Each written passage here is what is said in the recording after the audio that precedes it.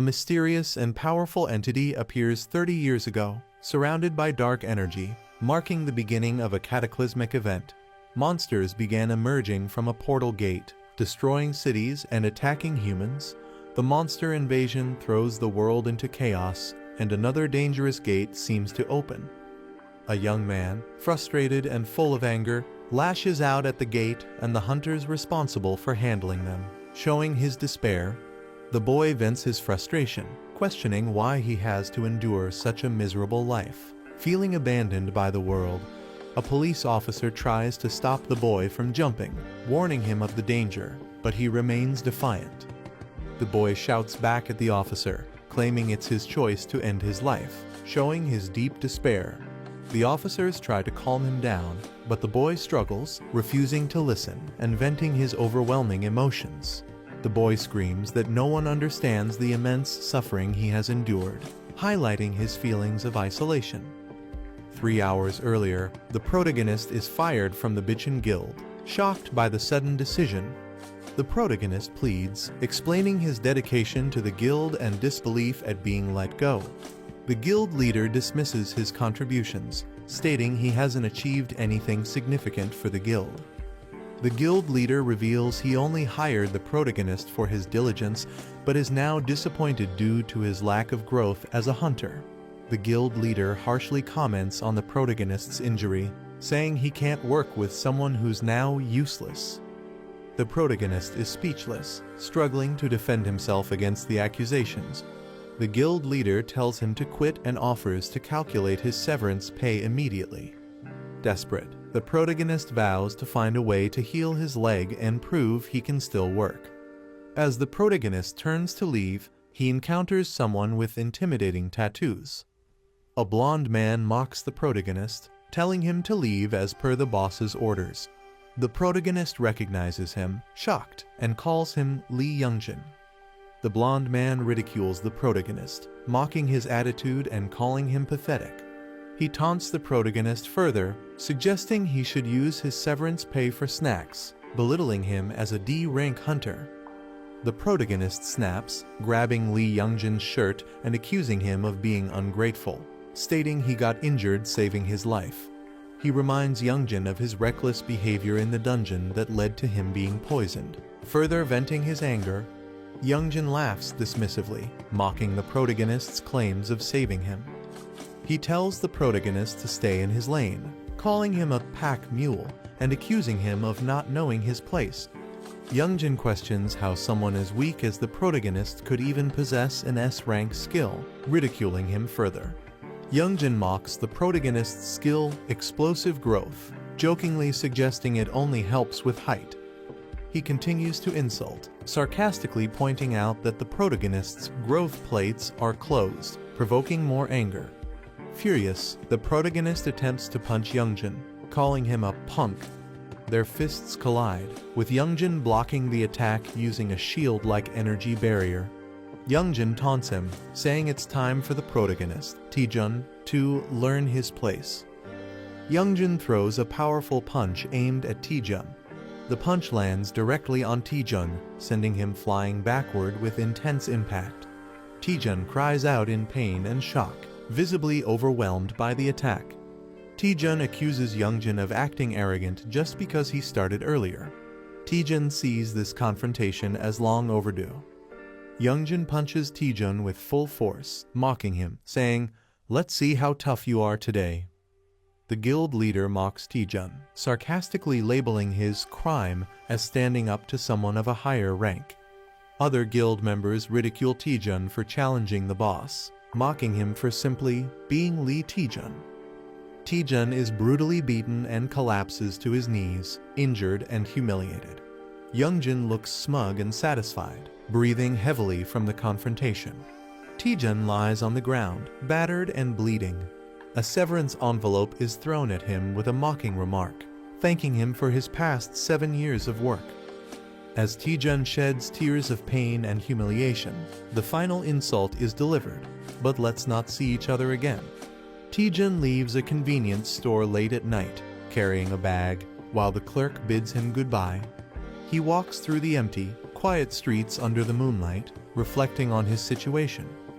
Taejun opens a bottle, likely filled with alcohol, showing his desire to escape his emotions. He drinks deeply, sitting alone, visibly distressed, trying to drown his sorrow.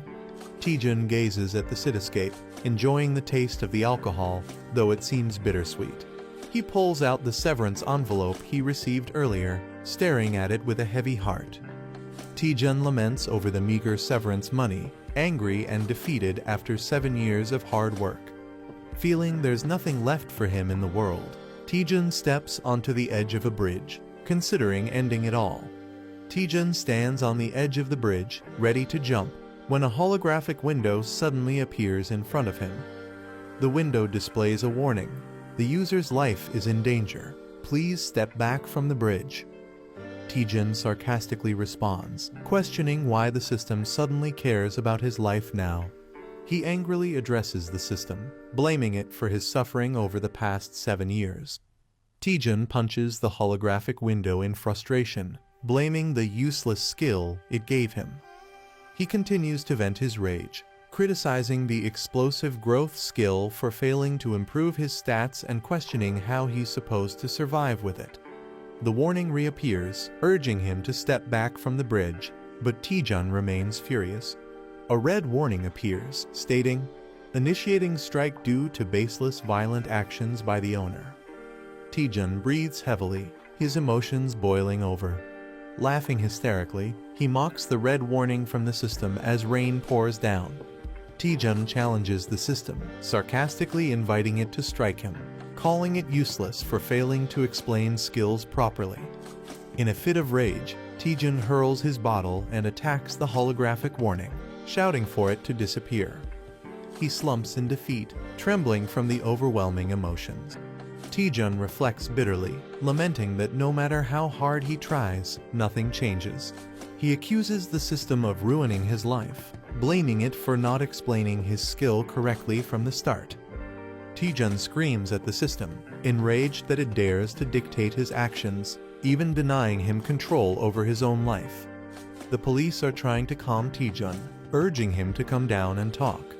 Taejun yells at the officers, venting his frustration and expressing his suffering, standing on the edge of a railing. Taejun loses balance, his foot slipping off the railing. Taejun begins falling, looking shocked. As he falls from the bridge, he contemplates his imminent death, thinking, "This is how I die." Taejun reflects that maybe dying is better, given the misery of his current life. A mysterious system or entity acknowledges Taejun's complaint and initiates his transfer to the administrator's server. Taejun is enveloped by a glowing light, likely signifying his transportation to a different realm or scenario. Taejun is surprised and confused as glowing blue digital patterns start surrounding him. Taejun panics, asking what is happening, as the situation becomes more chaotic. Status windows appear, indicating that his system is being updated. Taejun is engulfed in a surge of bright blue energy, seemingly in the middle of a transformation or upgrade. The progress bar shows the update nearing completion, reaching 99%. The update is complete, confirmed by a glowing yellow status message. Taejun wakes up with a bandage on his nose, clearly feeling the aftereffects of something troubling. Sitting on a bench, he holds his head, complaining about a headache. Reflecting on his actions, he regrets drinking too much alone the previous night and vows not to drink again. Taejun recalls falling and suspects something unusual happened. He experiences strange sensations, as if a status window update is happening, confusing him. Laughing at the absurdity of a status window update, Taejun dismisses it as nonsense. He laments being jobless and wonders how he'll make a living. Considering doing day labor, Taejun is suddenly addressed by a glowing girl who knows his name. Shocked by her appearance, Taejun asks who she is, panicked and confused. A glowing girl introduces herself as Miri from the Status Window Management Department. Taejun is shocked and questions if such a department is real. He realizes that the strange events of the previous night were not a dream. Miri explains they investigated his case regarding explosive growth. She humorously admits his outdated status window wasn't working properly. Taejun is stunned, questioning if this was the reason for his struggles. Miri informs him that due to security reasons, she can't reveal further details. She assures him that the issue is now fixed, but Taejun wonders if all his effort was wasted. Taejun gets angry, realizing that all his hard work may have been for nothing. Taejun accuses Miri of making him train in vain for 7 years due to an outdated status window. Enraged, Taejun demands compensation for his suffering and threatens her in anger. Miri panics and explains that she has restored his stats and healed all his injuries to calm him down. Taejun, surprised, realizes that his body has been completely healed. He checks his condition and finds himself in perfect shape, questioning how Miri achieved it. Miri hints that a special trigger is required to activate his explosive growth but cannot explain fully yet. She proposes a partnership to help Taejun achieve his potential. A sudden disturbance occurs as a massive gate opens in the city. A terrifying monster emerges from the gate, and people scramble to call the suppression team to handle the threat. Taejun is shocked and questions how he is expected to deal with the massive monster. He accuses Miri of sending him to his death, while she tries to reassure him, claiming he can handle it. Miri optimistically tells him to give it a shot, saying, "Worst case, you'll just die," trying to sound encouraging. Taejun is left speechless by her casual attitude. The monster, identified as Venom Spore, is described as needing at least a B-rank hunter to defeat, even posing a challenge to skilled suppression teams. Miri promises that defeating the monster will trigger Taejun's explosive growth. Taejun debates whether to trust her or not, finding the task insane.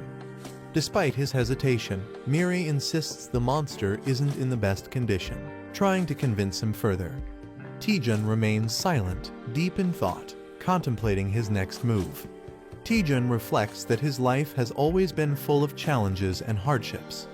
He considers running away but feels weighed down by his current situation.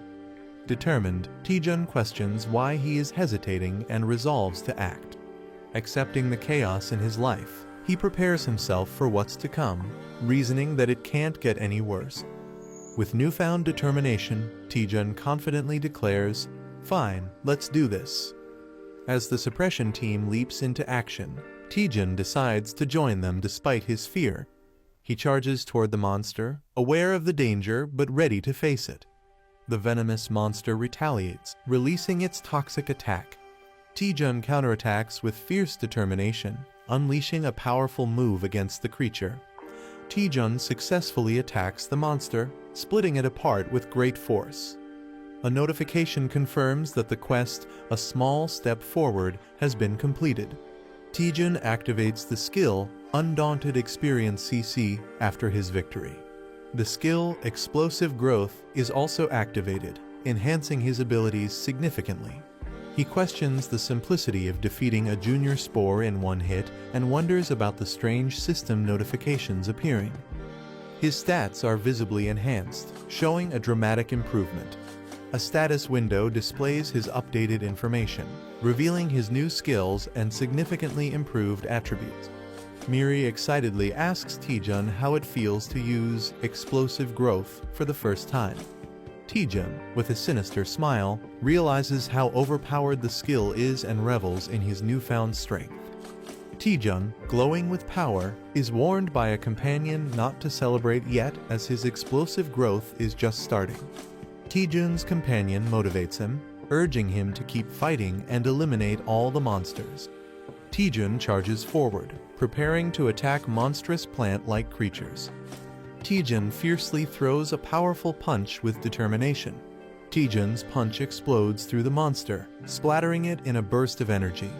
Taejun realizes the massive stat boost he gains from defeating each monster, calling it a jackpot skill. Taejun's Explosive Growth skill activates multiple times as he fights, significantly enhancing his stats. Taejun leaps into action against monstrous creatures, evading their attacks while green energy splatters around. Taejun confidently thinks that at this growth rate, He'll surpass B rank and even stronger levels soon. Taejun envisions himself becoming stronger than an A rank hunter as he faces towering enemies. The scene shifts to a peaceful city setting, possibly hinting at where the battle is happening. The suppression team arrives on the scene to control the situation, noticing the aftermath of the battle. A group of hunters regrets missing the action, expressing their frustration. One of the hunters notices Taejun and mocks him, calling him a loser. Taejun holds a glowing pink crystal, surprising others who wonder if he's acting strange or consumed something unusual.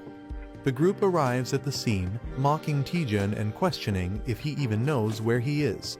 The blonde hunter taunts Taejun again, calling him pathetic and predicting his failure. Taejun realizes the group led by Youngjin is also here for the hunt, further complicating matters. Taejun appears cautious and confused, sensing something ominous around him. Taejun's expression shifts to a sly grin, possibly plotting his next move or preparing for a confrontation. Taejun thanks a member of the suppression team, reflecting on his current injured state. The suppression team member acknowledges Taejun's efforts, praising him for preventing a dangerous situation. Taejun laughs it off, modestly saying he was just doing his duty as a hunter. The blonde hunter and another person are shocked, realizing Taejun's true capabilities. A soldier praises Taejun for his incredible performance, saying they couldn't imagine handling the venom spores alone. The blonde hunter, surprised, questions if Taejun really did it all by himself. The soldier confirms Taejun handled everything alone and asks if there's an issue. The blonde hunter and his group are stunned and find it hard to believe Taejun's achievement. Taejun tells the group to leave and assures he'll explain everything later. The scene transitions to an abandoned building, indicating a new setting or upcoming event. The blonde hunter confronts Taejun, asking if he truly managed everything by himself. The blonde mocks Taejun, doubting that a D-rank hunter could achieve such a feat. Taejun remains silent, standing unfazed despite the insult. A glowing notification startles Taejun, hinting at a new event or quest. Taejun reads the quest details, which challenge him to teach the disrespectful juniors a lesson in exchange for an A-rank skill. Taejun realizes the reward is an A-rank skill, a significant opportunity for him. Taejun smiles darkly, thinking about how he can get both revenge and a skill by completing the quest. Taejun apologizes sarcastically to the group, preparing to take action. Taejun sarcastically apologizes and asks if they mind if he beats them up. The blonde hunter is stunned and confused by Taejun's statement. Taejun dramatically pretends to cry, saying he's not good at sugarcoating things. Taejun repeats his challenge, asking once more if he can teach them a lesson. The group mocks Taejun, thinking he's gone mad or joking around. One of the group members angrily lunges at Taejun, demanding he stop talking nonsense and answer. The attacker emphasizes that in this world, those who commit crimes should be punished, delivering a strong blow. Taejun is grabbed by the head as someone questions if he's serious. The attacker prepares to punish Taejun but realizes something is wrong as he can't move properly. Taejun, with a dark smile, taunts the attacker, telling him to take his punishment like he deserves it. The attacker is shocked, unable to understand what's happening. Taejun strikes the attacker, sending him collapsing with one blow. Taejun easily overpowers the attacker, leaving him stunned and collapsing to the ground. The others are shocked, questioning what just happened. The others are confused, questioning why the attacker collapsed so suddenly. Taejun casually gestures for the rest of the group to come at him, inviting them one by one. Taejun menacingly smirks, daring them to endure just one flick on their foreheads for bullying their senior. The group questions Taejun's confidence and his intent to flick them, finding it ridiculous. Taejun flicks one member's forehead with enough force to cause intense damage, sending blood gushing. Taejun unleashes powerful attacks, effortlessly taking down multiple opponents. Another member suffers a devastating blow as Taejun displays overwhelming strength. The blonde hunter is stunned, questioning why his group is losing so easily. Taejun dismisses the idea that it's a joke and approaches the blonde hunter menacingly. Taejun calls out Youngjin directly, asking if he finds the situation amusing. Taejun declares he might let the others go but won't spare Youngjin. Taejun taunts Youngjin, saying a simple flick isn't enough for him and warning him to get ready. Youngjin, enraged and clenching his teeth, swears revenge, calling Taejun dead meat. Youngjin activates an ice ability, surrounding himself with sharp icicles and a cold aura. He mocks Taejun, assuming he has gained some physical enhancements, and warns him not to get overconfident. Youngjin arrogantly declares that Taejun is the one who's in trouble. Taejun observes the ice missiles and sarcastically questions when Youngjin learned such a skill. Taejun reveals that he, too, has just learned a new skill, showing flames igniting in his hand. A massive explosion of fire erupts as Taejun prepares to test his newly acquired ability in a grand display of power. A rank skill that is stronger than normal fireballs and reduces the target's healing ability. He is stunned by the fireball's sheer intensity, calling it incredible. Taejun jokingly admits he's new to the skill and advises Youngjin to be cautious. The fireball unleashes a massive, fiery explosion, showcasing its destructive power. Youngjin feels the overwhelming heat and realizes the power of the fireball. The fireball creates a huge fiery blast, leaving a crater.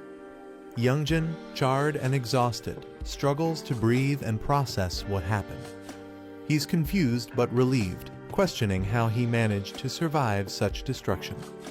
Taejun jokes about Youngjin being so scared that he looks like he wet himself. He tells Youngjin to stop bullying guild members and be more respectful. Terrified, he promises to change and never bully anyone again. Taejun charges energy in his finger, hinting at a playful but intimidating move. Taejun suggests there's still something left to deal with, keeping the pressure on Youngjin.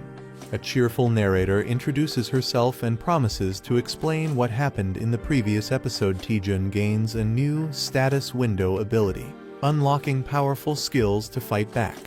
He uses his newfound strength to stand against those who tormented him.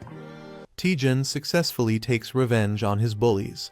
The narrator hints that Taejun might have pushed his power too far, and he collapses. Taejun lies unconscious, exhausted from overusing his abilities.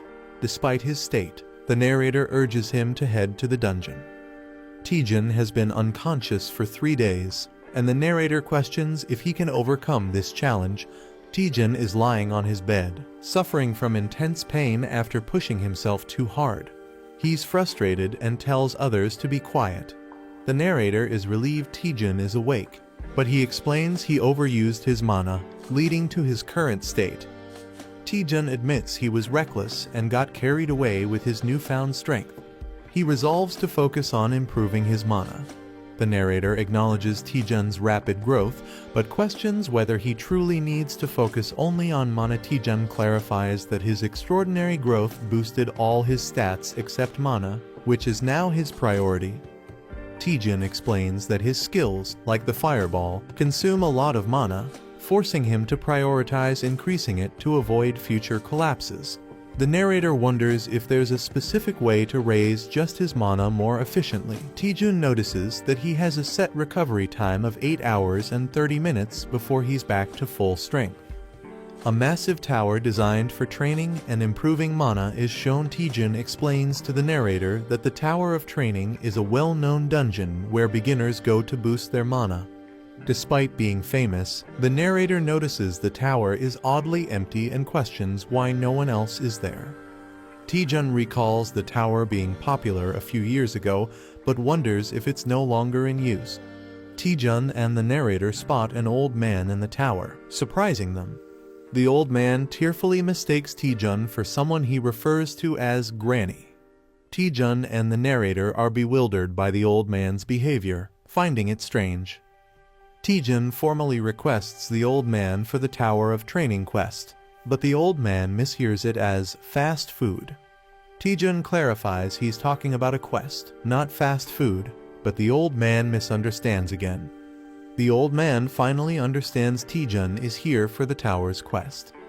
The old man agrees to guide Taejun and the narrator through the tower of training. The narrator feels uneasy about the situation, but Taejun reassures her, saying he's prepared. The old man starts explaining the mechanics of the tower to Taejun and the narrator. The tower is divided into 10 stages, and clearing all of them will complete the quest.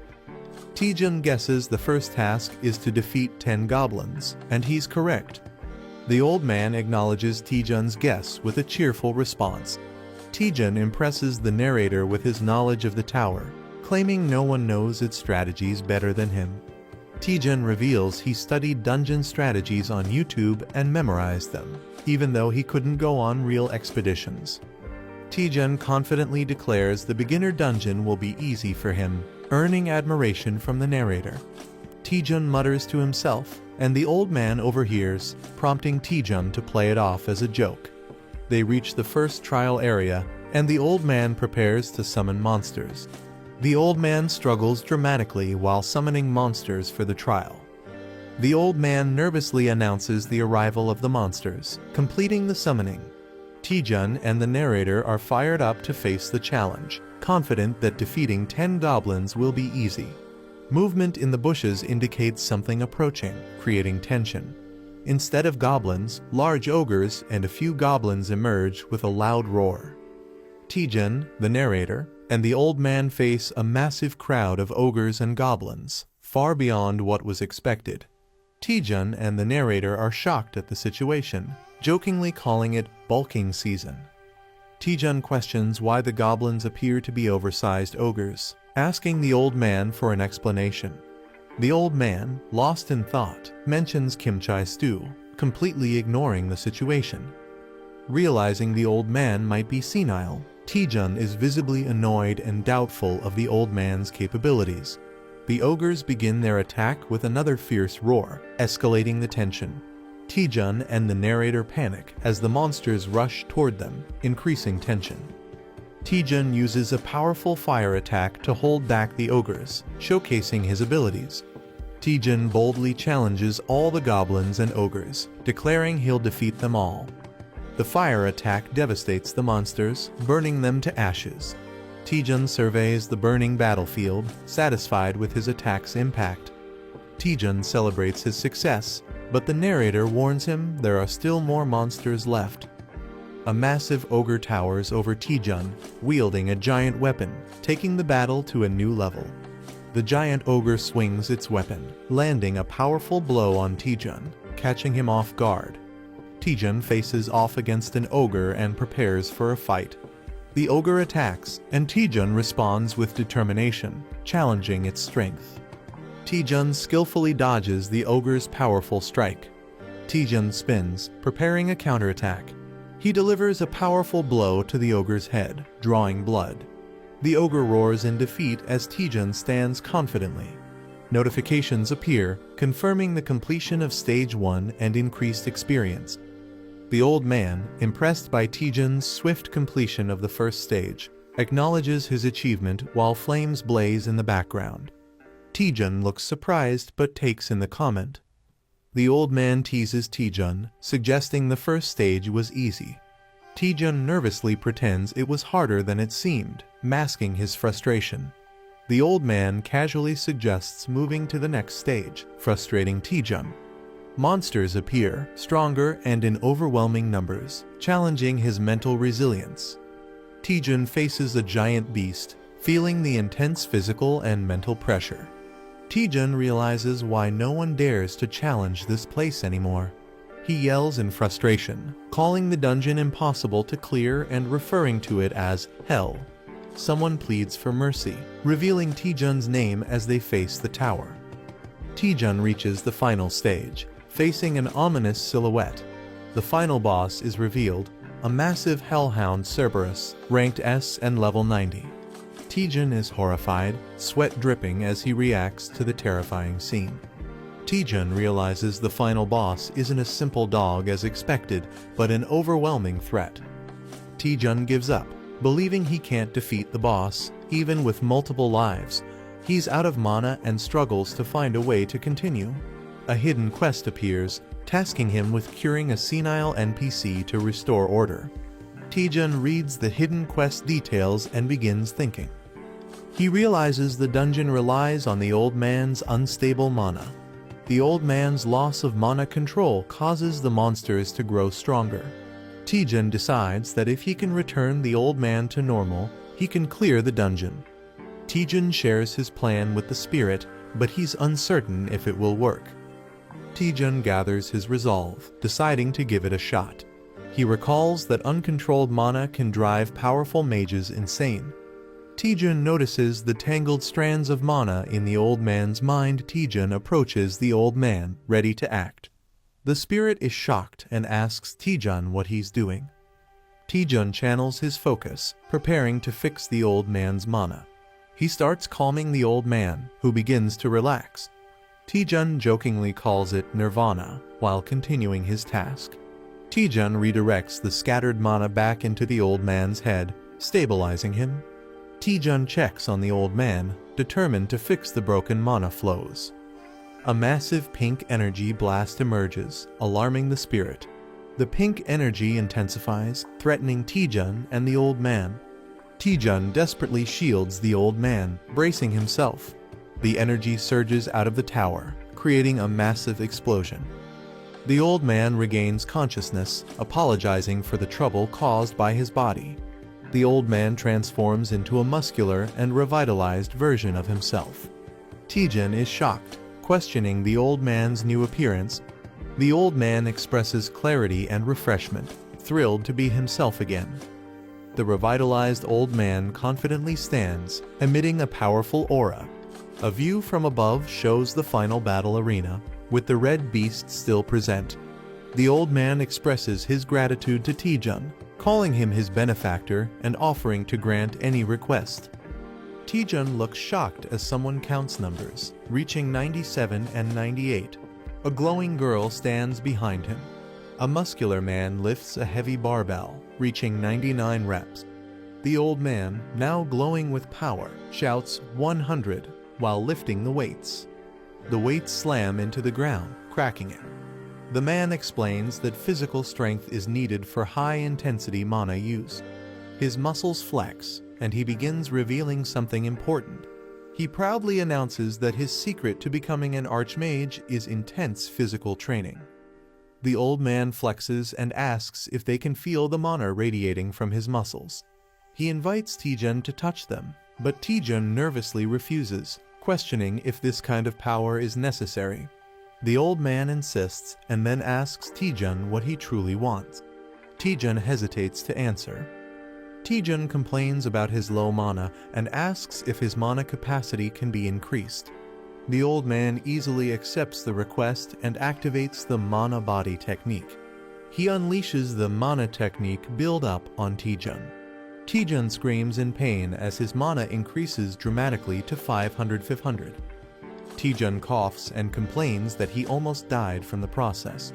The old man observes that Taejun's issue isn't a lack of mana. Taejun, confused, asks what the old man means. The old man explains that Taejun is using too much mana for his Fireball skill. Fireball is supposed to be a basic skill. The old man explains that Taejun's Fireball is much stronger than normal but consumes too much mana. He reassures Taejun and offers to help him recreate his Fireball. A large modern cityscape appears, showing a tall building. A woman named Lee Seon-ah, a grade A hunter from the Myth Guild, waves and calls out. Taejun's companion is surprised and asks if he knows her. Taejun says she's an old friend from Hunter's Den. The glowing girl teases Taejun, shocked that he has a female friend. Taejun gets annoyed. She asks why Taejun called Seon-ah. He explains it's to test his new Fireball technique. The Myth Guild has the largest training facility in the country. Taejun's previous Fireball was powerful enough to destroy a building. The new one will be even more dangerous. Taejun suggests they need a safe training area for testing his new Fireball. The glowing girl teases Taejun, surprised that he has more connections than she thought. Seon-ah hears something and asks what Taejun said. He nervously laughs and denies saying anything. In the elevator, Seon-ah comments that it's been a long time and asks how Taejun has been. He replies that he has just been doing his usual hunter duties. Seon-ah gives Taejun a curious look, making him wonder if there is something on his face. She smiles and tells him he seems different from before. Seon-ah tells Taejun that he used to rely on her, but now seems more confident. Taejun is surprised. She mentions that another person requested to use the training ground today. She hints that Taejun will be excited to see who it is. Taejun is shocked that someone arrived before him. Choi Jin-hyuk, a grade A hunter from Bichon Guild, appears riding a massive beast. Taejun and Jin-hyuk exchange intense stares, recognizing each other. Seon-ah notices the tension and wonders why they are acting like rivals after a year. Inside the training facility, Seon-ah activates the system. She explains that the strength of the training monsters depends on how much mana is used. Seon-ah summons a monster, calling it cute, but Taejun is horrified by its appearance. The monster rushes forward, and Seon-ah asks if that explanation was enough. She casually leaves to grab drinks, leaving them to train. Taejun, the glowing girl, and Jin-hyuk stand in silence. Taejun learns that he can create a monster using mana. A giant, muscular orc roars as it appears, surprising Taejun. Taejun cracks his knuckles, ready to fight. The orc charges at Taejun aggressively. Taejun focuses, preparing to counterattack with his fist. Taejun punches the ground, releasing a massive explosion of blue energy. A shadowy figure looms in the background. An ogre wouldn't even count as a warm-up. He considers summoning hundreds more while Taejun prepares for battle. Taejun, lying down, suspiciously asks, "It was you, wasn't it?" The other person responds in confusion. "What?" Choi Jin-hyuk glares at Taejun and accuses him. "Don't play innocent. You're the one who messed up the guild juniors, aren't you?" A battle scene flashes in the background. Taejun stands silently, looking slightly concerned or confused. Someone walks forward and says, "At first, I didn't want to believe it, but now that I look at it, it's true." Their steps echo in the empty space. Choi Jin-hyuk confronts Taejun. "Have you awakened some new power? What are you doing now that you're so strong?" He looks frustrated. A furious Choi Jin-hyuk accuses, "You're beating up your own family members who used to eat from the same pot." His face shows anger and disappointment. Taejun's face darkens as he mutters, "Choi Jin-hyuk." His expression is filled with determination and rage. A flashback shows Taejun, Choi Jin-hyuk, and Lee Seon-ah enjoying a meal together at Hunter's Den.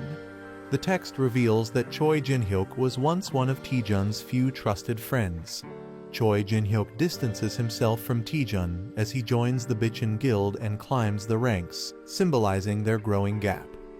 Choi Jin-hyuk, now more powerful and confident, surrounds himself with strong allies. Taejun watches from afar, feeling left behind. His expression is colder, showing that he has become someone different from the friend Taejun once knew. Taejun, carrying a large backpack, looks troubled. The text states, "I'm no longer a friend," indicating his bond with Choi Jin-hyuk is broken. A deformed man arrogantly admits, "Yeah, I did it. So what are you gonna do about it?" His expression is mocking and unbothered. Choi Jin-hyuk is shocked as the same man dismisses the situation, saying, "So I roughed those punks up a bit, big deal." The deformed man continues to justify his actions. "They were the ones who messed with me first, weren't they?" His face is unsettling and intense. Choi Jin-hyuk gets angry, clenching his teeth. He confronts someone, "And you? While I was getting beaten to a pulp, what did you do besides watch?" He believes the person should have fought alongside him. Choi Jin-hyuk grabs Taejun aggressively and yells, "Hey, you've got some nerve." Taejun is taken aback, responding, "Excuse me." Taejun stays calm despite being choked, saying, "You're strangling me. It's hard to breathe. I feel my life is at risk, so this is self-defense." His expression is indifferent. Lee Seon-ah enters the scene cheerfully, saying, "Sorry to keep you waiting. This sister has something for you." She holds a bag, possibly with supplies or weapons. Lee Seon-ah looks shocked, possibly reacting to the fight between Taejun and Choi Jin-hyuk. Seon-ah yells, "You too? What are you doing?" as Taejun and Choi Jin-hyuk clash fiercely. Choi Jin-hyuk swings his spear, sending a powerful red energy attack at Taejun, who dodges just in time. Taejun nervously calls for a timeout as he tries to escape. Choi Jin-hyuk responds, "There's no timeout." Taejun gets hit hard and is sent flying backward, crashing to the ground in pain. Choi Jin-hyuk acknowledges Taejun's growth, saying, "You've really become stronger, Taejun," while gripping his spear. Choi Jin-hyuk powers up with electricity and says, "I'll face you seriously." His aura crackles with intense energy. Taejun smirks and playfully says, "Should have done that from the start, tilde haha." He downplays his injuries, calling it just a scratch.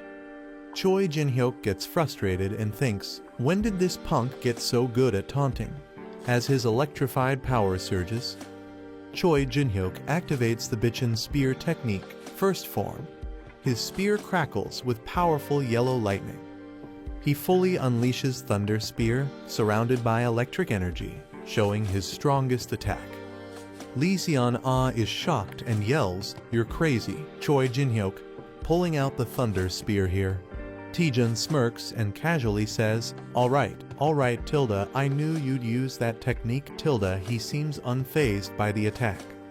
Taejun steps forward confidently, saying, "Then I'll go all out too."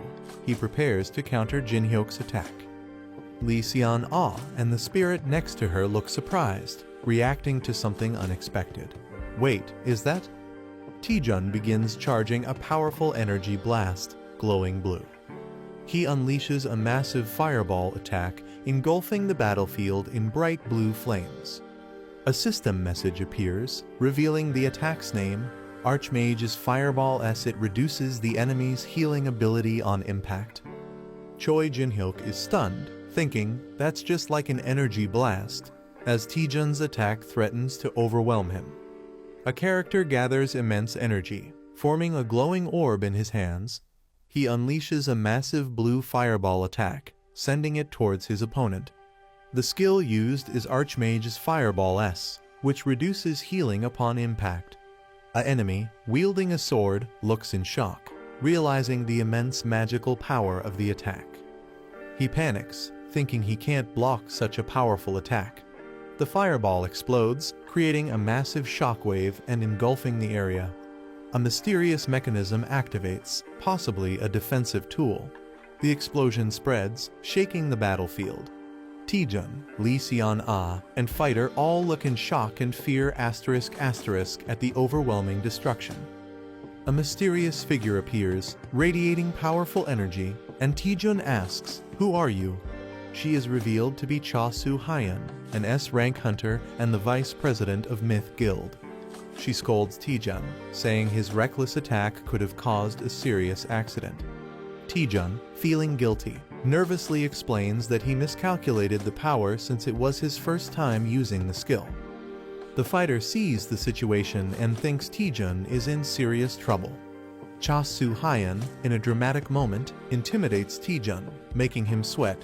However, instead of punishing him, she suddenly offers Taejun a chance to join Myth Guild. The blonde-haired fighter is shocked and furious, unable to believe it.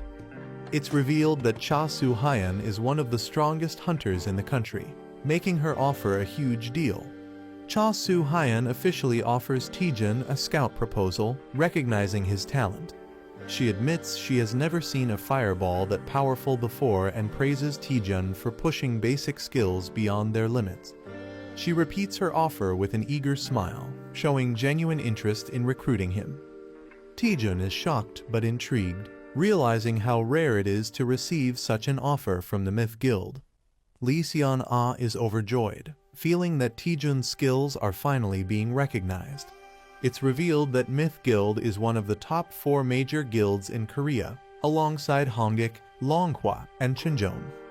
Taejun considers the offer, thinking that joining Myth Guild would be a huge advantage for him. Cha Soo-hyun emphasizes that a true hunter must constantly train and overcome their limits. Taejun recalls his earlier excitement, remembering that he wanted to duel today to test his own limits. Choi Jin-hyuk looks confused, denying that he ever agreed to duel Taejun. Taejun, fired up, reflects on his fight with Choi Jin-hyuk, realizing something important.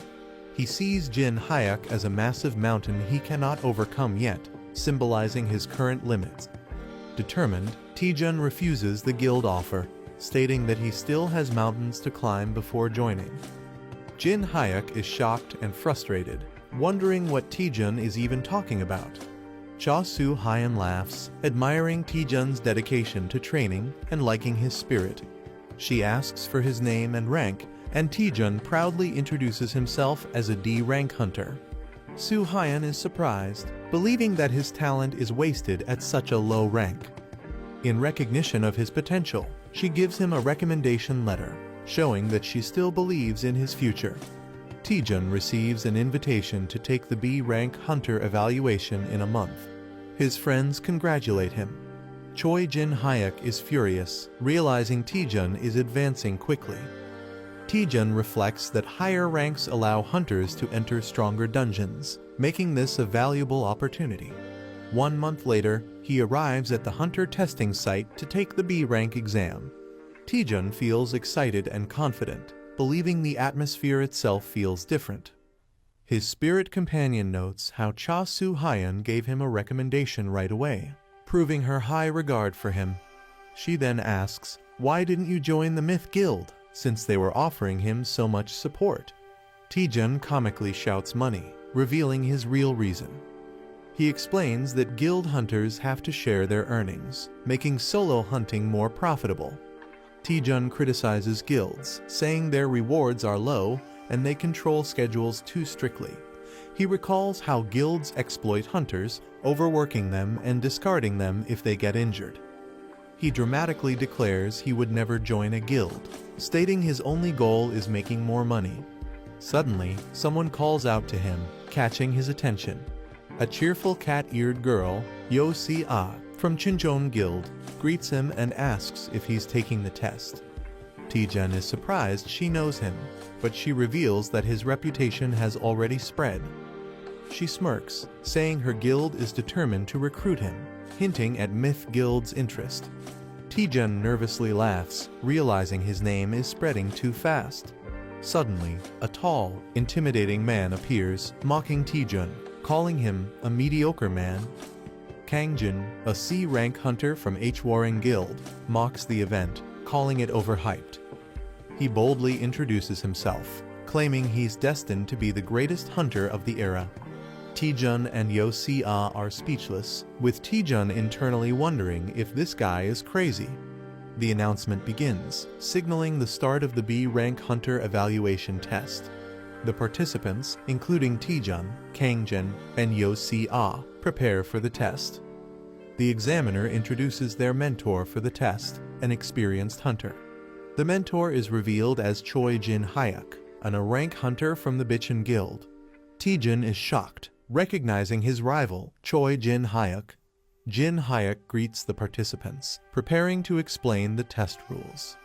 The test will take place in a dungeon, and 8 participants will be grouped into teams of 2. The dungeon has 4 entrances labeled A, B, C, and D. The first 2 teams to reach the merge point will proceed to the boss fight. A man announces that even if participants retire from the dungeon, they should not worry. Safety personnel are stationed throughout the dungeon to ensure protection. A streaming score system will be used to track and rank participants. The test is being streamed live, showing a battle against monsters, and viewers are commenting. The test officially begins with red portals activating. The first team, UC Rin and Kangjin, is called to start. The second team, Yang Dong-jun and Hong Ah-ryum, is introduced. The third team, Cho Song-yi and Bong Jun-hyun, is introduced. The fourth team, Lee Tae-jun and Kim Jun-hyun, is announced, and all teams are instructed to enter their designated gates. Tae-jun recognizes Kim Jun-hyun and is surprised to see him, while Jun-hyun happily greets him.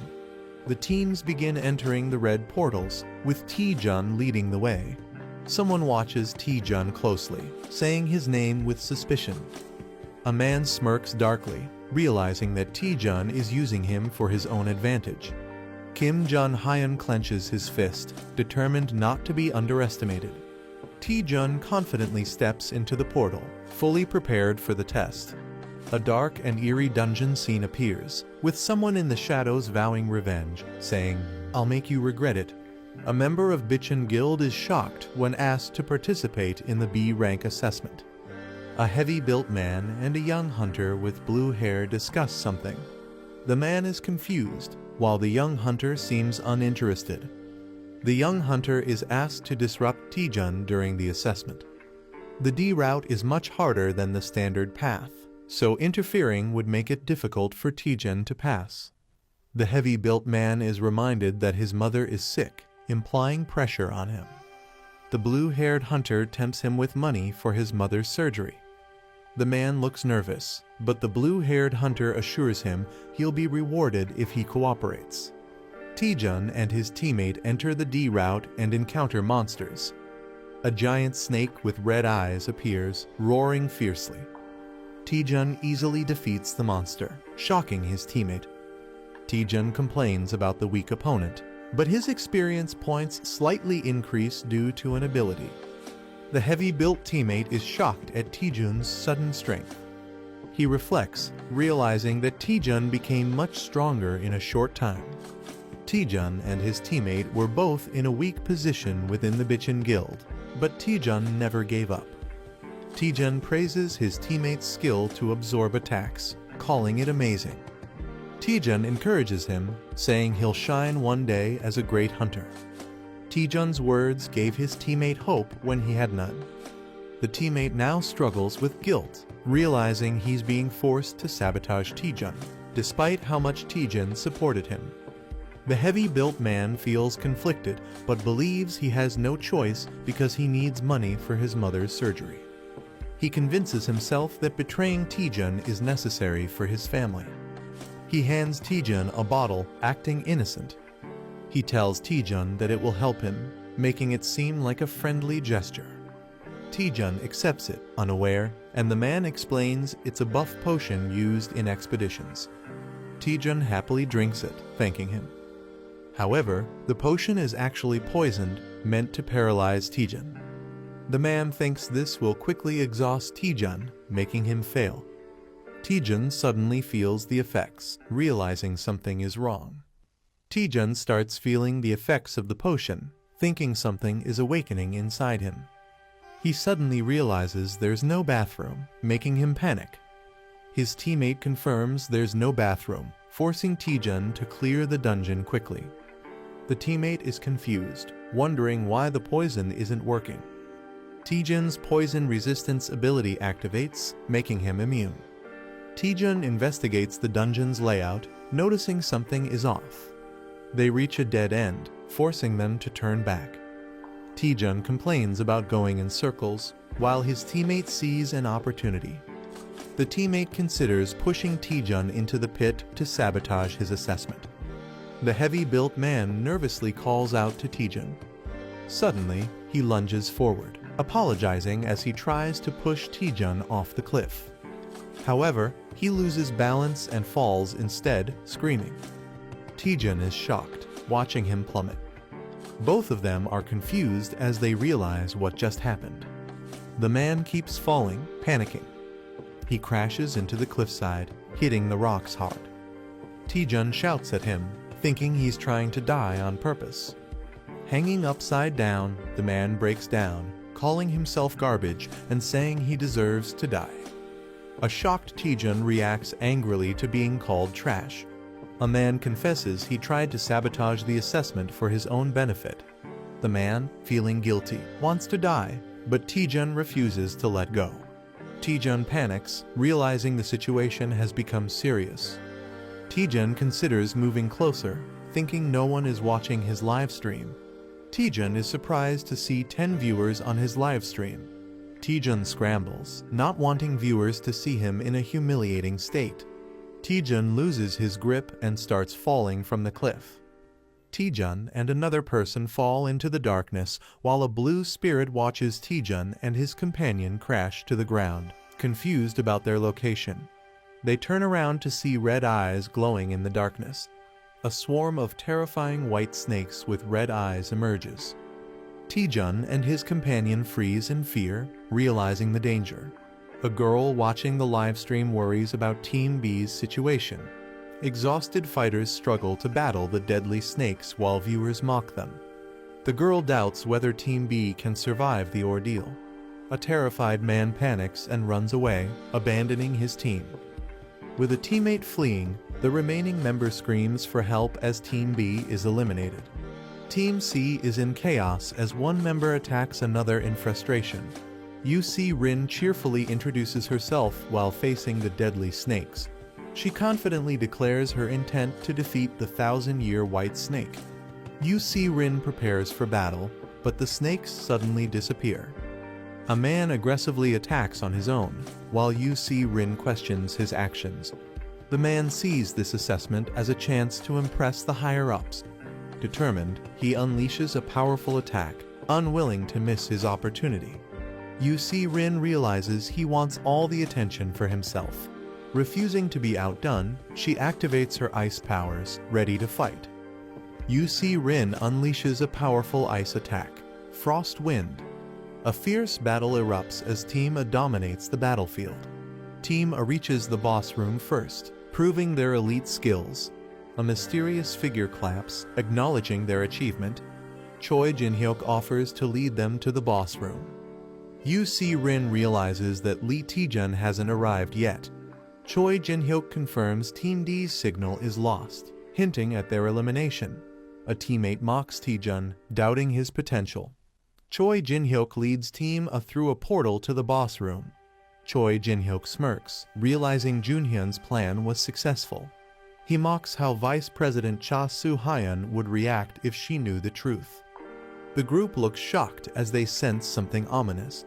A monstrous spiked snake corpse lies before them, unsettling the team. A skeletal figure sits on a throne, exuding a terrifying aura. The Skeleton King awakens, its eyes glowing with dark energy. The absorption skill allows the user to absorb magic attacks and return them.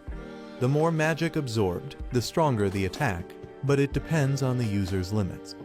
A comedic moment shows the absorption skill leading to an unexpected fiery result. Lee Taejun and Kim Jun-hyun use their combined attack, Hell Train. Taejun pushes Jun-hyun to absorb more power as they charge forward. Determined, they rush straight to the boss room. Team A is confused, realizing the boss should be the Amugi. The team wonders how things took a drastic turn. Suspicion rises as they question the mysterious lick before them. The lick fully awakens, its glowing eye radiating dark energy. Team A realizes the danger as they recognize the powerful lick. They are shocked to see a lick instead of the expected dungeon boss. Choi Jin-hyuk urgently commands everyone to retreat. The lick and the monstrous Amugi stand side by side, ready to attack. The lick launches an attack as the Amugi roars fiercely. Choi Jin-hyuk prepares to counterattack with determination. He leaps into action as the Amugi strikes with force. UC Rin and her teammate refuse to stay idle and prepare to assist. UC Rin and Kang Jin launch their combined attacks against the Amugi. The Amugi retaliates, injuring UC Rin as she screams in pain. Choi Jin-hyuk panics as he sees his teammates wounded. He realizes that the lick is controlling the Amugi. He determines that taking down the lick is the key to victory. Choi Jin-hyuk prepares to strike but is caught off guard. The Amugi launches a surprise attack, hitting him hard. He regrets recklessly charging in without a proper strategy. The Amugi roars, ready to finish him off as he faces near death. The girl regrets not saying something before dying. A hunter is violently thrown back by a powerful attack. A shocked boy feels fear as he senses something terrifying. The team celebrates reaching the boss room. A man is relieved to be alive but realizes something is wrong. Urgent warning is given to Lee Taejun and Kim Jun-hyun. A massive monster, Imugi, looms over them in danger. Taejun and Jun Hyun barely dodge a devastating attack. They realize facing a lick and an Imugi is too much for a B-class test. The man suspects someone is sabotaging the evaluation. The team speculates that a powerful guild member might be involved. Taejun acknowledges the situation but finds it complicated. Taejun confidently suggests taking down the Imugi. Taejun and Man reluctantly agree to work together. A warrior with dual swords charges forward as something powerful descends from above. A fighter holds a glowing energy orb, declaring a temporary alliance. One character asks if Jun Hyun can take more fireballs, but he seems exhausted. A large, wounded serpent-like creature appears, still moving. A character warns Lee Taejun to be cautious as a dangerous attack approaches. The fighter with the glowing orb confirms that he also sees the danger. A massive 20% fireball attack is launched toward the enemy. A massive blue energy dragon appears, roaring fiercely. A warrior activates Divine Spear Technique, second form, preparing to attack. The warrior unleashes a powerful spear technique, cutting through the air. A lick with a flaming purple staff stands atop a defeated beast. Yu Si-rin and Hangjin see the lick is vulnerable and prepare to strike. Hangjin charges at the lick while it casts an attack. Hangjin declares he won't miss his opportunity to attack. He delivers a powerful ice punch straight at the lick. A fighter asks Jun Hyun for one last favor, believing they can't lose as a team. Lee Taejun and Kim Jun Hyun activate a collaborative attack. Hell Train attack is unleashed, surging with immense energy. The enemy is frozen solid, trapped in ice. A fighter questions if they've finally defeated the enemy. The entire group looks shocked, realizing something unexpected. The lick survives the attack, unaffected by their efforts. The lick counterattacks, summoning deadly energy spikes. Two fighters are impaled, unable to escape. More allies are struck, screaming in pain. The team is injured and trapped by ice spikes, realizing the lick seems immune to damage. A fighter questions their lack of knowledge about the lick, wondering if they missed something. A mysterious manager appears, glowing with energy. The manager jokes about struggling to download an app. She suggests using a map hack key to fight more effectively. Taejun is shocked by the mention of a map hack as dungeon information starts loading. The system analyzes the dungeon, revealing details about its structure and enemies. Parsley navigation activates, displaying a virtual map. Taejun is confused by the new system's function. The manager explains that Parsley navigation reveals dungeon secrets, enemy patterns, and rewards. She has also installed more apps, advising Taejun to use them in battle. Taejun realizes this is beyond a normal map hack, calling it a game-changing ability. The dungeon's original boss was supposed to be a B-class Imugi, but something changed. Taejun questions what the lick really is, as it wasn't supposed to exist. The Parsley translator activates, revealing that the lick, Iratus-chan, is excited. Taejun senses something terrifying, feeling uneasy. He asks the manager what's happening, suspecting a system bug. Iratus-chan thanks a contractor, hinting someone summoned it. Taejun realizes the translation is working fine, but something feels off. He questions if someone forcibly summoned the lick. Taejun checks on Choi Jin-hyuk, who barely avoided a fatal injury. Taejun claims he found the lick's weakness. Jin-hyuk is shocked but doesn't get a full explanation. Taejun asks him to trust and cooperate. Jin-hyuk hesitates, but the situation forces him to follow Taejun's lead. Jin-hyuk agrees to cooperate, asking what to do first. Taejun smirks, deciding to provoke the enemy first. The group taunts the lick, calling it out. Taejun makes a crazy face, mocking the lick. The lick gets enraged, preparing to attack. It unleashes a powerful dark spell, vowing to kill them. The group prepares for a counterattack, seeing this as their moment. A massive energy strike is unleashed, aiming at the enemy. The team survives the lick's deadly attack. Taejun realizes he can predict the lick's attack patterns. He gains confidence, knowing his strategy will work. Jun Hyun mocks the lick, laughing at its missed attacks. Taejun also taunts it, calling its attack a joke. The lick counters with powerful purple fireballs. Taejun gives precise movement instructions to his team. The attacks explode, but they dodge successfully. Taejun remains focused, ready for the next move. The team is amazed that they dodged everything perfectly. A skeletal enemy acknowledges the protagonist's dodging skills and prepares a stronger attack. The enemy unleashes a massive attack, covering the battlefield in dark energy and sharp projectiles. A panicked ally questions how they are supposed to dodge the incoming attack. A system or skill activates, with glowing barriers appearing around the characters. The protagonist realizes that the attack is unavoidable, covering the entire dungeon. The enemy's powerful skill, Death's Requiem, is fully unleashed. The enemy mocks the group, calling them foolish. The protagonist counters, saying if they keep dodging, the enemy will just use an undodgeable spell. They prepare to strike back. Someone realizes the enemy is on skill cooldown, a crucial moment for counterattack. The enemy is shocked, realizing they won't survive the counterattack. Chaos unfolds as the powerful attack shakes the battlefield, with everyone struggling to understand what's happening. The wide area attack grows stronger towards the edges, but its power weakens closer to the center. Taejun realizes the attack's weak point using his parsley navigation ability. Using this knowledge, he moves toward the center, reducing the damage taken. UC Rin steps in, using her ice magic to counterattack.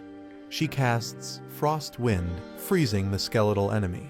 The enemy acknowledges their effort but remains unfazed. The group realizes their attacks are ineffective, but they decide to focus on restricting the enemy's movement. The battle continues, and one of the characters asks for backup *** to cover the rear. The skeletal enemy is confused, calling out for someone named Hwawa. The enemy realizes something is wrong, looking shocked. It is revealed that the lick was summoned through a contract, using the contractor's sacrifices as hosts.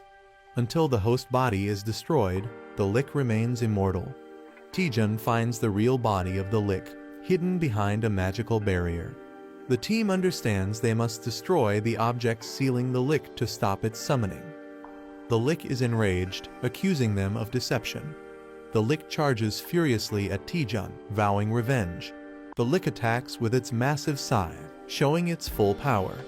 Taejun looks shocked as the battle intensifies. Choi Jinhyuk charges at the lick, taunting it to stay and fight. Jinhyuk, enraged, blocks the lick's movement, refusing to let it escape.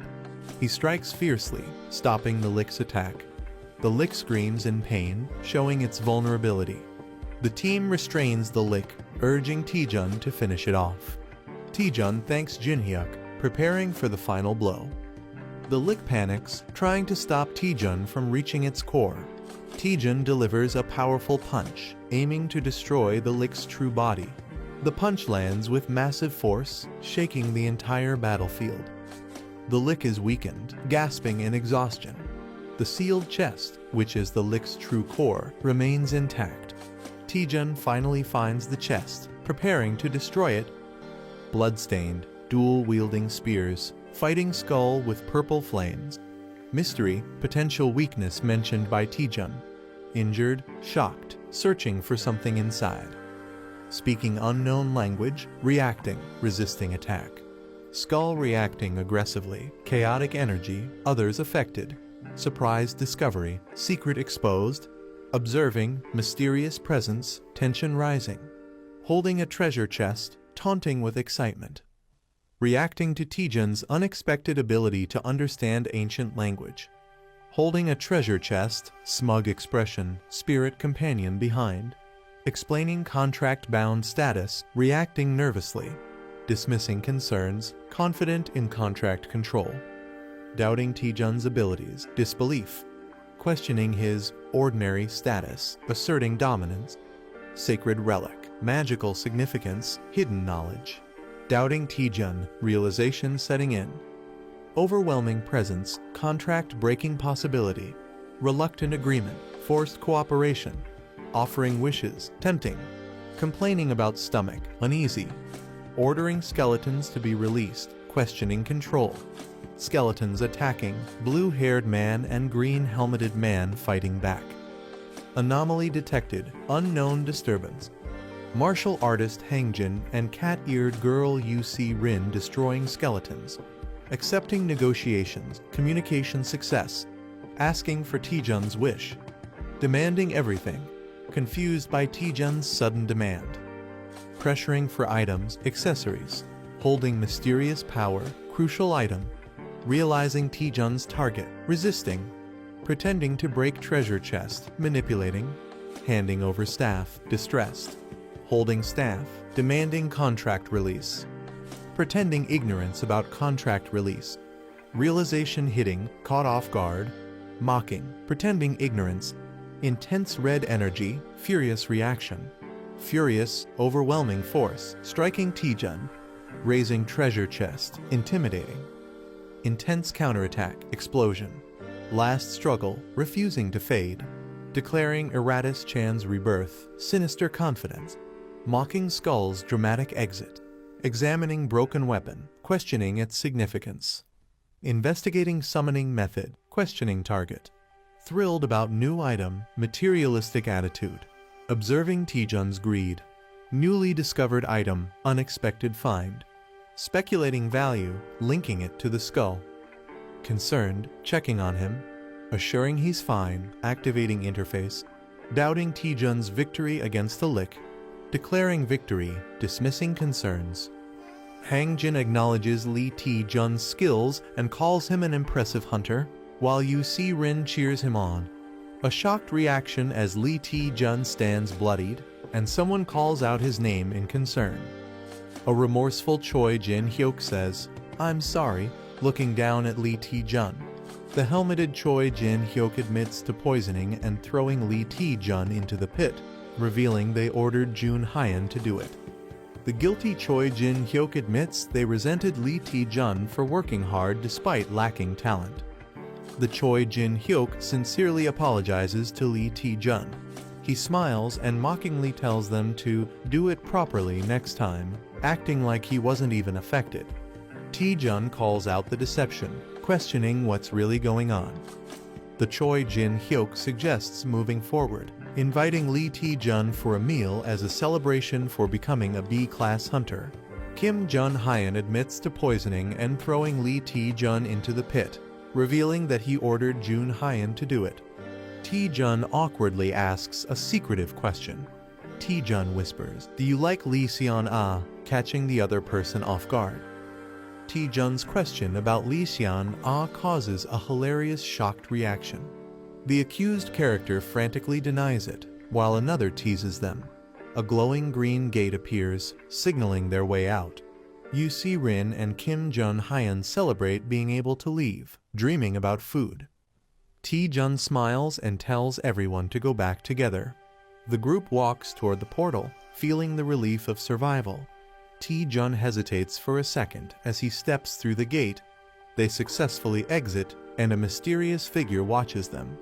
Taejun is officially promoted to B-class hunter, greeted by some intimidating figures. Lee Taejun is shocked to see Seo Yeon HWA Clear Sky Guild representative and Maddie Pyong Hwarang Guild representative. Maddie Pyong, a powerful and imposing figure, raises suspicion as Taejun wonders why the strongest hunters are present. The elegant yet authoritative Clear Sky Guild leader enters. Seo Yeon HWA reveals that someone interfered with their test, manipulating the results.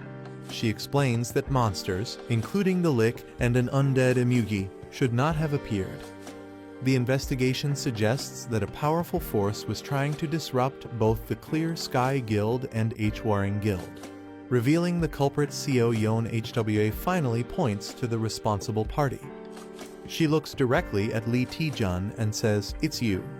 Lee Taejun is left utterly dumbfounded, unable to comprehend how he could be the culprit. UC Rin and Hangjin defend Lee Taejun, insisting there's no way he could be responsible. She smirks and points out that Taejun seemed to handle everything alone. The high rankers reveal they witnessed everything live, including Taejun's leadership and strategic decisions against the Lick. She suggests that the Lick's weakness was concealed somewhere, and Taejun somehow knew about it. Seo Yeon HW questions how a D-rank hunter like Taejun knew so much critical information. Even Hangjin and UC Rin start to hesitate, considering the possibility.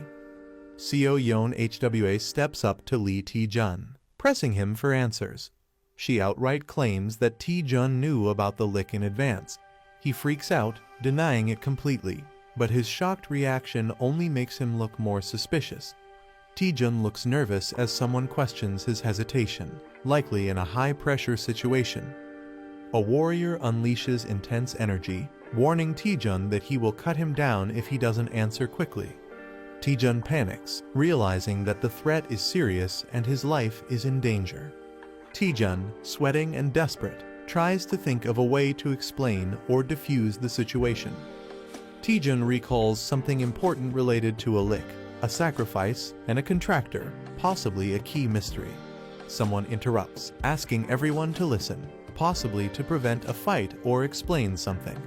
A new character excitedly reveals that his dream has always been to become a necromancer. The warrior and the blue-haired girl are surprised by the sudden statement. The character explains that he has studied undead creatures since childhood, knowing their abilities and weaknesses. Taejun proudly reveals that he figured out the Lick's hidden weakness. A woman doubts Taejun's claim and questions its validity. The others, including the red-haired warrior, react in surprise to what Taejun shows them. Taejun presents a severed finger found in a sarcophagus, proving someone made a contract with the Lick. Taejun explains that the Lick wasn't a natural dungeon boss. Someone summoned it to interfere with the test. Taejun argues that the Lick obeys its contractor, meaning he and the other attacked hunters aren't responsible. The woman acknowledges Taejun's logic and accepts that the real culprit must be someone else. The warrior demands to know who the culprit is, suspecting the Dark Magic Guild. A dramatic moment as the mystery is about to be solved. Taejun boldly announces that the culprit is among them. Taejun asks everyone to check the hands of those nearby. People start showing their hands, nervously accusing each other. One man hesitates and appears nervous. The true suspect is exposed as the owner of the severed finger. She is impressed and questions how Taejun figured it out. Taejun casually jokes that he learned this from detective manga. She looks completely stunned and exhausted by Taejun's reasoning. The warrior charges at Seo Yeon HWA, who prepares a magical defense. Someone traps the culprit inside a glowing green barrier to prevent escape. Furious, he charges at the bald man, vowing not to forgive him for harming his apprentice. The warrior unleashes a devastating attack called Dragon Strike. He suddenly notices something unexpected. The bald man appears lifeless, making others question if he took his own life. The warrior orders the body to be sent to the Alliance headquarters. He instructs his men to investigate the suspect's origins. The woman realizes that someone is using dark magic to target multiple guilds. She vows to uncover the mastermind behind the attack. The woman apologizes to Taejun for misunderstanding him and promises to repay him. Suddenly, Taejun faints and falls to the ground, shocking those around him. Taejun lies exhausted, realizing he has completely run out of mana. He starts regaining consciousness, wondering where he is. Taejun sees Choi Jin-hyuk and Lee Seon-ah looking at him with concern. Taejun wakes up in a hospital bed, surprised to see them there. Seon-ah says she came because she was worried, while Jin-hyuk jokingly says he just wanted to see if Taejun was still alive. She questions how much he pushed himself to collapse like that. They mention that Taejun made a huge impact in the B-rank exam, surprising him. News about Taejun defeating the Lick spreads all over the internet. He is surprised to see himself being praised in online discussions. Jin-hyuk feels overshadowed and claims Taejun wouldn't have succeeded without him. Seon-ah playfully argues that the video clearly shows Taejun doing all the work. Taejun enjoys the friendly banter, realizing it has been a while since they talked like this. The representative makes an unexpected entrance. Taejun and his friends are shocked to see her there. Seo Yeon Hwa reveals that she owns the hospital. She explains that Taejun was taken to their guild's hospital and that she owes him a debt. The cat-eared girl happily reminds Taejun that he saved her. She dramatically expresses how much she cherishes Yu Si-rin, making Taejun question the word precious. Seo Yeon Hwa prepares to fulfill any request Taejun has. She leans in, confidently stating that she will grant Taejun anything he desires. Seo Yeon Hwa, the Vice Guild Master, offers to grant Hunter Taejun anything he desires. Taejun seems unsure about what to ask for, while his friends react in surprise. Seo Yeon Hwa assures Taejun that he doesn't need to decide immediately since there's plenty of time. She walks away, telling Taejun she will be waiting in her office on the top floor until he recovers. With a warm smile, Seo Yeon Hwa invites Taejun to visit her once he makes a decision. Lee Seon-ah excitedly hugs Taejun, amazed at how much he has grown. She reminisces about how he used to get lost in dungeons and praises his progress, while Taejun looks embarrassed. Choi Jin-hyuk watches the scene and jealously calls Taejun a lucky guy. Lee Seon-ah asks again if Taejun has decided on his request, but he still hasn't thought of anything. Taejun considers asking for a magic-related item since Seo Yeon Hwa is a top-tier wizard hunter. Taejun considers asking for a magic-related item. He realizes that recovery is more important right now and decides to think about it later. Lee Seon-ah cheerfully gives him a drink to help him recover faster. She and Jin-hyuk decide to leave, making plans to head out. A mystical spirit comments that Taejun has a lot to think about. The spirit excitedly imagines a beautiful woman granting a wish, while Taejun is unimpressed. Taejun debates what to ask for, considering money as an option. He quickly dismisses the idea, realizing he should ask for something priceless instead. Determined, Taejun decides he needs to figure out what he needs the most. Suddenly, he remembers and asks about the items he got earlier. Taejun realizes his items were automatically stored in the Parsley Market vault. Confused, Taejun wonders what Parsley Market is. The spirit excitedly acknowledges that Taejun is finally asking about it.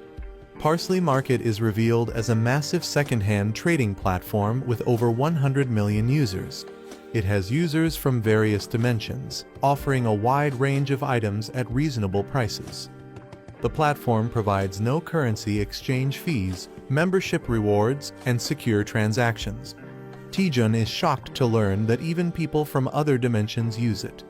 The spirit encourages him to try it out, while Taejun realizes he has unique access on Earth.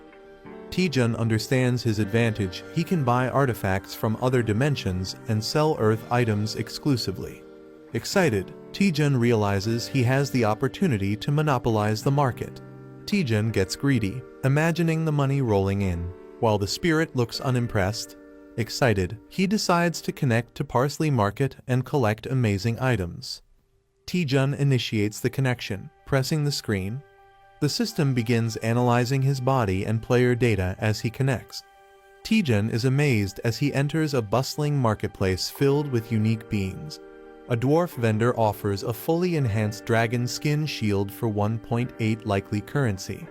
Another seller offers arcana gems, asking for offers first. Taejun compares it to a generic mobile game, while the spirit encourages him to explore.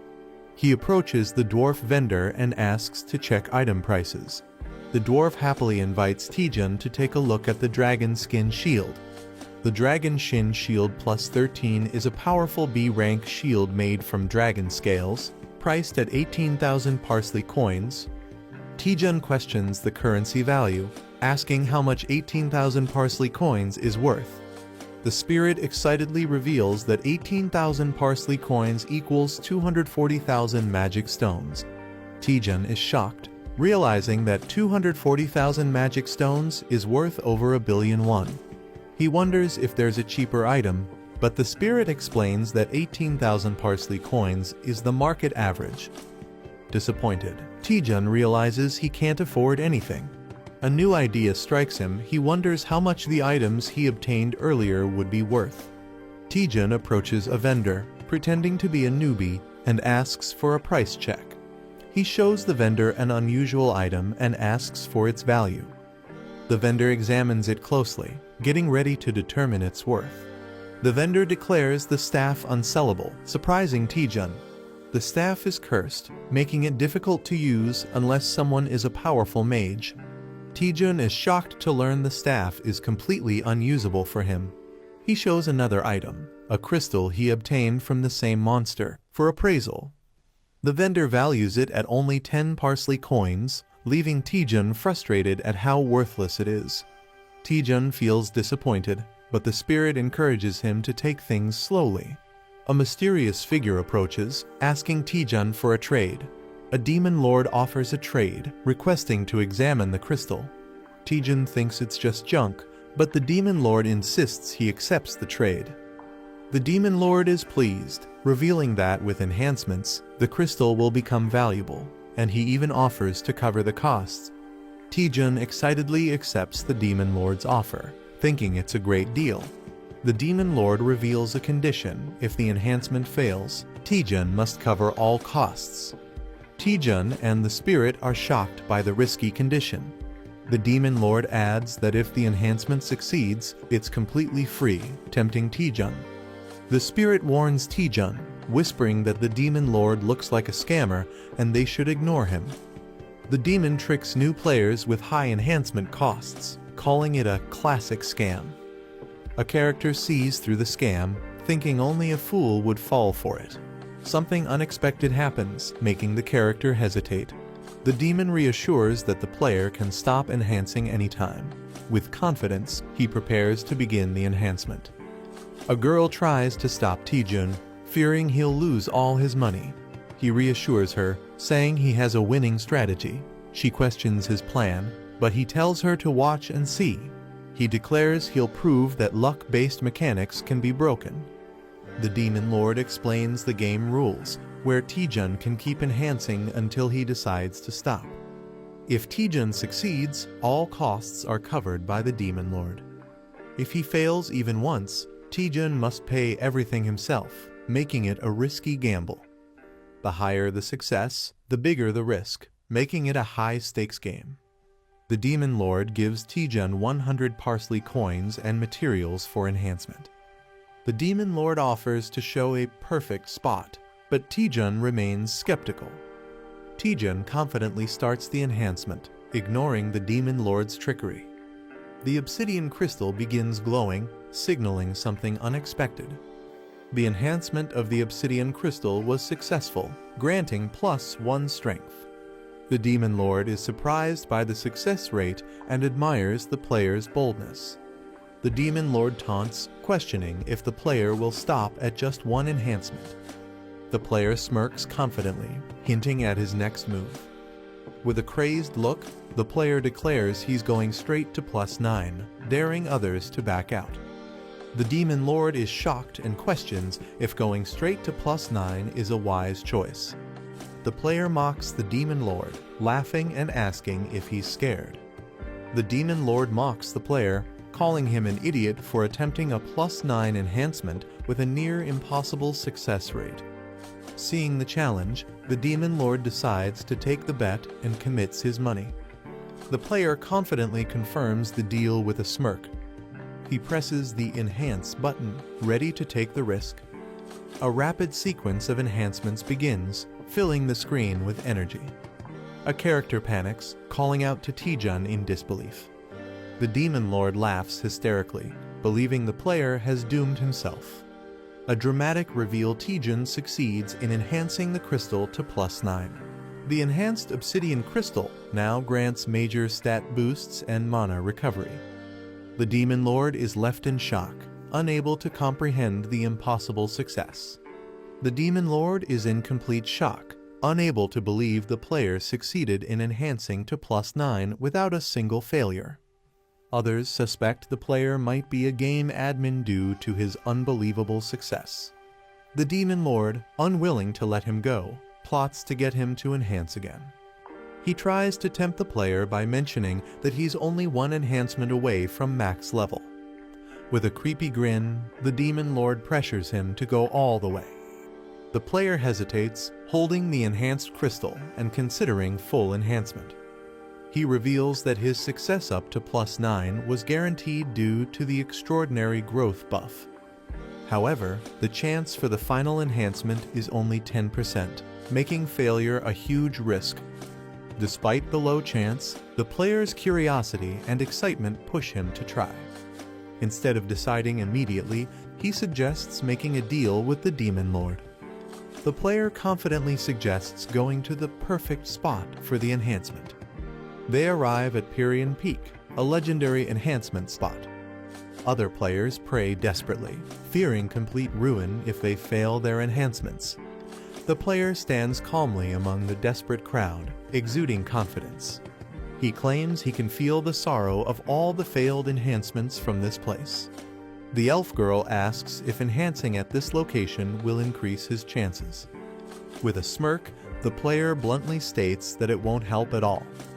She is shocked and questions why they even came to this place. The player cryptically explains that luck follows a flow. He believes that understanding the right timing can help overcome even the lowest odds. The elf girl is somewhat convinced, but still questions the reason for coming here. The player cryptically asks if she can hear the wailing of countless items. He claims he can sense the precise moments when to proceed or stop based on the reactions of others. With confidence, he declares that luck is now on his side. He prepares for his final enhancement attempt, pouring all his energy into it. The enhancement process begins with a powerful surge of energy.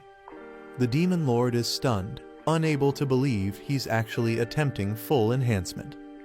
He doubts the success rate, believing it's statistically impossible to succeed from 0 to +10 without failure.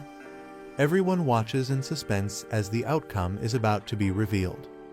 The crystal glows intensely, marking the decisive moment. A man is screaming intensely, sweat dripping from his face. The same man shouts "See you" with excitement, while a demon and a cat-like character watch. A notification announces that the obsidian crystal of Passing Porter has been enhanced to +10, glowing with twilight energy. The star-shaped Demon Lord and others are shocked, realizing they are seeing a fully enhanced item, calling it National Power Level material.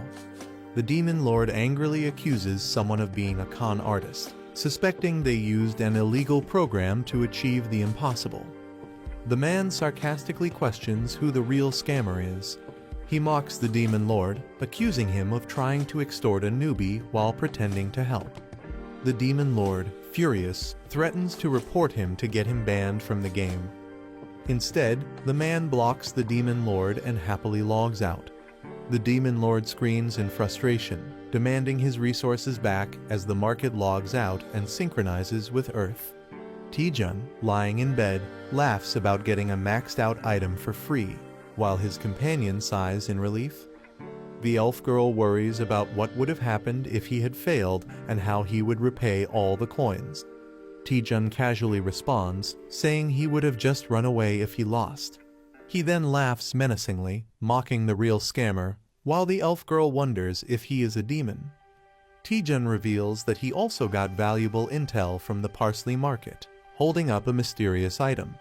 Taejun holds a mysterious staff, realizing he might be able to use it. The scene shifts to the Clear Sky Guild's office, located at the top floor of a hospital. Seo Yeon HWA, the Vice Guild Master, is working at her desk and allows someone to enter. Taejun arrives, greeting her and being asked if he has recovered. He smiles, saying he isn't fully recovered yet, but is able to move. Seo Yeon HWA smiles, assuming Taejun has come because he has made a decision. She reflects on Taejun's impressive performance, ranking first in the last assessment.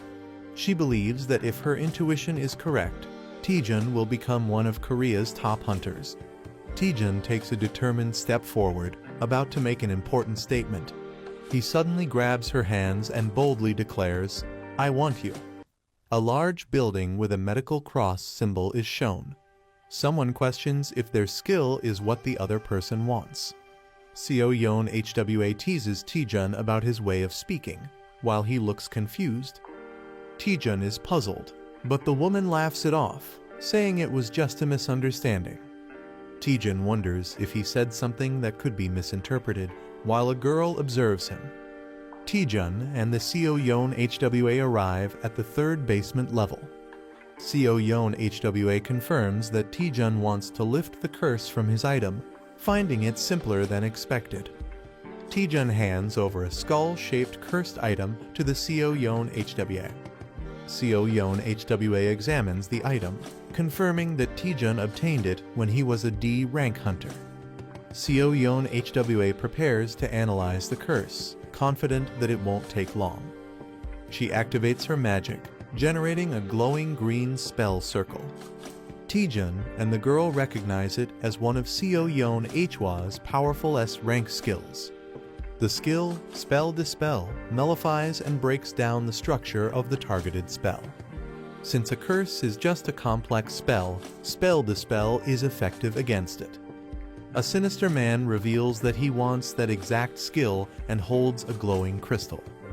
Perfect Mimic's Obsidian Crystal Plus 10 allows the user to scan and store another person's skill. A man confidently declares that he won't just lift the curse, but will also steal the skill. Holding a glowing triangular artifact, he prepares to initiate something powerful. Seo Yeon HWA performs a mysterious ritual, copying the skill using green magical energy. Seo Yeon HWA, now focused, looks ahead with a serious expression. A terrifying shadowy creature suddenly appears, shocking the Seo Yeon HWA. Covered in blood, she looks exhausted while a young man reacts in horror. A monstrous entity emerges, wielding dark energy and exuding a threatening aura. The young man runs toward the woman, calling her Vice Guild Master Seo Yeon HWA. The man attacks the creature with a powerful explosion, determined to complete his goal. His eyes glow red as he focuses intensely on the situation. A terrifying dark monster with glowing red eyes emerges, exuding an ominous aura. The young man realizes that physical attacks have no effect and prepares a new strategy. He unleashes a powerful 20% fireball, summoning blue flames in his hands. The massive fireball hurtles toward the monstrous creature, illuminating the surroundings. The young man checks on Vice Guild Master Seo Yeon HWA, who admits she let her guard down but isn't fatally injured. The young man is shocked and confused, wondering where the monster suddenly came from. Seo Yeon HWA corrects him, revealing that the entity is not a monster, leaving him puzzled. She explains that the eerie figure is actually a cursed spirit, a manifestation of the curse itself. They realize that the curse is attached to the staff and can only be lifted using spell to spell. Seo Yeon HWA, wounded and struggling, reveals that she has been hit with a debuff skill, preventing her from using spell dispel. Seo Yeon HWA decides to forcefully dissipate the curse using her magic. Surrounded by intricate magical symbols, she acknowledges the loss of the staff but promises to grant a wish next time. The young man panics as he realizes something is about to go wrong. He shouts in frustration, realizing that he won't be able to lift the curse or obtain spell dispel. Desperately, he asks Vice Guild Master Seo Yeon HWA if she has a skill called Power Infusion, to which she hesitantly confirms. The young man asks Seo Yeon HWA if she can temporarily lend him spell dispel, assuring her that he will handle the situation. Seo Yeon HWA warns that the cursed spirit is too strong to be defeated with borrowed power alone. The terrifying cursed spirit, a high-level entity, looms menacingly as she explains that even for her, dispelling it is a time-consuming process. The young man confidently asks if she would be willing to trust him despite the risks. Seo Yeon HWA hesitates, looking uncertain as she processes his bold request.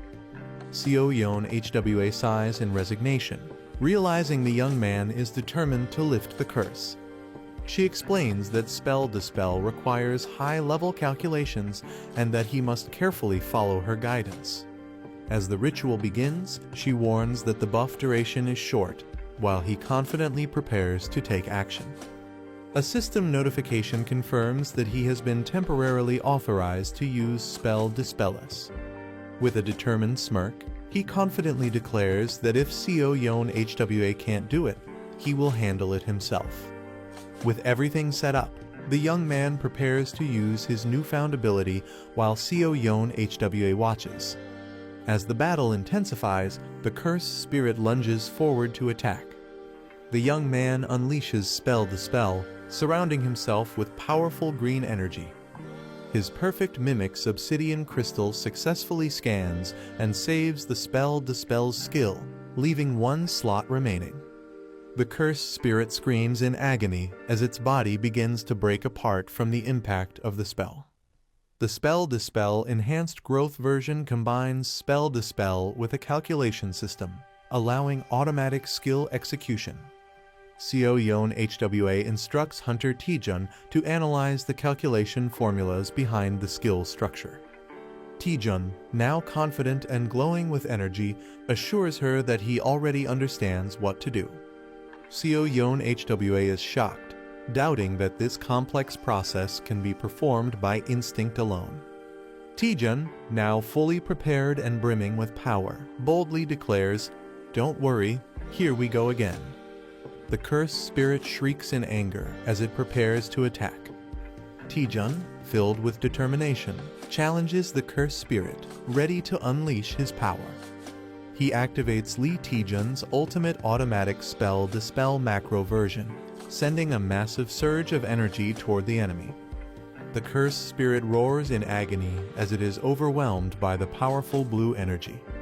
Seo Yeon HWA watches in shock, realizing that the curse is truly disappearing.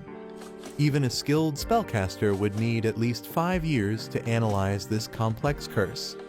Taejun effortlessly calculates and breaks the spell structure, impressing those watching. The curse takes the form of a ghostly entity as it begins to break apart. Taejun successfully dispels the cursed spirit using Spell Dispel, leaving everyone in awe. The Errata staff is now completely freed from its curse. Taejun sarcastically praises Vice Guild Master Seo Yeon HWA, shocking her. He humbly admits that handling such a skill proves YS rank hunters are on another level. Seo Yeon HWA is stunned, realizing Taejun is far more impressive than she expected. She worries that joining Clear Sky Guild might actually hold him back.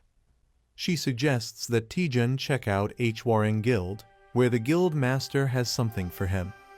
She smiles, implying that whatever it is could greatly benefit Taejun. The scene shifts to Hwaring Guild, located in the mountains. A giant red-scaled beast appears, preparing to fight. A martial artist with red afro hair proudly demonstrates his rising dragon fist technique. He ignites his fists with fiery energy, calling it a rare opportunity to witness his ultimate skill. The martial artist prepares himself, ready to demonstrate his technique. He uses Phantom Step, moving at incredible speed with a fiery aura.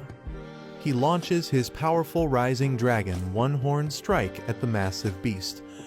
Proud of his display, he asks if the technique was impressive, while Taejun awkwardly agrees. Meanwhile, a sinister figure observes the fight, holding a mimic crystal, waiting for the right moment to steal the skill. The protagonist dashes forward with intense energy, preparing for an attack or skill on Hanyang Island. Using a copied skill, the protagonist unleashes a powerful rising dragon strike against monstrous beasts. Laughing confidently, the protagonist marvels at the high-quality item they have obtained. The character gleefully expresses gratitude for receiving a high-class martial art for free, unaware of any hidden costs. A game-like notification reveals that the user's strength stat is too low, having the effectiveness of their skill. Shocked, the protagonist realizes that their free skill might not be as beneficial as they thought. Frustrated and furious, the protagonist learns the hard way that nothing comes for free in this world.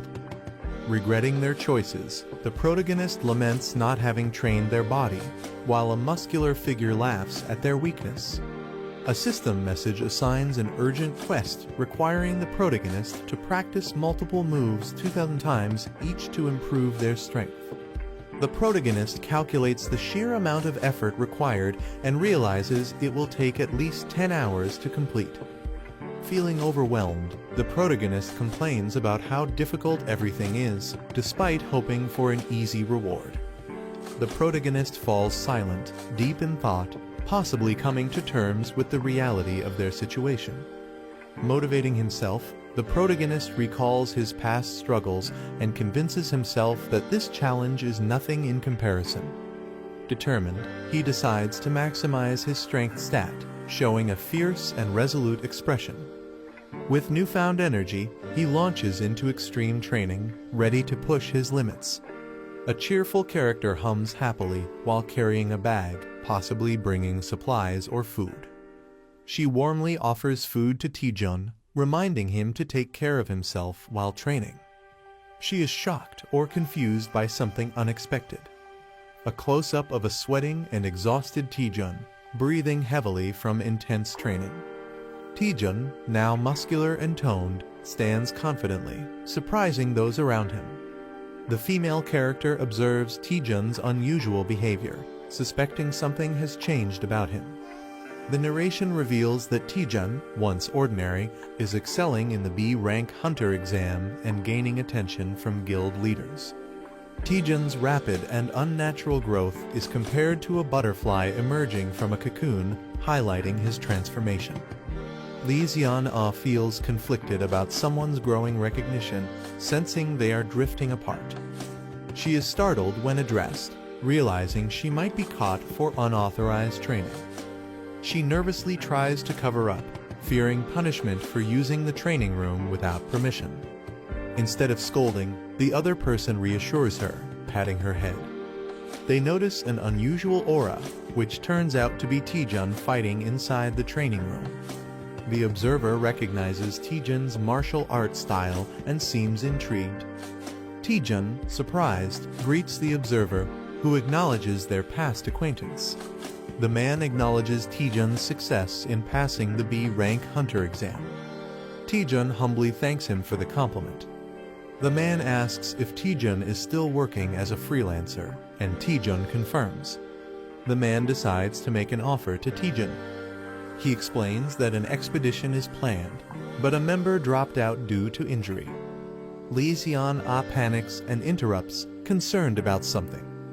She expresses her worry that the expedition might be too difficult for Taejun. Taejun asks about the dungeon's difficulty, and they reveal it's a grade 2 dungeon with little information available. Lee Xian-ah worries about the unknown dangers in the dungeon and is concerned about Taejun's safety. Taejun is surprised by her concern and calls her name. Internally, Taejun feels frustrated, believing she is underestimating him. The man reassures them that Taejun should be able to handle the dungeon and reminds them that joining is optional. He suggests that fighting real monsters will be more beneficial than just training in a controlled environment. Taejun realizes that fighting in real battles gives a significant advantage compared to training. He agrees to join the expedition, but has one question. Taejun slyly confirms that freelancers keep all the magic stones they collect. Taejun walks through the city with a small spirit-like creature following him. A text conversation shows someone reminding Taejun to arrive on time, but he's still on his way.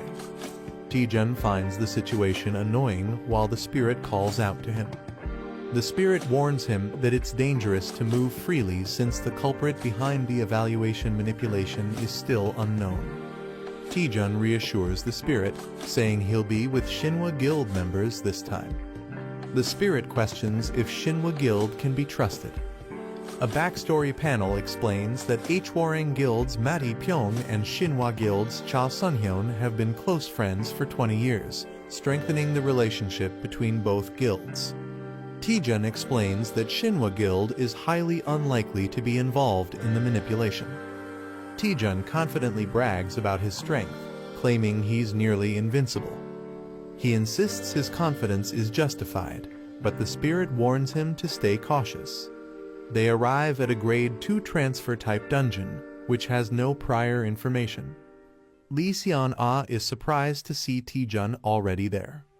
She introduces him to the team members from Shinhwa Team 3. No Young-chul, the youngest member, enthusiastically introduces himself. The team prepares to enter the dungeon, ensuring everyone is present.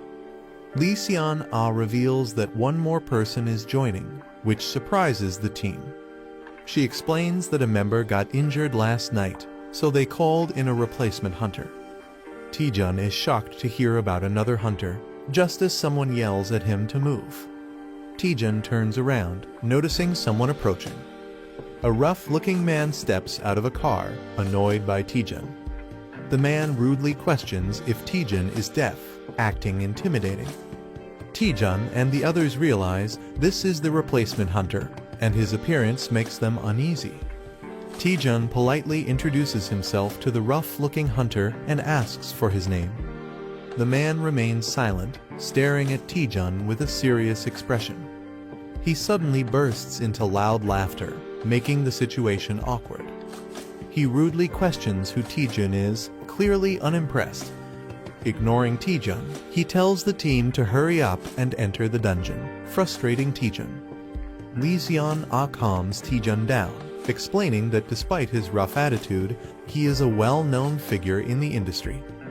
Kim Ji-hoon is revealed as an A-rank freelance hunter, infamous for his terrible personality but unmatched skills. Kim Ji-hoon hoards all the magic stones, taking advantage of his freelancer status. His teammates suffer, left without resources, even for medical treatment. Taejun and Lee Seon-ah discuss Ji-hoon's reputation, realizing how terrible he is. Taejun has a moment of self-reflection, feeling like he can relate to Ji-hoon's greed. Taejun acknowledges that meeting someone like Ji-hoon was bound to happen sooner or later. Ji-hoon intimidates one of the younger team members, asserting his dominance. Taejun, with a sinister grin, plans to give Ji-hoon a taste of his own medicine, signals danger as a monster appears. Ferocious monsters charge forward, screeching wildly. The team prepares for battle, maintaining formation. Lee Seon-ah watches as the fight turns intense. A strong fighter swiftly eliminates low-level monsters. Kim Ji-hoon laughs, feeling rusty in battle. Lee Seon-ah scolds Kim Ji-hoon for acting alone. She warns that his reckless actions endanger the team. Kim Ji-hoon dismisses her concerns, questioning her leadership. Lee Seon-ah is furious after being insulted as a leader. Kim Ji-hoon mocks her, emphasizing power and fame. He laughs, belittling her leadership as he walks away. Another team member grits his teeth in frustration. A mysterious castle welcomes them under the red sky. Duke Duwas, the ruler of the cursed land, introduces himself. Kim Ji-hoon rudely interrupts, demanding answers. Duke Duwas reassures them he won't keep them long. The land once sealed away a great and ancient evil. The land was cursed, unfit for human life, until an artifact suppressed its evil. The artifact purified the land through consecration. Someone has stolen the sacred artifact, causing concern. Duke Duwas explains that restoring the artifact could revive the land. The invaders broke the artifact into pieces and scattered them. Kim Ji-hoon laughs, thinking the quest is too easy. Other members discuss the lack of a real boss monster in this quest. Lee Seon-ah realizes there are 4 artifact pieces in different locations. Kim Ji-hoon mocks her, questioning why she's even thinking about it. Kim Ji-hoon suggests splitting into pairs to search faster. Lee Seon-ah insists on staying together for safety, but Lee Taejun eagerly agrees. Lee Taejun silences her with a SHH before she can argue. A creepy smile appears as someone volunteers to team up with Kim Ji-hoon. The teams agree to regroup in the south after finding an artifact. Lee Taejun excitedly calls Kim Ji-hoon Sir, surprising him. Lee Taejun claims he was inspired by Kim Ji-hoon's words. Kim Ji-hoon enjoys wealth and power, believing skilled hunters deserve more. Lee Taejun passionately declares his loyalty to Kim Ji-hoon for life. Kim Ji-hoon laughs, impressed by Lee Taejun's mindset. He tells Taejun to stick with him, offering to help. They arrive at a graveyard, sensing eerie tension. Taejun asks about the artifact, but Ji-hoon smirks knowingly. Ji-hoon suspects monsters are lurking nearby, protecting the artifact. He prepares to fight, while Taejun requests a favor. Taejun pretends to be nervous, asking for a small task. He requests to handle a small area alone. Ji-hoon laughs and agrees without suspicion. Ji-hoon allows Taejun to handle the small area alone. Ji-hoon grows impatient, demanding the monsters to appear. Taejun swiftly eliminates the incoming monsters. Taejun pretends to be lucky after obtaining high-grade magic stones. Ji-hoon complains about not getting any loot as more monsters are spotted. Taejun effortlessly takes down 3 monsters at once. He reassures Ji-hoon, claiming he'll handle the endless monsters. Ji-hoon realizes all the monsters are appearing near Taejun. Ji-hoon starts suspecting that Taejun knew about the monsters all along. Ji-hoon laughs, doubting Taejun is smart enough to plan ahead. Ji-hoon activates a special skill he didn't want to use. He unleashes a powerful area-wide taunt, challenging all enemies. Taejun grins, knowing exactly what's happening. Lee Seon-ah observes Ji-hoon's skill but isn't impressed. She recalls that Ji-hoon possesses a taunt skill. Taejun suspiciously shows interest in Ji-hoon's skill. He smirks, realizing the skill could be useful. Taejun manipulated Ji-hoon into activating the skill, making monsters gather. A radar shows a large number of monsters hidden in the area. Someone plans to take advantage while another person lures the monsters. A man turns around in surprise, sensing something. A huge wave of terrifying monsters rushes toward him. He panics upon realizing the overwhelming number of enemies. He desperately calls for help as the monsters surround him. A calm young man reminds him that it's his assigned area.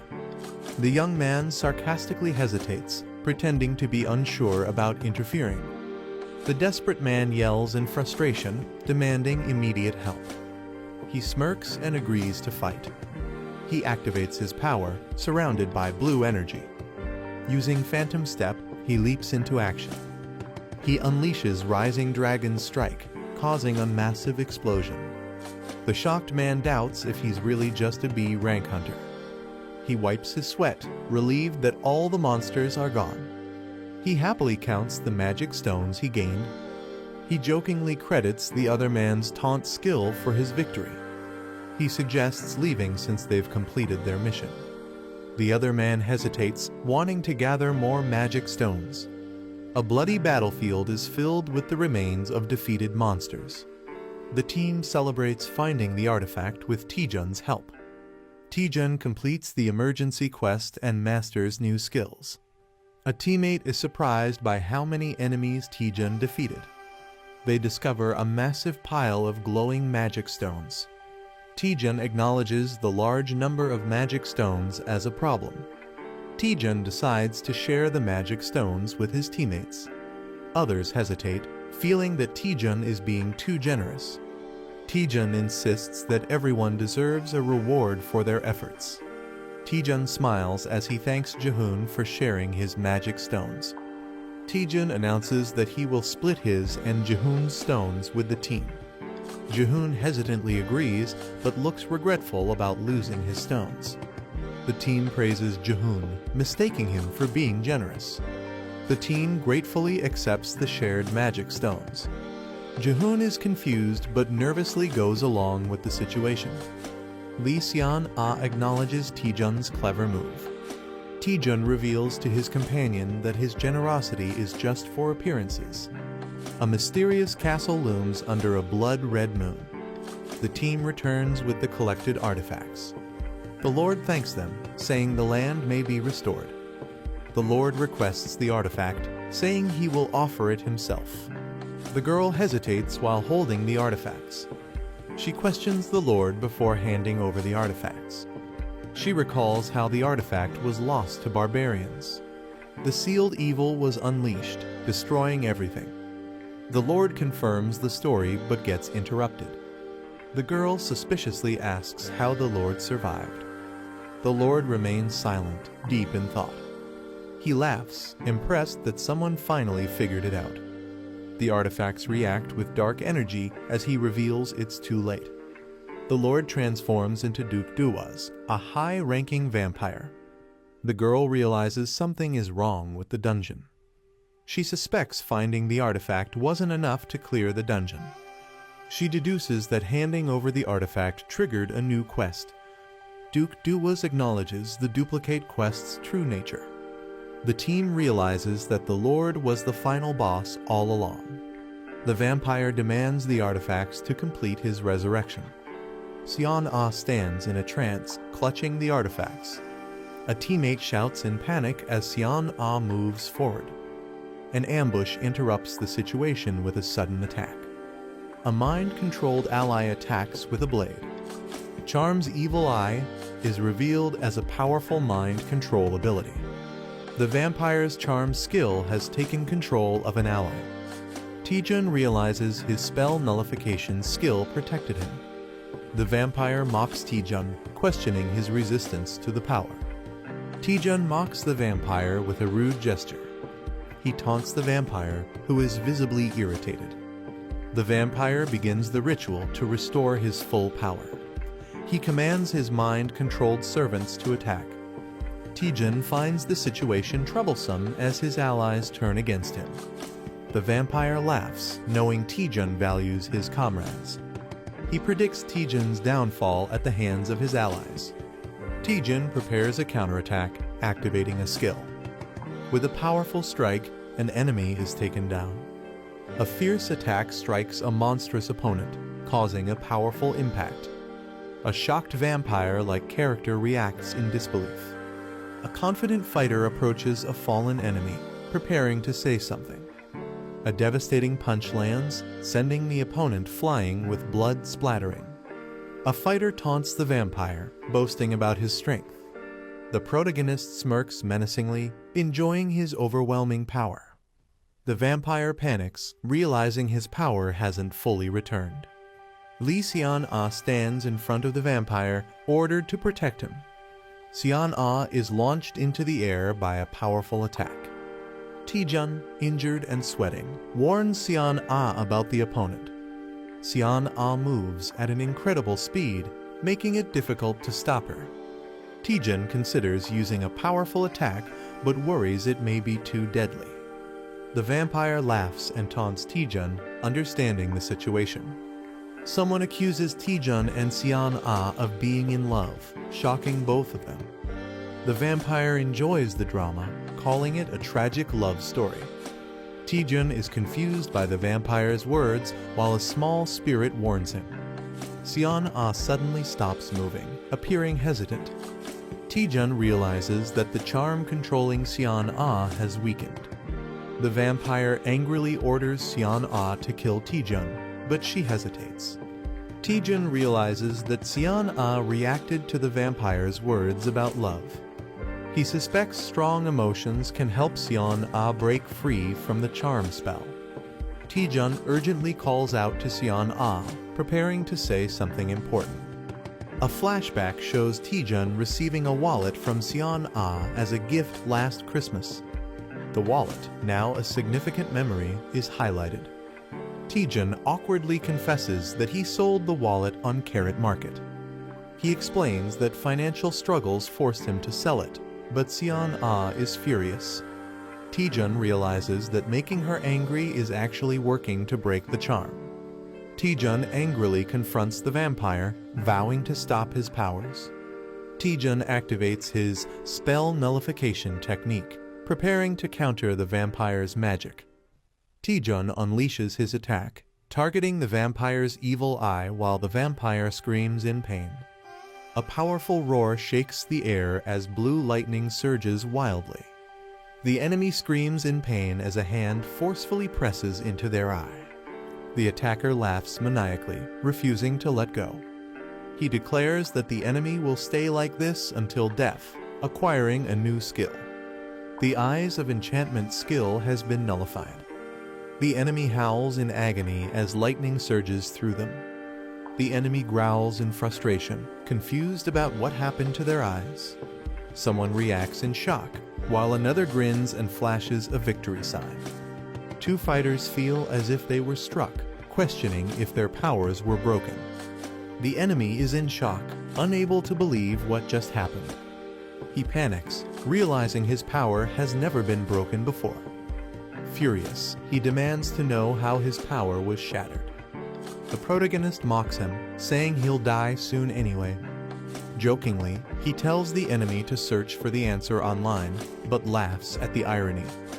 The enemy grins menacingly, enraged by the mockery. His bloodied hand trembles as he vows that the protagonist will be the one to die. He lunges forward, determined to kill with a bloodthirsty grin.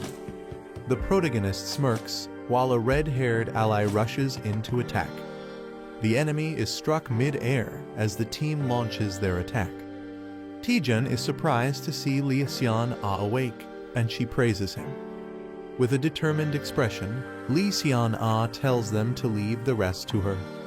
She calls everyone to attack, revealing the enemy can no longer use mental skills.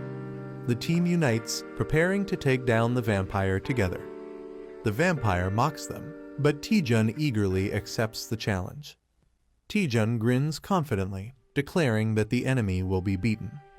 A cowboy-style fighter leaps in, ready to attack alongside his brother. No Young Chul fires his weapons, determined to prove himself in battle. The vampire is struck by powerful energy blasts, staggering backward. The team calls out to Taejun, telling him to let them handle the fight. The fighters attack together, causing the vampire to scream in pain. The vampire realizes their teamwork is flawless. He acknowledges that they are not just ordinary fighters. Lee Seon-ah prepares a powerful sword technique. She unleashes Shattering Strike, creating a massive wave of destruction. The battlefield is covered in mist, leaving an eerie silence. One of the fighters nervously asks if the battle is over. The protagonist counters with a swift, determined strike as his eyes flare with energy. An enemy combatant is blasted backward by the force of the attack. The heroine charges forward, her mystical sword gleaming amid swirling light. A burst of radiant magic overwhelms the enemy, leaving him staggered on his knees. The team quickly regroups, seizing the moment of the enemy's vulnerability. A surge of inner power is visible as one fighter channels his strength into a powerful blow. The battlefield erupts with rapid strikes, each clash echoing the intensity of the fight. Two rivals engage in a fierce duel, their clashing weapons showering sparks around them. In the dramatic climax, the protagonist stands tall as the dust settles, his resolve unshaken. The group celebrates, but Lee Seon-ah suddenly realizes someone is missing. They find Hunter Kim Jae-hoon unconscious on the ground. The team questions Taejun, who awkwardly avoids answering. They confirm Kim Jae-hoon's injuries are not serious and decide to head back. The group invites Taejun to join them for a meal, but he declines. Seon-ah is curious about Taejun's other plans, but he brushes it off. Taejun explains he wants to analyze the dungeon more before leaving. He considers it part of his training, looking at the mysterious dungeon. The team admires Taejun's dedication and commitment to his goal. Lee Seon-ah sighs, acknowledging Taejun's extreme passion. She admires his dedication to staying in the dungeon for research. A mysterious warning is given with a gentle touch on the face. Seon-ah warmly tells Taejun not to push himself too hard. Taejun is left speechless and flustered by her concern. The team waves goodbye, reminding Taejun not to go overboard. Taejun stands alone as a spirit questions his unfinished business. The spirit correctly guesses his real intent to study the dungeon. Taejun reflects on his past struggles, recalling how hard he worked to survive. Taejun excitedly explains that he found something interesting using parsley navigation. The navigation points to a mysterious jackpot treasure. Taejun can't resist the excitement and insists on exploring, while the spirit looks unimpressed. The spirit questions if Taejun ever studied dungeons, and he playfully claims he was a hard worker. Taejun explores a library, looking for clues. The spirit doubts the treasure's existence, but Taejun insists the navigation led them there. Taejun decides to try pulling a book like in the movies. The book triggers a hidden mechanism, revealing something. Taejun finds a secret passage and celebrates discovering hidden treasure. Taejun excitedly rushes forward to explore, but his companion warns him to wait. Taejun steps onto the ground, unknowingly triggering something. A trap activates, sending Taejun flying through the air. Taejun narrowly avoids deadly spikes and realizes the place is full of hidden traps. The navigation data suggests the traps are intentionally concealed. Taejun acknowledges the difficulty, thinking about how to proceed. Taejun decides to use a special ability to navigate the dungeon safely. Taejun summons a powerful skull-adorned staff with dark energy. The summoner calls upon Eratus using a dark ritual. A man is shocked upon recognizing the name Eratus. Eratus emerges from the summoning circle, demanding to know who summoned him. Eratus greets the summoner with an eerie presence. Eratus, the harbinger of death, introduces himself with his stats displayed. A ghostly creature screeches in fear, questioning the summoner's identity. Eratus is confused and questions how he was summoned. The summoner smugly confirms that he used the staff to summon Eratus. Eratus warns that the staff is filled with countless evil souls that could take over one's body. The summoner grins and proudly declares that he killed it. Eratus is in disbelief, but the summoner casually confirms it. The summoner mocks Eratus, questioning his authority. Eratus is struck by a powerful attack, stunned. The summoner warns Eratus to obey or face destruction. The summoner teases Eratus about his speech being too formal. The summoner gives Eratus his first command. The summoner confidently orders Eratus to charge forward. Eratus hesitates, confused about the direction. The summoner warns Eratus not to disappoint him. Eratus panics and rushes forward at full speed. Eratus turns in shock, realizing something is wrong. Eratus screams as he is shattered and unsummoned. The summoner calmly marks one trap as cleared. Eratus is revived, confused by what just happened. The summoner orders Eratus to charge forward again. Eratus runs straight into a fire trap. Eratus burns to ashes and is unsummoned once more. The spirit questions if the summoner will continue this madness. The summoner grins and confirms without hesitation. Lee Taejun declares he shows no mercy to his enemies. The spirit awkwardly accepts his reasoning. The summoner commands Eratus to body slam. The summoner praises Eratus for being a great detector. Eratus has grown stronger through repeated deaths. The summoner realizes Eratus is surviving traps better. He wonders if this is due to an extraordinary growth ability. Eratus blushes, feeling proud of his progress. The summoner plans to research extraordinary growth after the expedition. Eratus is shocked that his master is leaving after just saying, "Good job." Eratus protests, claiming even immortals have rights, but the summoner doesn't care. Eratus is unsummoned once again. The summoner moves on while the spirit calls him cold-hearted. The spirit believes they have reached the end of the dungeon. The summoner wonders if something feels off. He notices a suspiciously large tombstone. The summoner suspects something is hidden inside the massive structure. He touches the surface, triggering glowing purple symbols. A statue presents a red box containing a bracelet. The spirit recognizes it as a bracelet made from previous relics. The summoner considers appraising it but worries about the cost. He hopes it turns out to be a powerful, world-class item. The elf girl excitedly explains that items don't need to be appraised one by one. She introduces the Item Analyzer app that makes analyzing items easy. The guy is shocked and frustrated that she didn't mention this earlier. She insists she told him before, but he was too distracted to notice. He tries using the Item Analyzer and it scans an item automatically. The Relic of Malice is revealed as a unique grade bracelet with special vampire-related skills. He is shocked by its high grade, while the elf urges him to check the skills. The aesthetic of the vampire passive skill allows rapid healing except for severe injuries. Charm of the vampire skill allows controlling weakened targets. He gets excited about automatic healing, while the elf girl compares it to a duke's skill. She questions if the charm skill will ever be useful. He grins sinisterly, confident it will be very useful. He laughs, saying humans are everywhere, while the elf girl looks uneasy. He tells Mary Mai that she doesn't understand how the world works. He warns that humans can be scarier than dungeon monsters. A mysterious figure confirms their target, a newly ranked B-class hunter. A stealthy assassin with the Silent Shadow skill is assigned to handle the target alone. Lee Taejun arrives at the location, unaware that the assassin is watching him. The assassin recalls that Taejun was a D-rank porter not long ago but quickly rose to B rank. The assassin believes Taejun must die for becoming too noticeable.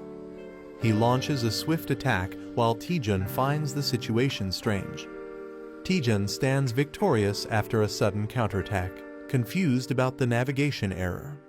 The assassin is down, and Taejun questions when he appeared. Taejun wonders if the assassin had an invisibility skill, as he wasn't detected before. Taejun confidently tells the assassin to stop hiding and come out. With a sinister smile, Taejun unleashes powerful energy, warning he'll keep attacking until the assassin is dead. He throws a powerful, blue energy kick. The kick lands with explosive force on the opponent. A man watches in shock and fear. He unleashes a flurry of punches, overwhelming his enemy. The enemy begs for mercy, but the fighter hasn't even started. He mocks the defeated enemy, saying kids lack toughness. He casually asks the beaten man to introduce himself. The man, scared and bruised, reveals he's from the Red Hounds. The protagonist thinks the name Red Hounds sounds familiar. He remembers the Red Hounds as a criminal group that assassinates hunters for money. He questions the Red Hound member, who pleads for his life. He mocks the man's excuse of just following orders, calling him shameless. He prepares to interrogate the man using a mysterious power. He activates Vampire's charm to control the man's will. A loud scream echoes from inside a castle. Two Red Hounds wonder why their teammate hasn't returned. Han Jong-pil thinks it's taking too long to deal with a B-class hunter. He says next time he'll handle it himself, joking about the rookie's slow work. Han Jong-seo says the rookie's just slow due to lack of experience. The older brother mocks, saying the rookie might end up beaten like him. The protagonist appears with the captured brother and calls them out. He says their late parents would be ashamed of what they've become. They ask how he knows them. He admits he interrogated the youngest. He jokes that he came himself to gather the rest of the info. One brother gets angry and blames Han Jong-chul. The leader defends him, saying he's too well trained to break easily. He suspects the enemy used a mental skill, while the hero mocks their trust. He jokingly gives a praise sticker, while the spirit looks confused. The Red Hounds are stunned and wonder if he's actually insane. One regrets not dealing with him personally from the start. He threatens Lee Taejun, saying he won't leave alive. Lee Taejun casually tells him to go ahead and try. The assassin prepares to use a deadly technique called Shadow Strike. Before he finishes, Lee Taejun punches him right in the face. His brother screams in shock while Lee casually comments on how boring it was. The last red hound hesitates, saying he's low on mana. Taejun threatens the last brother to talk or end up like the others. The red hounds are arrested and taken into custody by the Hunter Alliance. The brothers had planned their ambush using dungeon info. They disguised themselves as cleaners, waiting for Taejun to exit the dungeon. When he didn't come out, they went in to kill him themselves. A mysterious woman admits they got careless. In a guild meeting, she explains they expected an attack on Taejun. She didn't expect them to sneak into a dungeon owned by Shinhwa Guild. She blames herself, but someone reassures her there's no need to apologize. Taejun sensed trouble coming but didn't expect it so soon. An angry ally yells that the enemies targeted Taejun, Kangjin, and Yu Si-rin. He wants to go interrogate them by force, but Taejun stops him. Taejun calmly reveals he already knows who's behind it all. They're surprised how easily the enemies talked during the interrogation. With serious eyes, she demands to know who's responsible. She's furious about the attacks on multiple hunters, including Taejun.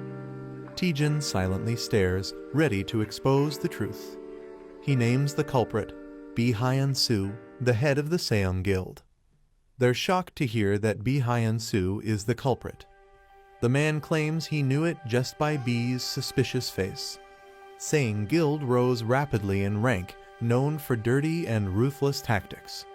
Until now, they only had suspicions Taejun brought real proof. They trust Taejun's judgment, completely no room for doubt. The guild leader decides to bring elite members and retaliate. The man vows to protect his disciple and join the fight. He gets fired up to storm the enemy HQ and Taejun asks to come too. Taejun smiles and says he wants to see the face of the man who tried to kill him. The Seong Guild building shakes as the heroes arrive to confront Hyun-soo. The man powers up and calls out Hyun-soo, saying it's been a while. He smashes the ground, demanding Hyun-soo to come out. Guild members rush in, shouting at him and calling him insane. Someone reminds them they already know why this is happening. The woman from the Chunjeon Guild demands Bi Hyun-soo be brought out now. She threatens to burn the whole building down if he doesn't show up. She orders her guild to begin the attack. The guild unleashes powerful magic, striking the building with green energy. A man desperately bangs on a vault door, calling for his boss. The boss is panicking as he's told 2 guild leaders have broken in.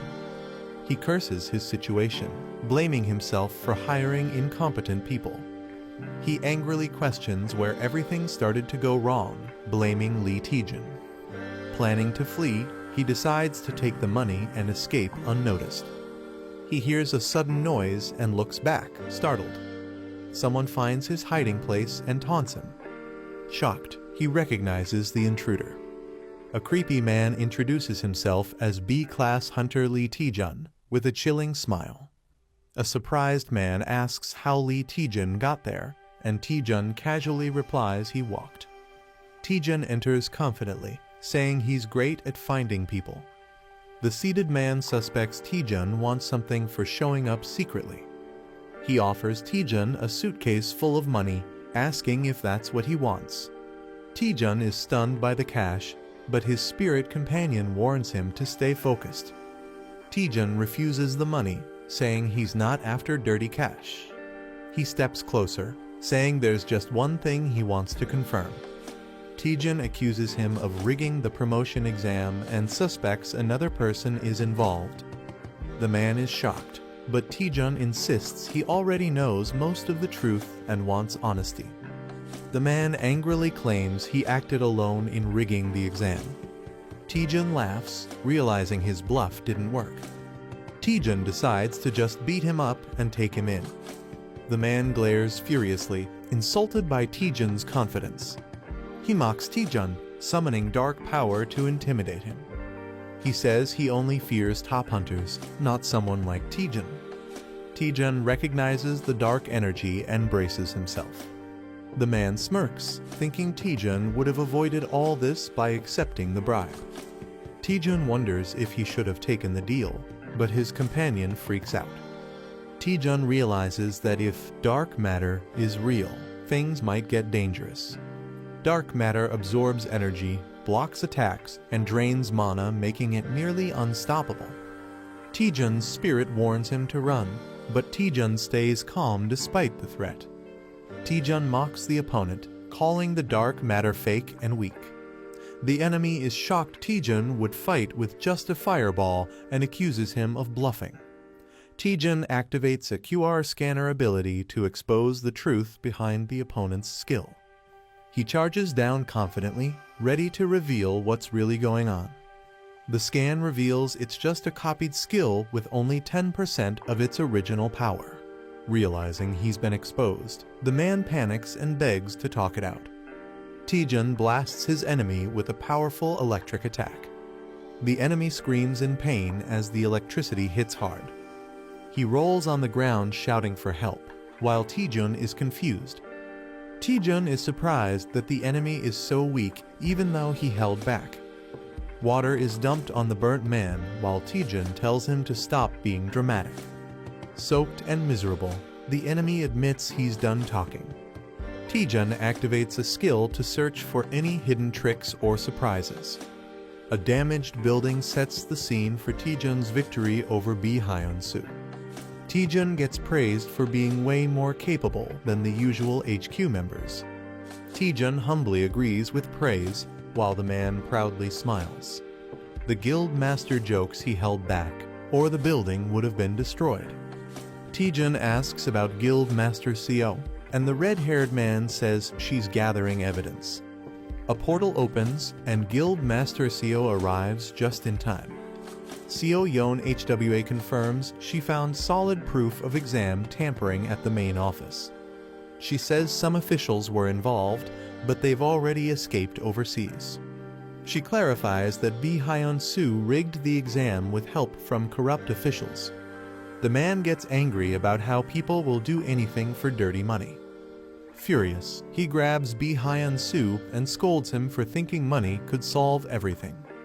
The man drags Bi Hyun-soo off for a beating before handing him over, while Taejun and Seo just watch.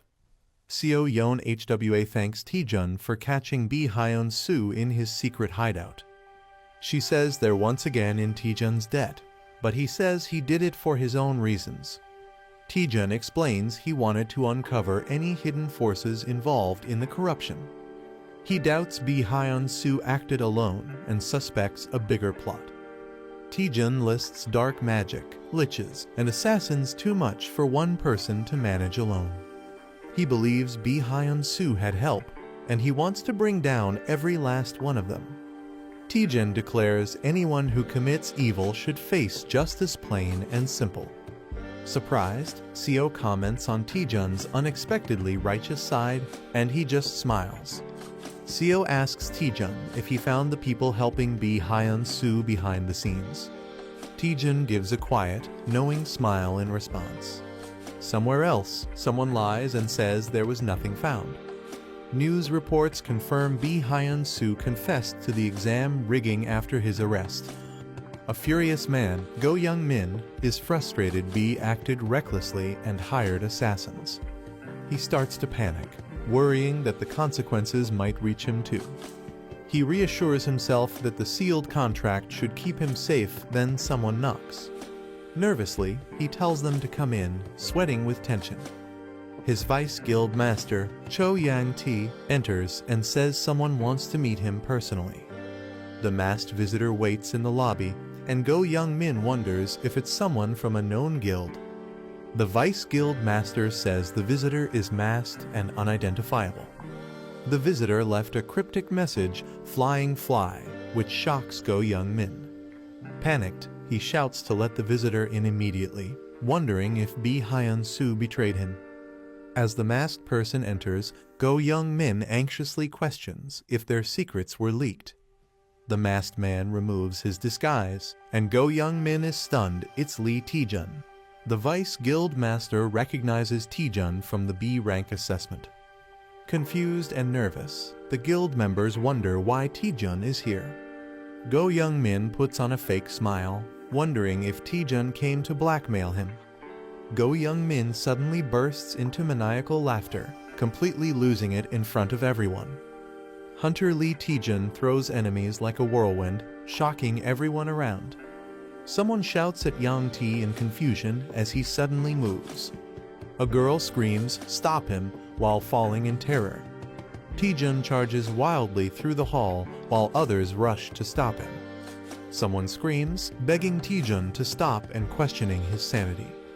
Taejun laughs maniacally as he moves with insane speed.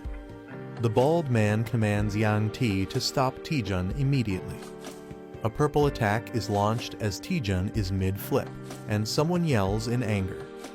A powerful energy blast explodes as someone screams Taejun's name in fear. An impressed voice praises Taejun's strength, calling him Hwaryeong Guild's true number one.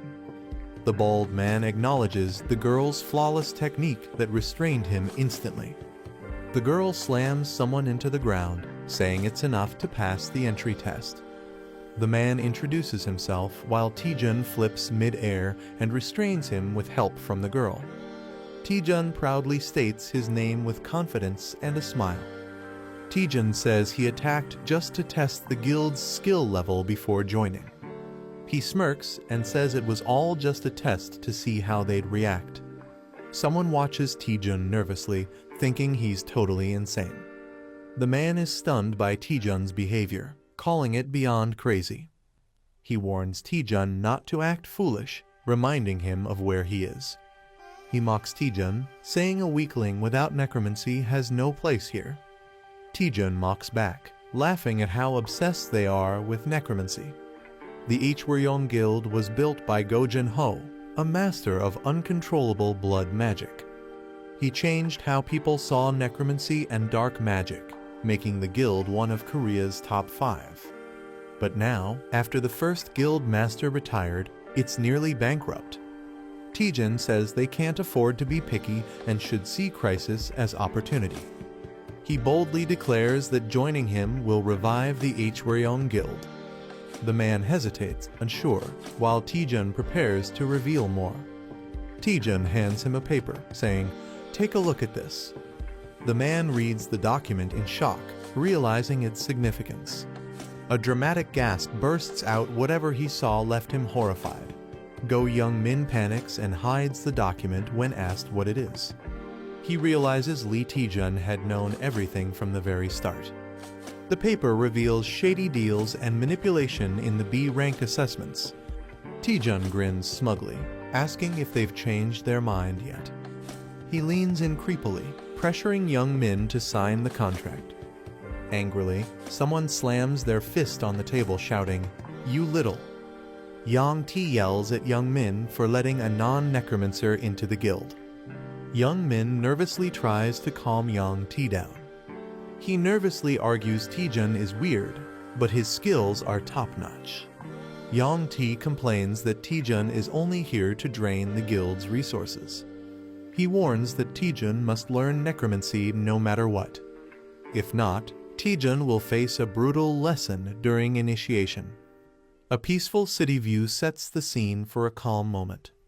Taejun enjoys his coffee, finally feeling relaxed.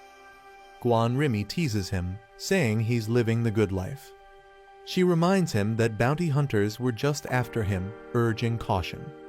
Taejun says he has a plan and wouldn't sit around carelessly. He shows a special ring, saying it helps assassins avoid being caught. Wearing the ring changes Taejun's appearance so most people won't recognize him. The ring is called the Ring of the Hidden Hunting Dog and disguises the user randomly. Guan Rimi feels relieved Taejun can now move around safely. She wonders why Taejun chose Hwaryeong Guild over the better-known ones. Taejun says other guilds are fine, but dealing with their demands would be too much trouble. He doesn't want to deal with constant international expeditions. He also dislikes being dragged into political events by top guilds. Since Hwaryeong is ranked low, it lets him freely profit from monastones. He even gets to set his own contract terms. Guan Rimi now fully understands his reason. Taejun casually says he might go shopping since it's been a while. Guan Rimi is surprised by his sudden interest in shopping. Taejun says splurging now and then is worth it. Let's go waste some money. They arrive at a huge, impressive building that leaves Taejun in awe. Taejun laughs, saying he never imagined this life before money really is powerful. Guan Rimi questions the place, feeling it's not an ordinary mall. Taejun explains it's the largest marketplace for hunters, packed with all kinds of gear. The mega mall has everything from weapons to armor, updated weekly with rare items. It's called Gwimuljeon, a massive hunter-only shopping complex in Korea. Taejun is about to shop when someone suddenly recognizes him. A girl says she barely noticed him with the item on. She says she's heard of him from her brother. Taejun is confused. She introduces herself as Cha Yeren, leader of the Shinhwa Guild. Taejun greets her and realizes she's the sister of Cha Soo-hyun. He asks why the Shinhwa Guild leader is at a mall, and she's surprised he doesn't know. Cha Yeren reveals she runs the mall and visits to check new items weekly. Taejun is shocked the biggest mall in Korea belongs to Shinhwa Guild. He apologizes for not recognizing her, and she says it's fine since she avoids media. A girl asks Taejun if he has some free time, catching him off guard. She tells Taejun she heard about his heroic actions during the dangerous dungeon expedition. She offers him a reward as a token of thanks for saving lives. Taejun politely refuses, saying he didn't do it for a reward and her gratitude is enough. She smiles softly and agrees not to insist further. Still holding a gift, she hesitantly asks if he's really sure about refusing. Taejun looks shocked when she says he could have picked anything he wanted. She shyly reveals the gift was from their exclusive VIP item store. She double-checks if Taejun is really okay with giving up the reward. She reminds him it's a rare VIP exclusive item she was offering. Taejun is stunned to realize she was offering such a valuable item for free. She starts to walk away disappointed, but Taejun stops her. Taejun changes his mind and asks to see what items are available. While riding the elevator, she comments that Taejun seems more ordinary than she expected. She admits she thought Taejun would have a more unique presence. She explains her expectations were based on all the impressive rumors about him. Taejun laughs awkwardly, realizing he unintentionally hyped himself up. She reassures him kindly. She admits she likes how humble and grounded Taejun seems. She laughs, wondering if Seon-ah might not like her saying that Taejun is confused. As the elevator opens, she tells Taejun that the area ahead is only for VIP customers. She invites him to look around freely in the special VIP section. Taejun is amazed they've entered the rare item store's VIP section. He realizes the items are worth billions and is shocked at their value. He's stunned to realize that she, the person before him, owns everything here. She asks Taejun if anything caught his eye. He admits it's hard to choose. Blushing, Taejun says there is something that definitely caught his eye. Taejun points to a set of items and asks what they are. She smiles and says Taejun has unique taste. She explains the items once belonged to legendary guild masters from Korea. Though no longer usable, the items are preserved to honor their legacy. She tells him they aren't for sale, but offers to show even better items. An assistant notifies her that the vice director of Hyonin Guild has arrived. She realizes she's late for a critical meeting. She says goodbye, planning to meet Taejun again after the meeting. The spirit warns Taejun about his deep bowing, but he says it's part of work life. The spirit is confused why Taejun is interested in such an old, useless item. The item is a broken gauntlet with zero durability, once used by a forgotten martial artist. Taejun admits it's useless, but something about it draws his attention. He can't explain why, but he feels strongly interested, especially since it connects with his skill set. He receives a quest: obtain a synergy item to unlock a new status window function. He recalls that the system never gives him impossible quests, always something he can handle. He realizes there must be a way to restore the broken gauntlet somewhere. Taejun dramatically pleads with the director to help him fix it, desperate for a solution. He even gets on all fours and barks like a dog to show how serious he is, leaving the spirit speechless. Taejun lies on the floor, desperately trying to think of a way to convince the director. He overhears something surprising and snaps to attention. He's confused, hearing someone mention a previous agreement and contract fee. Director Cha Yerin appears surrounded by guards. Someone seems to be causing her trouble. Taejun realizes something: he might have a chance here. He sees an opportunity to help the director and earn her favor, and maybe that item too. Determined, he dashes off to help her like a dramatic hero. He dramatically declares himself as the loyal hound, ready to serve Director Cha Yerin.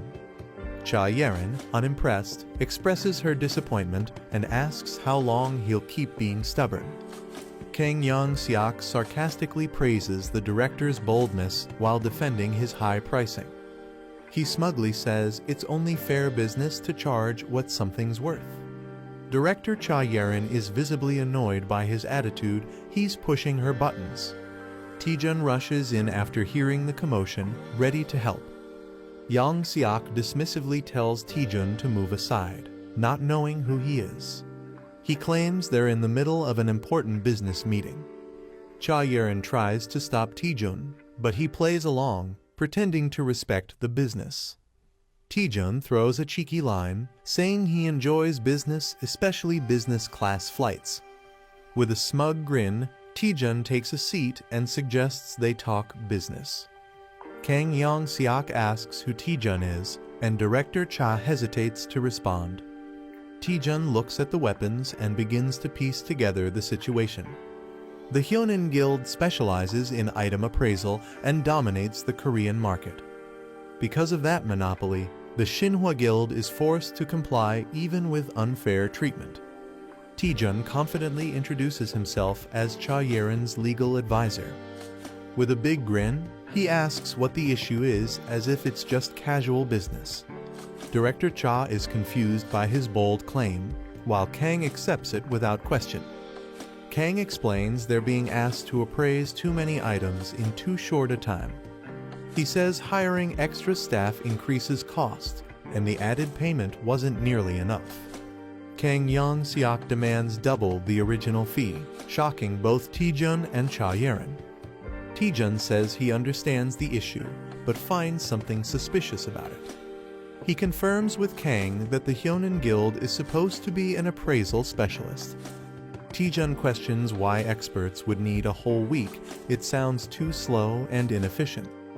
He mocks them, laughing that a week per item is absurd and saying he'd have found another guild by now. Kang becomes visibly angry and offended by Taejun's words. Kang challenges him, warning that switching guilds could ruin all their items. He explains that a wrong appraisal can permanently destroy an item's value. Taejun listens as Kang insists that taking a chance with another guild is too risky. The director questions if any other guild can handle the job. The woman tells Taejun to back off before things get worse. Taejun apologizes for stepping out of line and disturbing business. Taejun leaves quietly, and the director feels satisfied. The director smugly claims their appraising skills are unmatched. Cha Yerin shows up, surprising the director. Lee Taejun cheerfully introduces himself as the new item appraiser. A man nervously greets Director Cha Yerin for the first time. Lee Taejun proudly introduces himself as the new item appraiser. Taejun excitedly examines the weapons laid out on the table. Taejun confidently assures Director Cha the appraisal will be quick. Taejun eagerly suggests starting, surprising Director Cha. Taejun asks the other appraisers to leave, calling it a trade secret. The older appraiser is shocked and mutters that this is ridiculous. He angrily warns Taejun that lying could lead to legal trouble. He mocks Taejun and tells him to stop pretending and leave. The appraisers mock Taejun for claiming he can finish in 1 hour. Taejun pulls out a necklace and asks them to look at it. He says he already checked this item earlier out of curiosity. Taejun reveals he finished the appraisal in just 10 seconds. He jokes that even he could become an appraiser at this rate. The boss tells his assistant to confirm if the appraisal is real.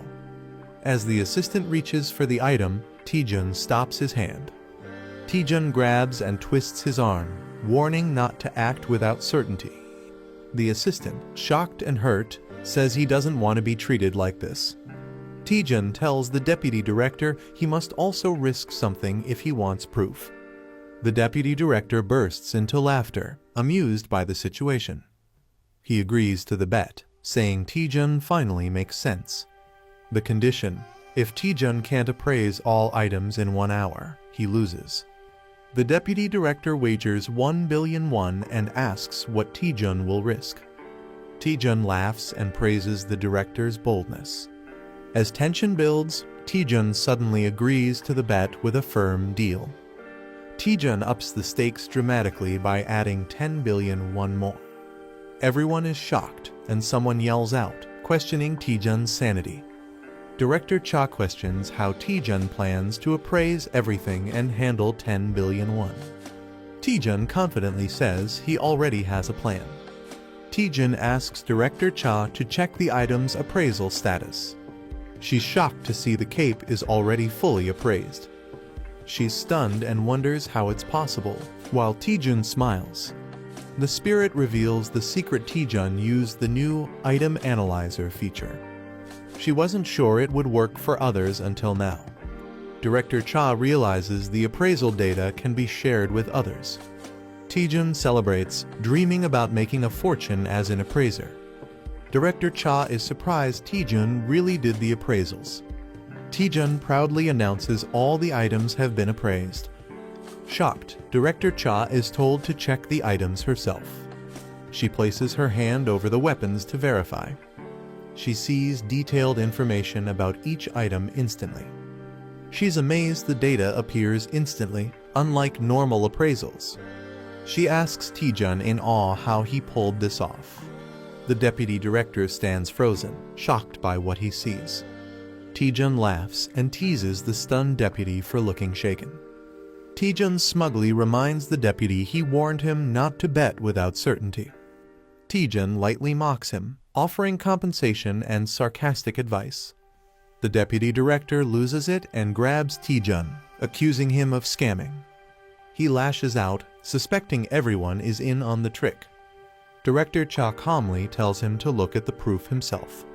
She confirms the contract states he owes Taejun 10 billion won. Taejun grins and tells the deputy to stop whining and pay up. Devastated, the deputy drops to his knees, unable to believe it. In denial, the deputy convinces himself it must all be a bad dream. The deputy director loses his mind, laughing hysterically and calling everything a dream. The girl feels pity as the boy grins oddly with a strange monocle on his eye. She thanks Taejun but warns him that his actions can't be ignored. She says his skills could revolutionize item appraisal and destroy the market overnight. She's shocked and asks how he managed something so impossible. He laughs nervously and says it's a trade secret. Taejun brings up a forbidden antique, saying he found it interesting. He offers a hint about his technique in exchange for the antique. She hesitates, surprised that he wants the item so badly despite the rules. He celebrates excitedly after getting approval to take the antique. She casually sits and asks him to explain. She directly questions how he appraised the items. He stays silent with a smirk, not answering right away. He begins to respond while a tall building is shown. Outside a store, someone thanks the director. She waves goodbye while he happily holds the antique. Someone asks the director what she found out. She says he told her everything before leaving, surprising the other person. She exhales softly, smiling with mixed emotion. He claims the secret is listening to the item's voice, baffling others. She suspects he never planned to reveal the truth or simply couldn't. She warns she won't let Taejun off that easily. With determination, she vows to recruit him into their guild. He laughs maniacally after finally getting a mysterious item. Taejun clings to the item like it's his true love. The girl tells him the item is now just useless junk. Taejun asks if the item can be fixed. He admits with a grin that he has no clue how to repair it. Still hopeful, he believes he'll figure something out. The girl suggests posting about it on Parsley Market. She explains the market has people from many dimensions who might help. She tells him he can post using just the status window. He gets ready to post something using the virtual screen. He asks if anyone can repair the broken spirit sword. He wonders if the post will help. She's unsure but smiling. He says it's not urgent and expects someone to reply eventually. He shifts focus to more important items lying in the room. He laughs about tricking someone to get these powerful tools. She notices all the weapons have holy attributes. She questions why holy items are needed for a black magic guild. He reveals the ceremony will involve dark summoned monsters. She's confused why he's using items in a duel where they're forbidden. He smirks and tells her to just watch how he handles it. The Worm Guild welcomes Hunter Lee Taejun. Taejun arrives earlier than expected and is being guided in. The man says preparations for the duel are already complete. It's revealed that the duel is against Deputy Leader Jo Yanti. A special arena is prepared to witness Taejun's necromancy skills. They enter a dark arena where a grim opponent awaits. Taejun and his guide walk past a strange crowd of bald men.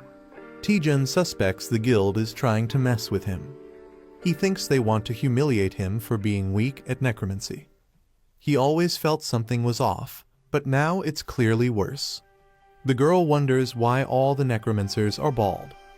She panics after learning dark mana may cause baldness. The opponent reminds Taejun of the duel rules. The duel will be strictly limited to necromancy skills. If Taejun wins, he can join the guild on his own terms. But if he loses, something ominous awaits.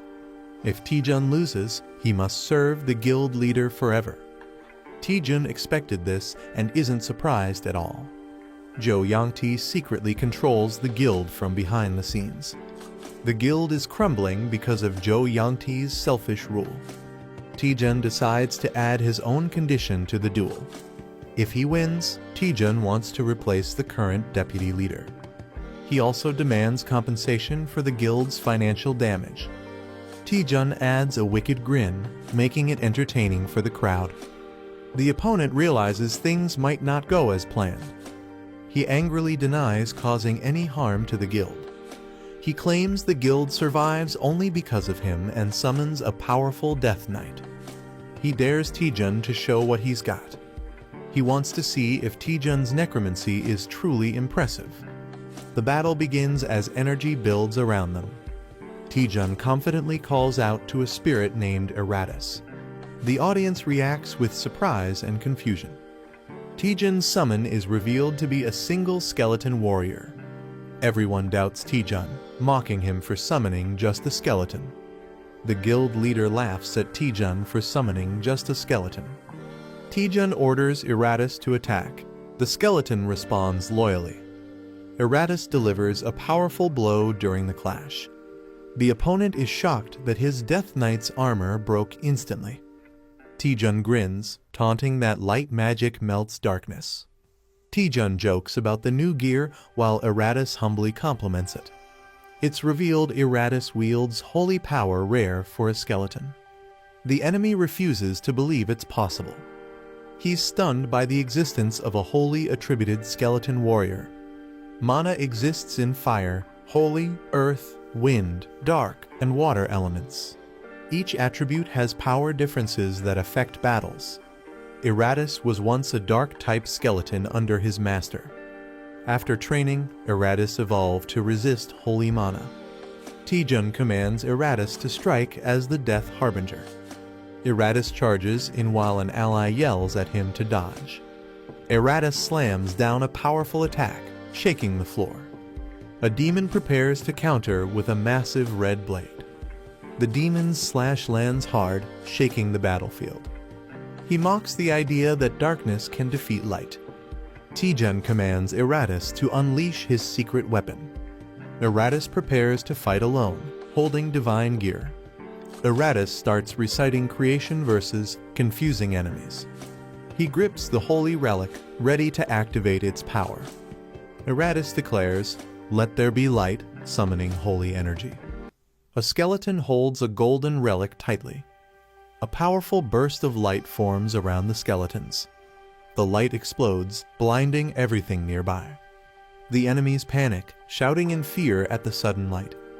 The blinding light is so pure that it purifies even souls. The enemies panic, shocked by the skeleton's divine power. A massive explosion of light overwhelms the area. A man smirks and declares the match is over for Jo Yangti. The skeleton Eratus wins by surviving until the end. It's weak, but slowly takes small damage over time. The skeleton is praised for being incredibly durable. The opponent panics while the victor demands the promised rewards. The victor demands everything the opponent gained from the Worm Guild. The crowd is shocked, wondering if he will claim all the rewards. The defeated enemy regrets not having more time to fight back. A hidden plan is revealed where Bi Hyun-soo was secretly tipped about the Lick's relic. Secretly, evidence was gathered to blackmail Ko Youngmin during his deal. The plan was to take full control of the Worm Guild. Lee Taejun stands confidently as the enemy kneels, furious. The defeated man curses him for ruining everything he worked for. The man refuses to surrender and reveals a dark, forbidden item. He threatens to destroy everything if he can't win. The crowd panics as he lifts the cursed heart, ready to act. Laughing madly, he shouts that they will all die together. People scream in terror as dark energy floods the area. A boy scans the situation seriously with glowing blue eyes. The cursed item is recognized as a deadly, suicidal weapon. The forgotten heart drains life and summons a cursed being from another world. The man laughs wickedly, accepting death and cursing Lee Taejun. A terrifying creature emerges from the dark portal. The summoned being, called the Black Death Bride, appears ominously. The onlookers panic, realizing they are all doomed. People scream in terror and try to run away from the cursed monster. Some manage to nullify the deadly curse effect on themselves. The Black Death Bride unleashes powerfulest grade curses immediately. Witnesses stare in horror, questioning what kind of monster it is. An old man steps forward and offers help to Hunter Lee Taejun. He introduces himself as Go Jin-ho, the former guild leader. Taejun is surprised, asking when Go Jin-ho arrived. Go Jin-ho comments that the summoned skeleton is no ordinary one. Go Jin-ho notes that the summoned skeleton feels more like a lick due to its high intelligence. He tells Taejun they need to handle the evil spirit before it worsens. Blood magic bursts out as they attack the Black Death Bride. The monster screeches in pain, caught in a fierce assault. The Black Death Bride shrieks in agony but remains strong. Go Jin-ho observes that a demon summoned with a life sacrifice is incredibly sturdy. He decides to escalate the attack using stronger blood magic. A massive, explosive blast of red energy is unleashed toward the monster. Taejun watches in awe, amazed by the legendary power of the Guchin Bone King. Go Jin-ho is revealed as the legendary Guchin Bone King, a master of blood magic. He once ruled the world after the Great Cataclysm and made the Worm Guild famous. The Black Death Bride shrieks as his attack strikes it. Go Jin-ho launches another blood attack with full force. Suddenly, he shows signs of exhaustion, surprising everyone. Lee Taejun rushes to support the weakened Bone King. It's explained that blood magic uses the caster's own blood, making it risky. Fighting the cursed monster in close combat is extremely dangerous. Another fighter prepares a long-range fireball attack instead. The boy launches a powerful fire attack at the monster, shouting fiercely. The Black Death Bride is hit but shows no real damage. Taejun is shocked, realizing the attack failed to harm it. The monster quickly charges toward them, gaining speed. Taejun worries because his mana is low after using the fireball earlier. The Black Death Bride gets struck by a powerful light attack. Eratus charges forward, vowing to protect his master. Taejun yells at Eratus for disappearing during the fight. Eratus awkwardly admits he was weakened by too much light earlier. Eratus admits he fainted while standing during the earlier fight. He reassures everyone that he will now protect his master with all his strength. Eratus bravely blocks the Black Death Bride's next attack.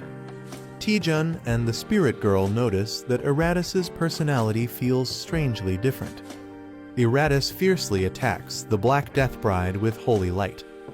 The Black Death Bride counters and grabs Eratus, overpowering him. Eratus screams in pain as purple energy surrounds him. Taejun shouts Eratus's name in shock as he is engulfed by the attack. Taejun panics, realizing even divine power isn't enough to defeat the monster. Eratus struggles to stand and tells Taejun he must survive without him. Eratus decides to burn all his remaining strength into one final attack. His sword glows brightly as he prepares to sacrifice himself. Taejun shouts in shock, trying to stop him, but Eratus charges forward. Taejun panics, warning Eratus about the cost of using the item. He cries out, saying once used, the item can never be recovered. Eratus charges ahead, holding the glowing, powerful weapon. Taejun screams in despair, knowing it's a one-time item worth 8 billion won. Eratus swings the glowing sword with all his strength. A blinding golden light floods the entire area with overwhelming power. The Holy King's gambling card is activated as Eratus strikes. Go Jin-ho watches in amazement, calling Eratus an unbelievable skeleton. He notes that Eratus can not only use holy items, but also wield the holy sword. The Black Death Bride screams in agony as the light overwhelms it. A system message announces the Black Priest is defeated and Eratus's holy durability slightly increases. Taejun scolds Eratus for using the powerful weapon too early. Eratus apologizes, explaining he only did it to protect his master. Taejun sighs, frustrated but unable to stay angry at him. He admits that despite the heavy debuff, the Holy King's star cluster's power is extraordinary. Taejun realizes recharging the Holy King's star cluster costs an astronomical amount. He jokes that it would be easier to just buy a new one because of the insane cost. Taejun pats Eratus and acknowledges his bravery and determination. He smiles and praises Eratus, saying he did a good job. Eratus feels emotional as Taejun thanks him for saving his life. Guchin Bone King notes that Eratus is stuck with a troublesome debuff. Taejun asks if he needs to take any action to fix it. Guchin advises him to simply release the summon and let it rest for a while. Guchin admits it's the first time he's seen a skeleton wield holy weapons. He says the sight reminded him of the heroes of the past. Taejun shyly smiles, thinking it was just a skeleton. Guchin sincerely thanks Taejun for everything he did. Guchin says Taejun helped stop Zhou Yangti's betrayal plan. He acknowledges that their goals aren't so different. Guchin asks Taejun if there's anything valuable left in Hwaryeong. Taejun awkwardly laughs, realizing Guchin had seen through him from the start. Taejun explains he joined Hwaryeong Guild only for his own benefit. He says he never intended to take anything from others. Taejun confirms that Hwaryeong Guild still holds value for him. Guchin quietly accepts his answer with a nod. Guchin declares in front of everyone that Taejun's abilities have been proven through the duel. He praises Taejun for defeating Jo Yangti and saving everyone from the summoned spirit. Guchun formally announces that Taejun will become the vice guild leader of Hwaryeong. Taejun is surprised and confused, not expecting this sudden promotion. Taejun is told to give his induction speech and feels awkward about it. He confidently introduces himself to the guild members. Taejun simply says he has only one thing to tell them. He shouts that everyone should protect each other's livelihood, surprising everyone. The scene shifts to Myth Guild's building shining under the sunset. News spreads that Lee Taejun has officially joined the Hwaryeong Guild as vice leader. A man feels surprised and betrayed by Taejun's decision. He blames another man for being careless and losing talented people again. The woman scolds her brother for losing talented people like Lee Taejun. She regrets not bringing Lee Taejun into their guild earlier.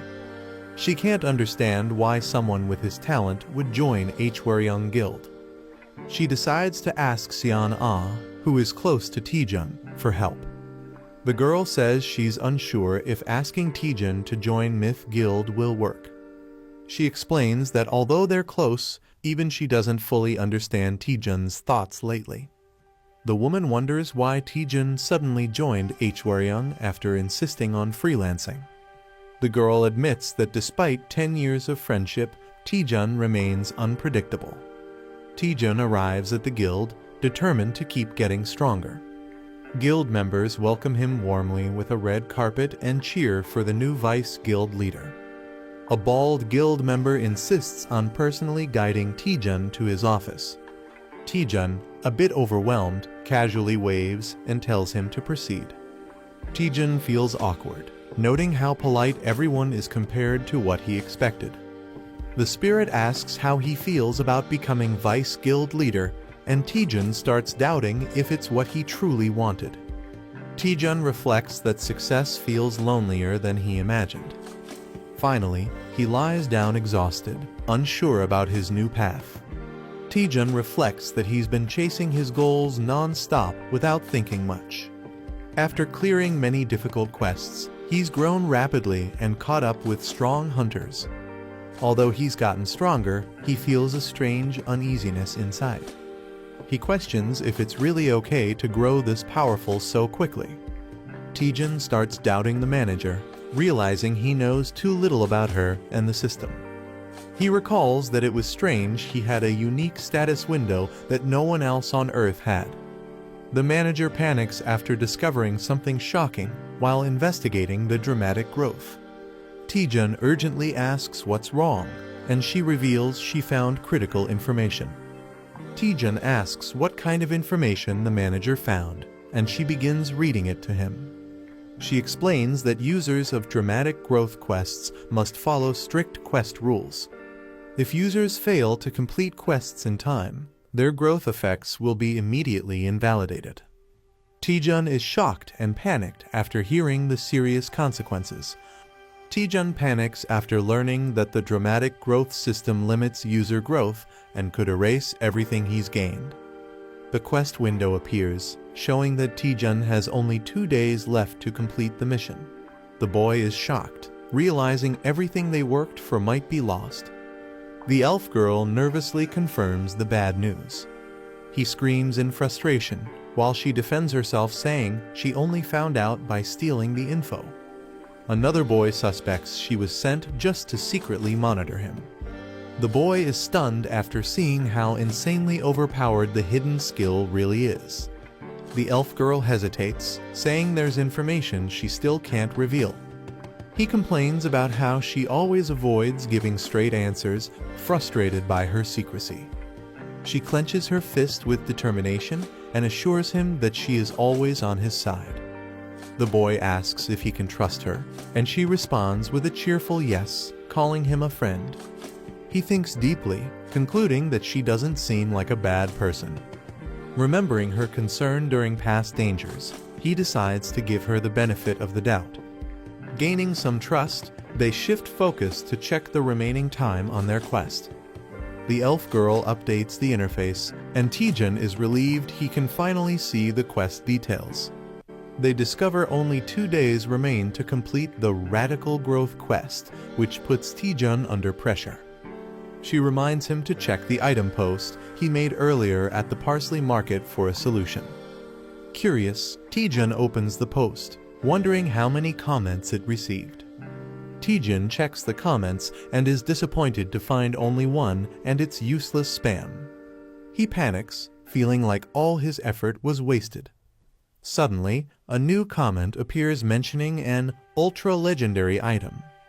A mysterious user responds, recognizing Taejun from a past encounter involving a strange staff and enhanced crystal ball. Taejun gets frustrated waiting for the slow reply while the elf girl watches over his shoulder.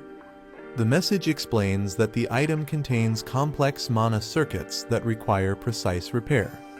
Taejun is shocked to learn he'll need at least a 7th circle mage to fix it. The mysterious commenter jokingly suggests finding such a mage, and Taejun quickly thanks them for the tip. The mysterious user logs off, leaving Taejun frustrated and wondering if he knows any 7th circle mages. They consider asking Seo Yonhwa, but she's only a 5th circle mage at best. Taejun explains that 7th circle mages are extremely rare and top tier even on a global level. As panic sets in, Taejun reveals that he might know one person who fits the requirement.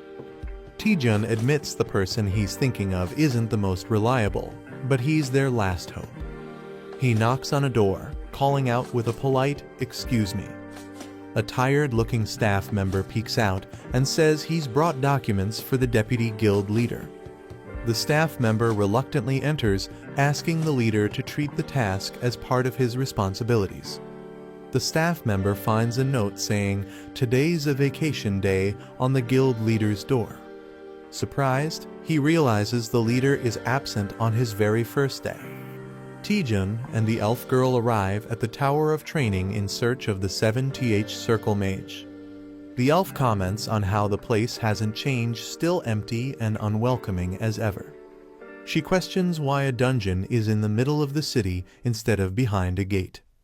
Taejun explains that the tower is actually a massive gate, and in rare cases, the surroundings adapt to the dungeon. Despite its odd location, he clarifies that the dungeon itself is just like any other. Taejun notes that the dungeon used to be a regular building, though he wasn't around back then. As they walk through the arena, he wonders aloud if the old man they're searching for has gone missing again. Suddenly, a loud explosion erupts as a muscular figure crashes down, yelling, "Trainee." Taejun and the elf are caught off guard, shielding themselves from the debris in shock. A muscular old man suddenly appears, shouting about protein and startling Taejun. Recognizing him, the old man greets Taejun warmly and praises his improved physique. Taejun explains that he's been training thanks to the old man's previous help. He then politely asks the old man to repair an item with broken mana circuits. The old man gladly agrees to fix the item as a favor to his lifesaver, surprising Taejun. Before starting, he says he wants to ask Taejun an important question. Standing tall, he asks Taejun what strength means to him. Taejun is caught off guard as the old man explains that true strength is about upholding one's convictions. The old man explains that some pursue strength by building their bodies, while others dedicate themselves to training their skills. These people devote their lives to chasing great ambitions with conviction. Pointing directly at Taejun, he demands to know what Taejun wants to become strong for. Taejun sheepishly admits he never thought about it, prompting the old man to call him a foolish youth. The old man shouts that strength without purpose is poison and leaps toward Taejun. He launches into a surprise move called Practical Compressed Muscle Training.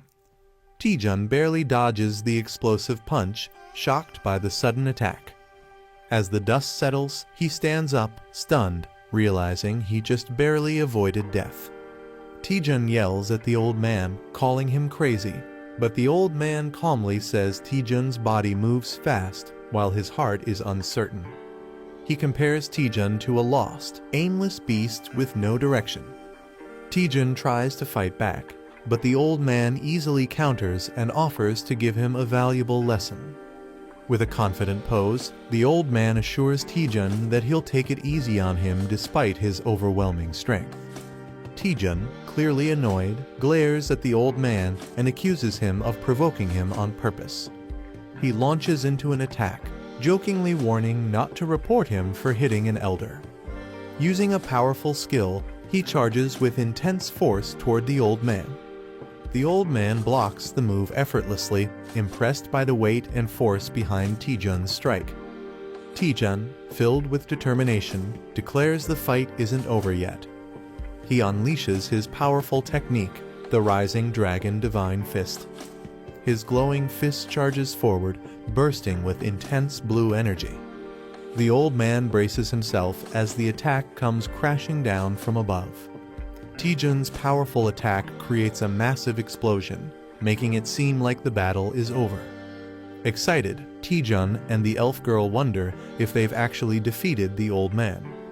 But the old man calmly reappears, praising Taejun's strength and creative combat skills. He warns them they've forgotten something crucial while Taejun focused on physical power. The old man reveals a glowing magical attack and reminds them that he's also a mage, casting Elkeroid's Fireball X. The old man confidently states he's a wizard and prepares to cast a powerful fireball. Taejun is shocked, wondering if the spell is the same as his own fireball technique. The old man explains that the fireball's power varies infinitely based on the caster's mana. He demonstrates how mana strength and quantity shape countless versions of the same spell. He then tells Taejun that while his fireball has improved, it still lacks the essence of ultimate power.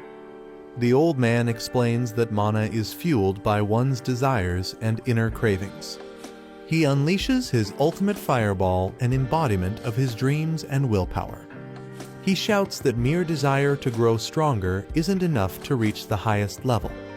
Taejun panics as the massive attack barrels toward him, accusing the old man of not going easy. The old man urges Taejun to block it with everything he has and discover his true self through the clash. Taejun questions his true reason for wanting to become stronger in the first place. He recalls the silent years he spent climbing from the bottom with no recognition. The more others belittled him, the more determined he became to improve.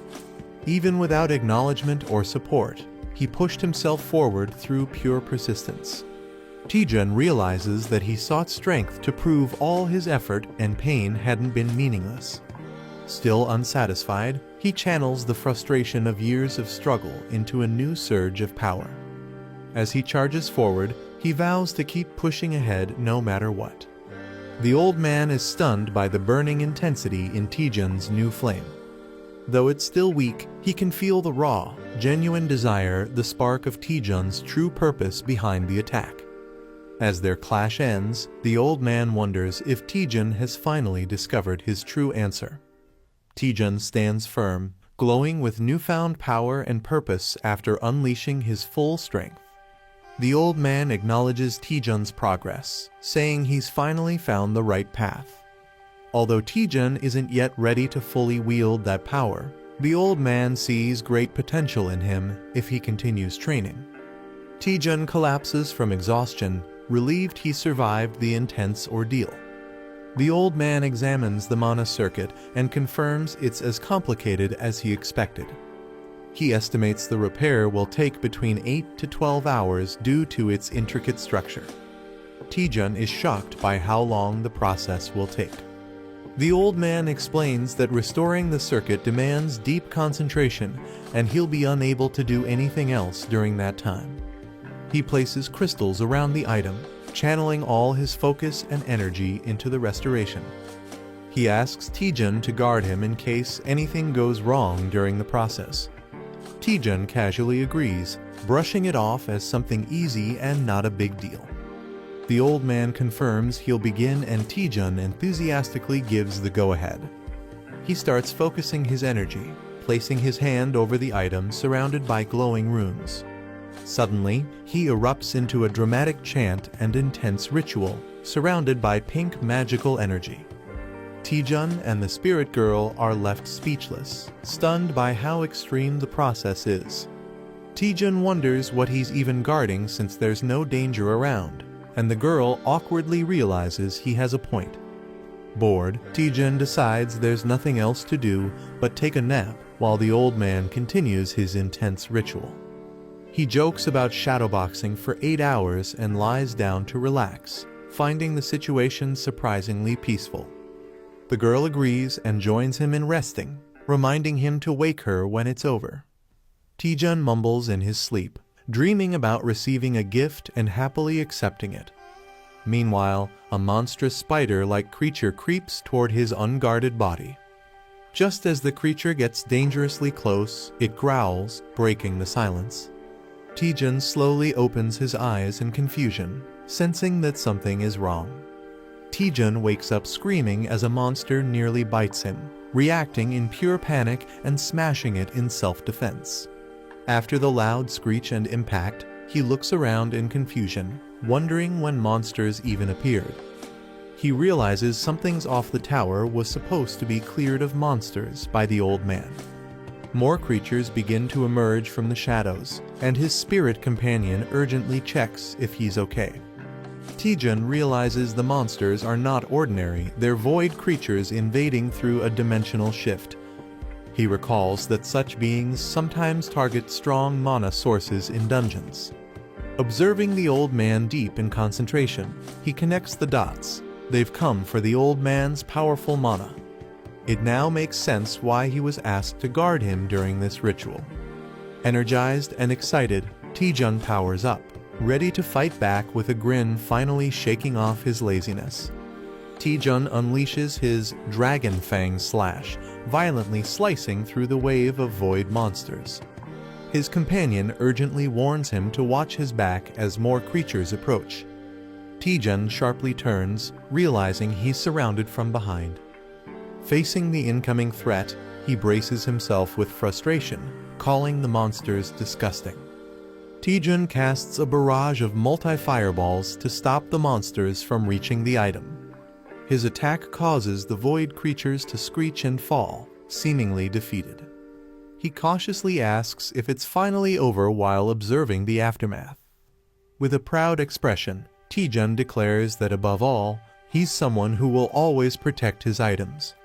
Taejun wonders where all the monsters came from, and the spirit explains they're void creatures drawn by mana.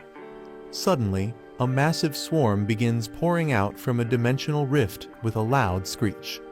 Taejun freezes in shock as he realizes just how many enemies are incoming. The spirit panics, warning Taejun about the overwhelming number of monsters, and he snaps back in frustration, already aware of the threat. Overwhelmed by the void spiders, Taejun realizes he can't fight them alone. He summons Eratus, his skeletal ally, to defend the old man during the battle.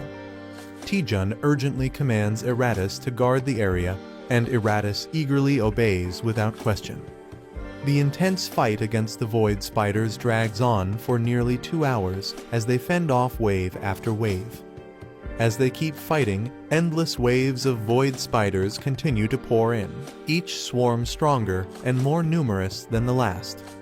After 4 grueling hours, the battlefield is filled with corpses, yet the attacks show no sign of stopping. Exhausted and terrified, Taejun begins to break down, pleading for the relentless assault to end. With fear consuming him, he cries out in despair, realizing they might all die at this rate. A massive void spider lunges toward Taejun, leaving him paralyzed with fear and exhaustion. Eratus warns him to move, but Taejun is too drained to react and accepts he can't dodge anymore. Suddenly, a powerful blast hits the spider mid-air before it can strike. Taejun, stunned and confused, wonders what just happened. As he looks back, he senses something familiar about the attack and realizes he's seen it before. A confident man steps forward, sarcastically asking who's causing chaos in the dungeon, and recognizes Taejun. Taejun is shocked to see Choi Jin-hyuk and Lee Seon-ah appear together. Jin-hyuk greets Taejun casually, smirking and asking how he's been after a long time apart.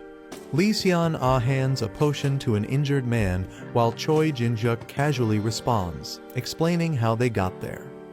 Jin-hyuk, looking frustrated, asks if they even know what's happening outside the gate. A visual flashback reveals a berserk dungeon unleashing monsters, forcing civilians to flee in panic. Still annoyed, Jin-hyuk vents about their bad luck, lamenting how a national emergency ruined their rare vacation. Taejun drinks a potion while recovering and realizes the situation after hearing the explanation. It's revealed that each dungeon has a limit to the number of monsters it can contain before becoming unstable.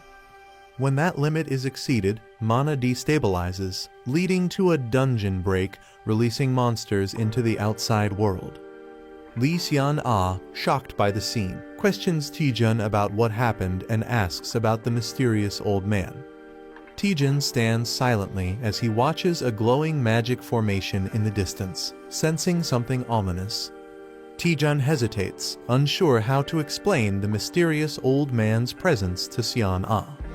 He reveals the old man is actually an NPC who guards the dungeon and is currently recovering from an injury.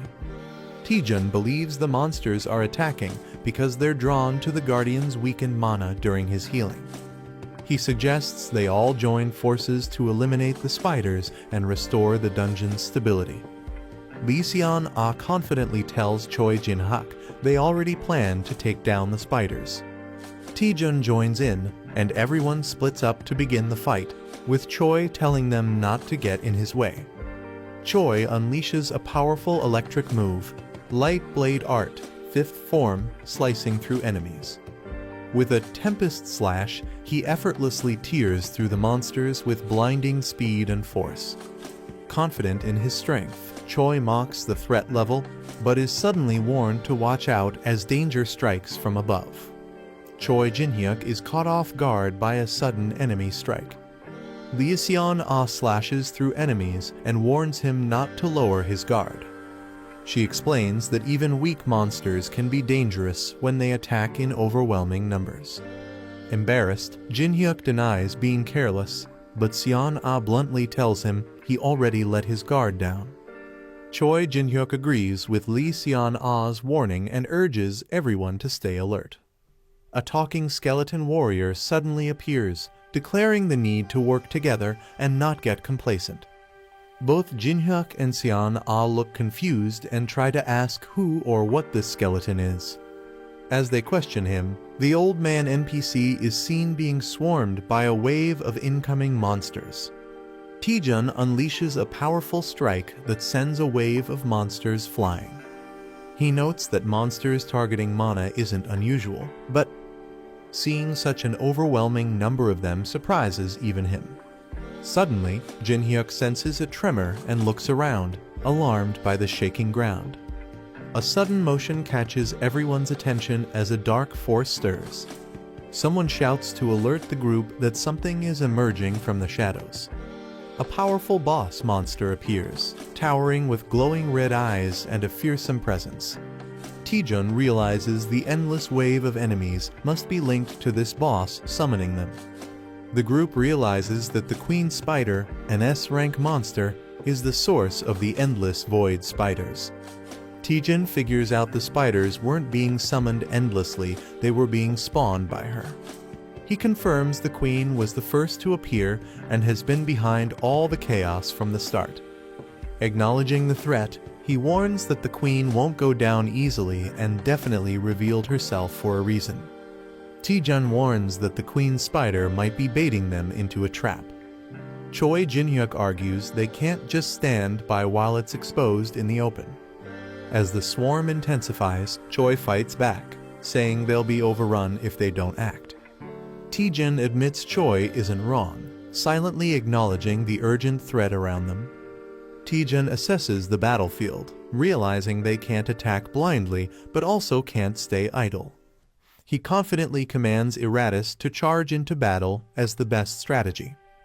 Eratus panics, questioning if his master is sending him to die, while Taejun casually shrugs.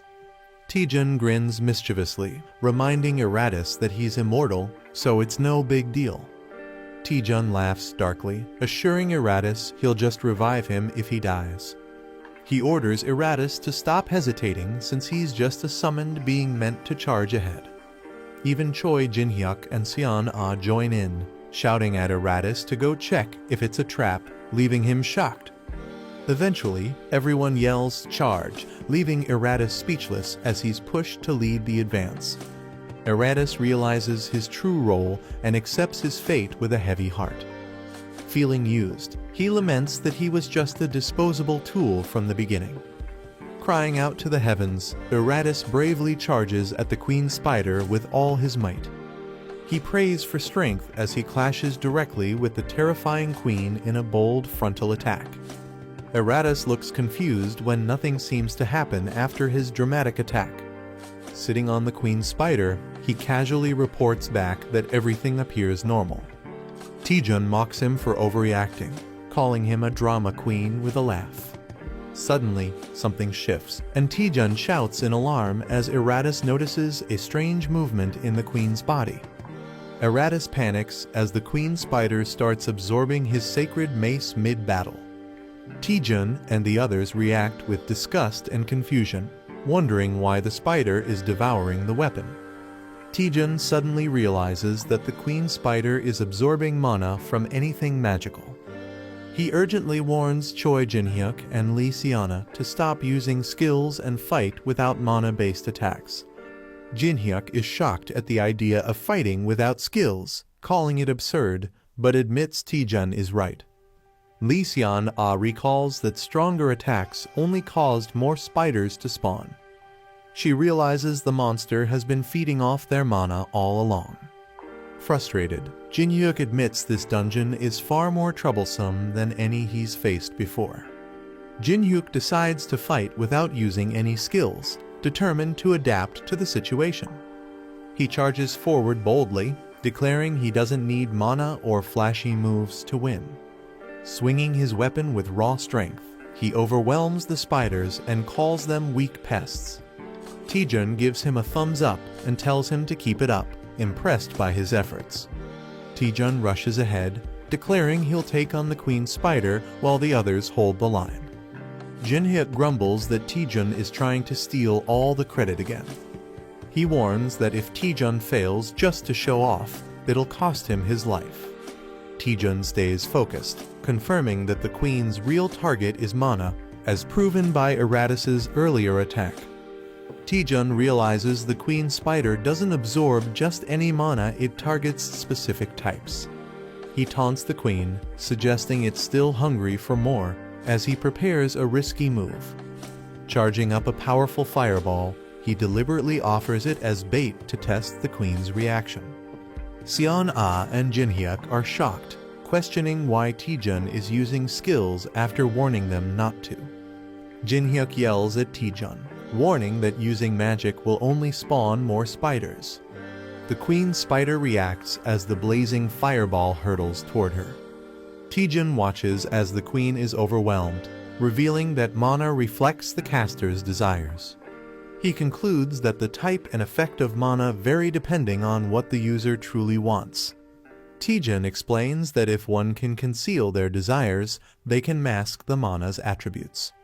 A powerful greedy fireball skill is launched, confusing Jin-hyuk with its hidden nature. Taejun mockingly offers the fireball to the Queen Spider, pretending it's a harmless gift. With a mischievous grin, he calls it a perfectly roasted fireball prepared just for her.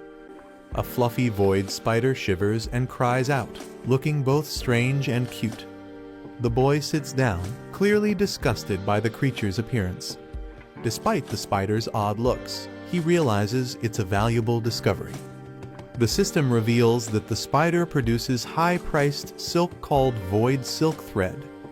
Overjoyed, the boy exclaims that it's like finding a spider that lays golden eggs.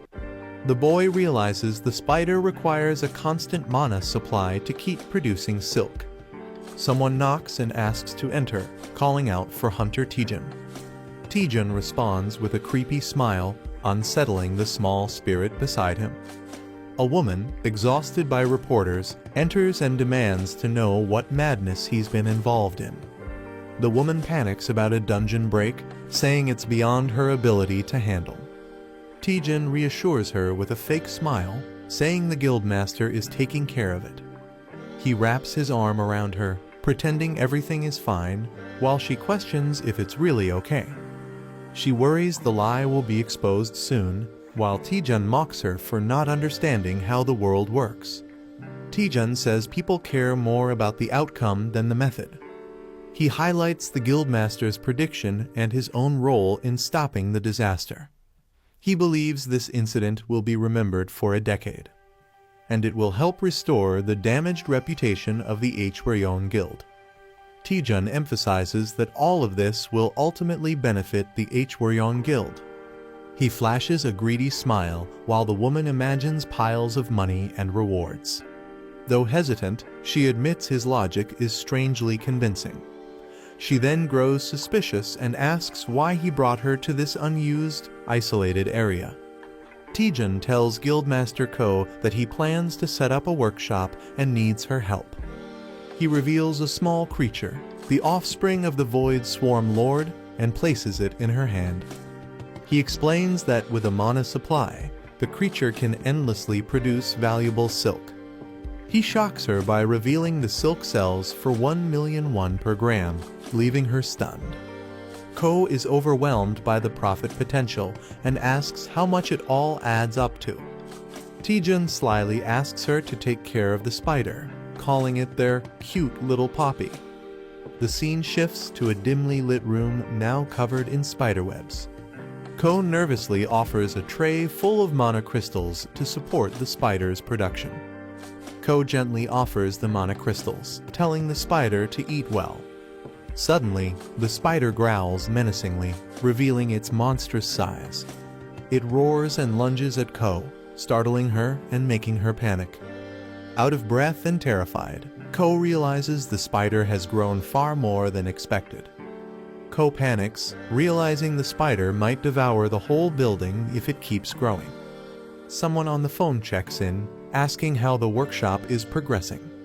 Taejun proudly replies that they've already produced a full kilogram of silk and tells them to proceed. Relaxed and smiling, Taejun allows the caller to ask a question. Ko nervously asks if the spider creature is really safe to be around. Taejun casually assures her it doesn't bite, while the creature looms ominously. He then says he'll be away on a business trip and leaves the spider in her care. Shocked, Ko demands to know where he's going. Taejun replies with a smile, saying he's visiting Dihwado, where the former guildmaster lives. Ko is shocked to hear Taejun plans to visit Dihwado, a highly restricted danger zone. She explains it's a Class 1 area that requires special permission from the Union. Normally, only those with clearance from her uncle or an authorized escort can enter, but she can't reach him. Taejun casually acknowledges the issue, pretending to take it lightly while lounging in his chair. Ko assures Taejun that she has connections and will find a way to handle the situation. She asks if he has urgent business with his uncle and why he's suddenly going to Dihwado. Taejun casually replies that as the new vice guildmaster, he wants to formally introduce himself. He smirks, adding that he heard his uncle has prepared a special gift for him. A system notification appears, assigning a quest to learn a blood magic skill within 4 days and 13 hours. The character realizes the urgency and decides they must act immediately. The scene shifts to the Chunjeon Guild building under a clear sky. Inside the guild, a woman grants permission to enter after someone asks to come in. Taejun enters and greets Representative Seo Yeonhwa with a smile. She warmly welcomes him and asks how he's been doing lately. Reading the news, she mentions his recent feat of stopping a dungeon break. Curious, she jokes about how he's always involved in major incidents, and Taejun laughs it off, calling it luck. Seo Yeonhwa expresses regret, saying she would have tried harder to recruit Taejun if she'd known he'd join the Hwaryong Guild. She explains that not just she, but many others were disappointed by his choice. Taejun humbly reacts while she acknowledges his accomplishments make the disappointment understandable. She then jokes about other guild leaders getting drunk and singing in frustration over losing him. Seo Yeonhwa says Taejun's interest in dark magic explains why he joined the Hwaryong Guild. She asks why he came to visit her today, and Taejun begins to explain. He reveals his plan to visit Dihwa Island, but admits he can't go without an S-rank companion. Taejun then politely asks if she would accompany him on the trip. Seo Yeonhwa apologizes, saying she can't join Taejun due to prior commitments. Taejun panics, thinking her refusal ruins his entire plan. She clarifies that she can assign another guild member to escort him instead. Realizing he can still proceed, Taejun lets out a big sigh of relief. Seo Yeonhwa gives Taejun a gift as thanks for resolving the exam manipulation case.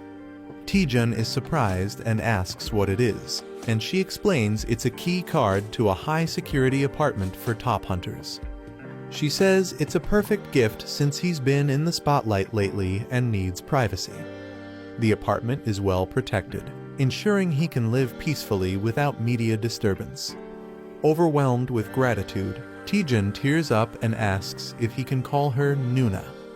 Seo Yeonhwa laughs and playfully says she's not old enough to be called Nuna.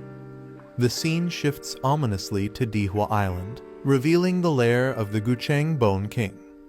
A dark presence stirs inside the lair, declaring that the time has come. The Bone King ominously states he can no longer suppress his thirst, hinting at an impending threat. A dark, monstrous figure demands blood, threatening terrible consequences if it's denied. The shadow warns it will devour the man's entire body as blood tendrils start to engulf him. The protagonist arrives near Dihwa Island with only 3 days and 14 hours left on the quest. He realizes he must master blood magic within 2 days to meet the deadline. Even learning from the Gucheng Skeleton King might not be fast enough. The reward for success is unlocking the feature horizon of Communication Ver 1.1. The protagonist asks Administrator Mia if a single skill can interfere with the system's status window. He brings up past incidents like the Spell Dispel and QR scanner being added through shocking growth. He questions if it's acceptable for a skill from one employee to tamper with the system. Mia admits she reported it to higher-ups, but they didn't take any special action. Her only instruction is to monitor the situation unless something unusual happens.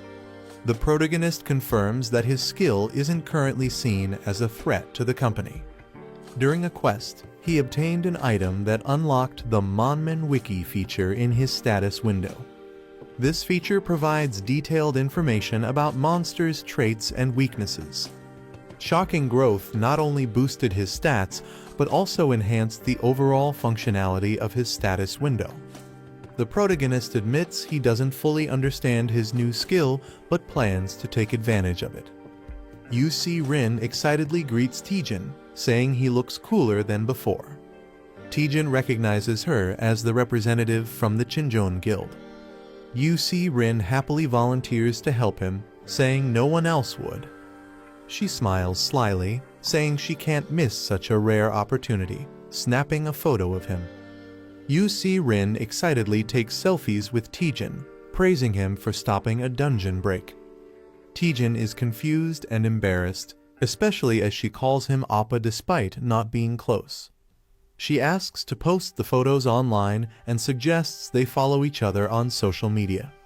Suddenly, a man dashes in, loudly greeting Taejun with exaggerated respect.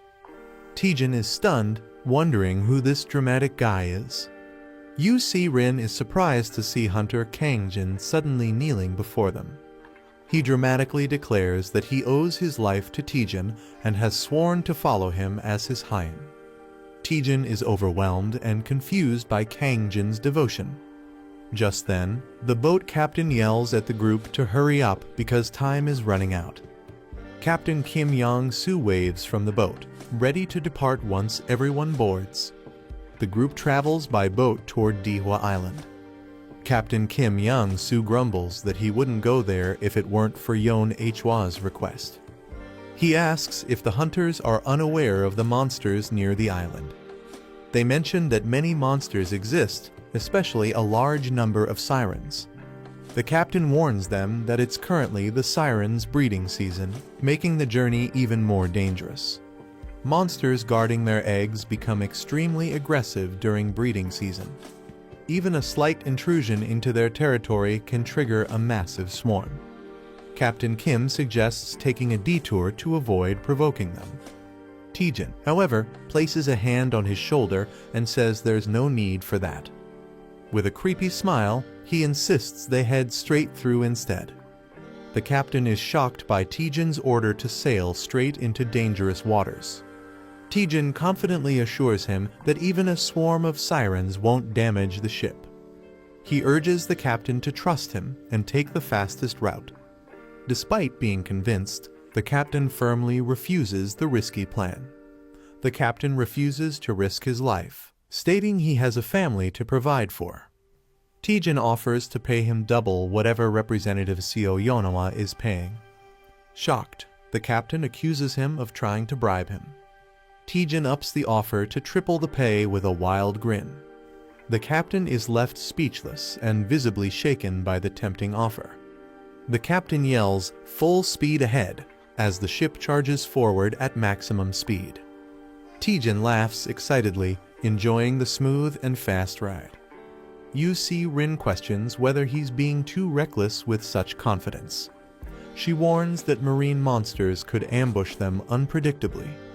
Taejun acknowledges the risk but tells her not to worry, assuring her he's got it handled. Taejun uses the radar system and confidently announces he knows the exact positions of the enemies.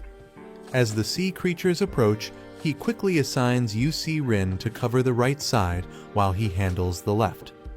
Hostile monsters leap out from both sides of the boat in a sudden ambush. Rin is shocked that they appeared exactly as Taejun predicted. Empowered with lightning magic, she admits she doesn't know how he did it but prepares to fight. Rin launches a powerful ice arrow, committing to trust Taejun and fight. Taejun instructs her to wait until the monsters get close before attacking. As the creatures leap onto the ship, Taejun prepares a fiery counterattack. He activates a new attribute called Power Strike, added to his Rising Dragon Fist skill. This ability ignores 50% of the monster's physical defense, dealing massive damage. Smirking, Taejun remarks that it'd be a waste to just toss them back into the sea. Taejun grins wildly and decides to collect mana stones from the fallen monsters. As he hums while gathering them, Kangjin watches in awe. Realizing Taejun really uses the Rising Dragon Fist, Kangjin confirms the rumors were true. Taejun notices Kangjin staring and awkwardly wonders how long he's been watching. Kangjin explains that his Rising Dragon Divine Fist is different from Taejun's martial art. He suddenly declares Taejun as his official rival and pokes his forehead dramatically. Taejun is confused and annoyed, wondering why Kangjin decided this on his own. Without warning, Kangjin charges toward a dangerous area to prove his strength. The scene shifts to Dihwa Island, where a mysterious man stands on the shore. He is shocked to hear that Hunter Lee Taejun is arriving on the island today. Angrily, he demands to know why he's being informed so late. The woman on the call nervously explains she couldn't reach their great-uncle earlier. A woman is scolded for not using the crystal sphere to communicate due to Dihwa Island's poor signal. The old man realizes Taejun's arrival is badly timed and worries others will target him. Determined to act fast, he sails toward the island, apologizing to the Gucheng Skeleton King for being late. He jokes that the sea was too full of fish and delayed him. Meanwhile, Taejun confidently greets the Skeleton King,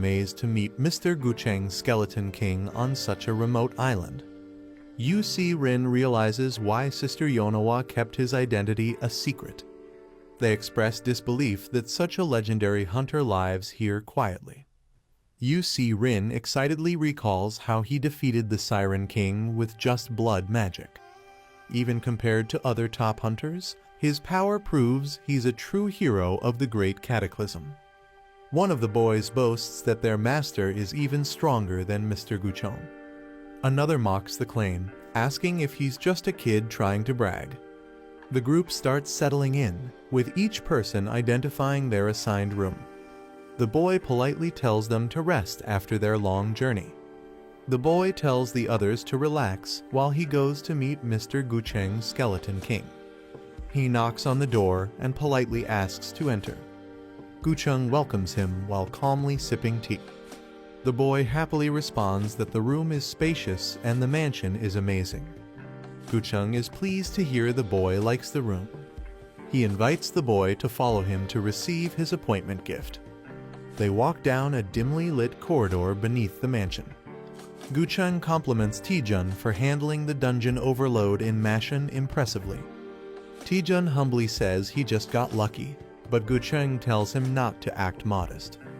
Taejun insists the Hwaryong guild master worked harder and still does. Gucheng mocks his own nephew, calling him useless.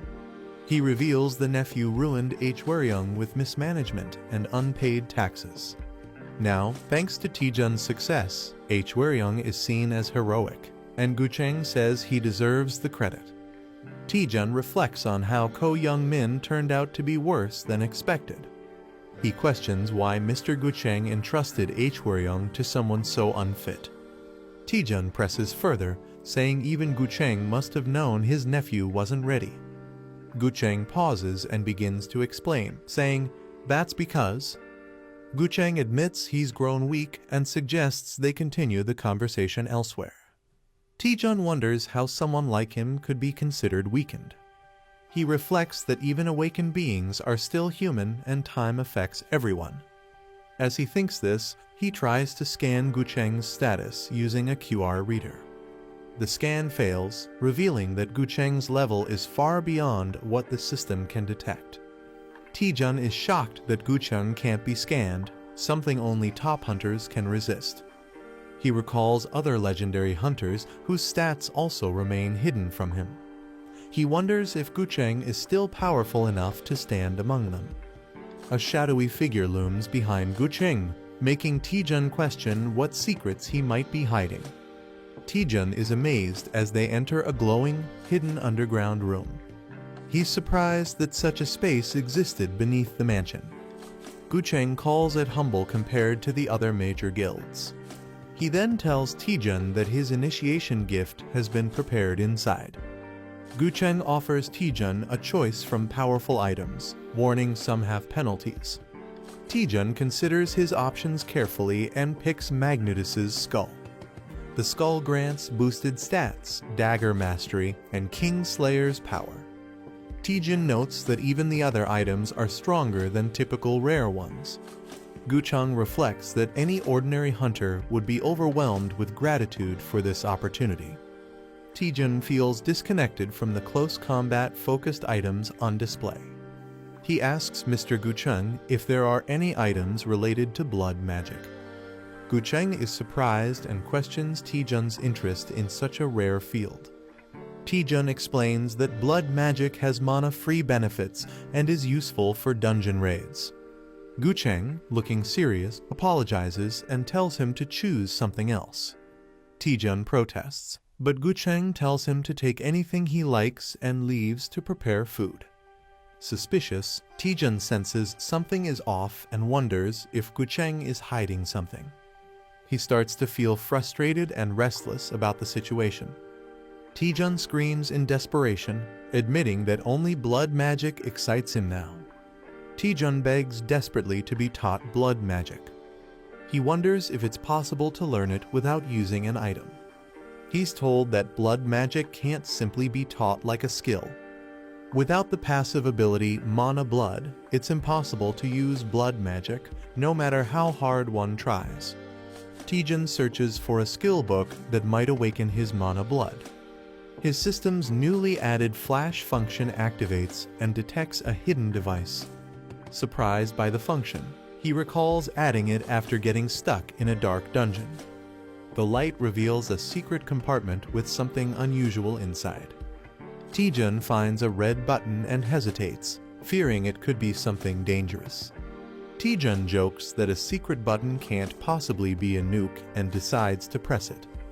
With a playful grin, he pushes the button, saying it's all or nothing. Suddenly, sirens blare and an air raid warning goes off, startling both him and the spirit. They rush toward the sound and discover a glowing device as Taejun mutters, "This is..." Taejun finds the Codex of Blood, a forbidden book that grants mana blood and enables blood magic. Delighted, he clutches it like a treasure, calling it "my honey." At dinner, Gucheng questions his choice, calling it underwhelming for an initiation gift. Taejun insists it's perfect for him, especially because he needs mental contamination resistance. He also receives Banjir's Onyx, which boosts his stats and grants resistance to mental corruption. Gucheng accepts Taejun's choice and calmly ends the dinner, telling everyone to rest for the night. The group thanks Gucheng for the delicious meal and leaves the dining hall. As night falls over the island, something ominous begins to stir. A mysterious hand drenched in blood appears, and a voice reflects on past memories involving Gucheng's Skeleton King. A dark entity confronts Gucheng, claiming Lee Taejun seeks to learn blood magic. It reminds Gucheng of his own past desire for power and accuses Taejun of having the same hunger. Gucheng resists, shouting that Taejun has nothing to do with the entity. The entity reveals that Taejun has already found the Codex of Blood, the key to forming a blood magic contract. Shocked, Gucheng realizes Taejun might already be on a dangerous path he tried to avoid.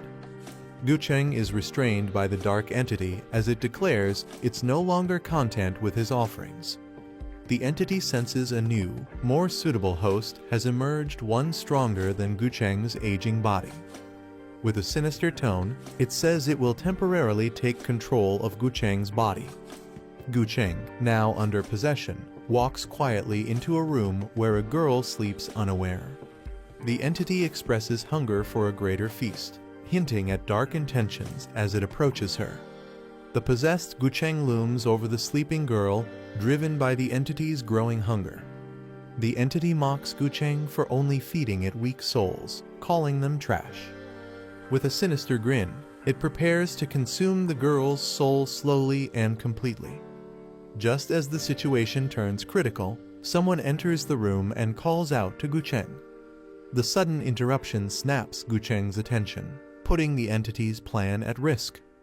Taejun walks in, catching Gucheng off guard while he's dangerously close to the unconscious girl. Bowing in guilt, Taejun confesses that he couldn't sleep due to the dishonesty about his initiation gift. He admits he lied about his true desire and wasn't entirely honest with Gucheng. Finally, Taejun reveals the real object he wanted all along, the Forbidden Codex of Blood. Taejun apologizes for taking the codex without permission, explaining he has a powerful reason to learn blood magic. He declares that his motivation is so strong, he's willing to give up everything to achieve it. Gucheng, concerned, warns him that blood magic is far more dangerous than he can imagine. He questions whether Taejun is truly prepared to bear the enormous cost that comes with such forbidden power. With unwavering resolve, Taejun grips the codex and affirms that he's always been ready to face whatever price it demands.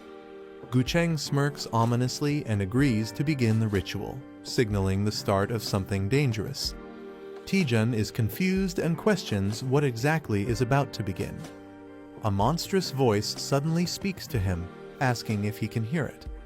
Taejun recoils in shock as a massive dark entity introduces itself as a legendary blood sorcerer. The entity declares it once ruled over countless deaths, and now it's the one who will grant Taejun a new and terrifying power. The dark entity announces that it will now reside within Taejun's body and demands a small amount of energy to stay alive. Taejun is alarmed as tendrils shoot out from the codex and begin wrapping around him. He panics, realizing this possession wasn't mentioned in the agreement. The demon dismisses his concerns, laughing and saying it's too late to turn back now. As the cursed book glows with runes, the contract begins, binding Taejun's body to the ancient sorcerer. The entity forcefully begins fusing with Taejun's body, claiming his flesh as its own. Taejun struggles and cries out, but the synchronization starts regardless of his resistance. The entity mocks Taejun, pleased with the superior vessel compared to its old one. As the possession takes hold, Taejun briefly smirks, revealing he hasn't fully lost control. Laughing maniacally, Taejun surprises the entity, leaving it confused by his unexpected reaction. Taejun bursts into uncontrollable laughter, moving chaotically as the entity inside him panics. The sorcerer, now trapped, screams in confusion, realizing he can't control Taejun's body at all. A man screams in panic as his body moves against his will. He discovers a magic book hidden deep within a secret location. The girl's spirit feels uneasy and warns him not to touch it. He realizes the Skeleton King never meant for anyone to read this dangerous book. Blood magic backfires on a man, causing him intense pain and risking his life. The boy is shocked as his eye glows, sensing danger from the book. The book reveals it's a unique forbidden text that unlocks blood magic at a deadly cost. He finds it unusual for a magical item to clearly warn about its risks. He nervously wonders just how dangerous the book's price truly is. The boy asks if powerful items like the book exist in other dimensions. The manager explains that ancient tomes are usually collected by experts. She suggests getting the book appraised at Parsley Market. The boy remembers and agrees to check Parsley Market. They begin connecting to the Parsley Market system for appraisal. The boy posts a question online asking for information about the mysterious item. He learns that sharing more details could lead to better rewards. A user named Knowledgeable Wanderer quickly requests a chat. When asked if he's selling it, the boy replies he wants to check its details first. The boy chats online and learns the book is a soul-bound codex. He's told the book grants skills, but at the cost of the user's life. Shocked, he realizes his life might be the price. He anxiously asks what that actually means. When a contract is signed, the mage's consciousness merges with the user's body. This allows the user to access the mage's magic without limits. The boy realizes the book lets someone overwrite another's mind. But he's told the book is outdated and considered trash. Modern systems would block it instantly due to security risks. The boy smirks and says thanks after learning about Magic System 2.0. He promises to send a generous reward with a creepy grin. Suddenly, he hacks into the system, triggering an alert. The attacker laughs, thinking he's winning, but a virus is detected. Shocked and burning, he realizes too late that something has gone terribly wrong. The intruder is denied access and panics, realizing the system isn't normal. He suspects everything was a setup from the beginning. A fiery force strikes and sends him flying violently. Stunned and confused, he utters Lee Taejun's name, demanding to know who he really is. The firewall blocks the virus, preventing the system from being hacked. The attacker watches in disbelief, thinking the outcome is impossible. He mocks the failed attack, calling it pathetic until the end. The boy grabs the magic book with confidence, ready to claim it. A golden glow appears as he successfully acquires the Tome of Heavenly Blood and gains the passive skill Blood Magic. Lee Taejun unlocks a new feature called Horizon of Communication after completing a quest. He thinks the new function seems useless at first. Someone rushes to him in concern, asking if he's okay. Smiling, he reassures them and checks on the Skeleton King's condition instead. The older man is shocked, insisting he saw a demon's soul enter Lee Taejun's body. He questions why nothing seems to be happening afterward. He's confused how Lee Taejun is unaffected despite making a contract. Surprised, he asks if Taejun defeated Azazel on his own. Smiling, Lee Taejun replies that he simply chose not to listen to the demon. The man is shocked as Lee Taejun explains he broke the contract at the last moment. Taejun says the demon's soul was rejected from his body. He refused to sell his soul, no matter how powerful blood magic is.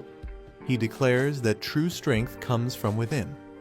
He jokes that the demon might now be lost in the afterlife, searching for a new host. The older man realizes the dark voice haunting him has vanished. He's amazed that Lee Taejun removed it with such a simple method. He thanks Taejun, recalling how he struggled with the contract for 30 years. During the Great Cataclysm, he had made a dark pact to protect the world. Now, he reflects that Taejun has shown him a better path. Mr. Gutchen reflects that none of the power he wielded was truly his. Lee Taejun acknowledges the heavy burden Gutchen has carried for so long. He reassures him that even without blood magic, he's already strong. Taejun gently urges him to finally let go of that burden. Suddenly, a girl complains about the noise, waking up and interrupting their moment. The girl wakes up and panics upon seeing Lee Taejun and Mr. Gutchen in her room. She yells, demanding to know why they're both there. Taejun awkwardly laughs, trying to explain the misunderstanding. Embarrassed and fuming, the girl hides under her blanket in frustration. Everyone panics as a terrifying sound echoes through the room. A sinister voice calls them foolish mortals, declaring its immortality. It claims that without a vessel, it still cannot be destroyed. The demon vows to be reborn using their flesh and blood. A monstrous, heavenly blood tree begins to emerge, summoned by blood mages. The group is stunned as they realize the massive figure is actually a tree. The system identifies it as the Thousand Blood Tree, a powerful blood sorcery entity. It reveals that summoning it usually requires 100 human sacrifices. Since no humans are present, Lee Taejun deduces the caster sacrificed himself. A sinister beast with glowing red eyes appears, confirming the dark ritual's result. Silver Fang beasts suddenly charge in, roaring as chaos erupts. The girl panics, shocked by the arrival of the strange tree and monsters. Mr. Gutchen declares they can't ignore the growing threat. He orders the girl to wake up hunter Kangjin immediately for support. The enemy, still hungry after consuming countless souls, continues its advance. The monstrous tree begins absorbing all life around it, expanding its reach. Mr. Gutchen calls it greedy and prepares to fight using a massive bone weapon. A panicked hunter demands to know what's going on. Another fears that a gate has opened nearby, worsening the situation. Lee Taejun steps forward, ready to explain everything before it's too late. Lee Taejun explains that the monstrous tree is the remnant of the blood mage who once haunted Mr. Gutchen. He thought the mage had vanished after failing to form a contract, but somehow it returned. The girl is shocked that such a terrifying being could come back in this form. Mr. Gutchen confesses that all his past power came from that demon's blood magic. Another hunter expresses regret, ashamed of being called a hero despite the dark truth behind his strength. Mr. Gutchen is told not to belittle himself, as he's still a hero without blood magic. Magic users prepare to handle the incoming Silver Fangs with confidence. One of them casts a freezing spell to intercept the beasts. Lee Taejun notices something unusual about the enemies. He warns everyone that these Silver Fangs are not ordinary monsters. The Silver Fangs look normal, but are powered up by blood veins and buffs. They have magic absorption and healing, making regular attacks useless. Lee Taejun says they must destroy the tree first, or the battle won't end. He wonders if there's a way to completely eliminate the Thousand Blood Tree. Unfortunately, the tree's regeneration and passive skills make it nearly indestructible. Lee Taejun thinks hard, unable to find any weakness in the monster. Then he confidently says there must be one, and he knows a way. He asks everyone to trust him and buy time by handling the Silver Fangs. Mr. Gutchen agrees and prepares to fight, ready to show his skills again. A powerful green energy strike slams down as the battle begins. A creature emerges from the ground, relieved that the parasite on its body is gone.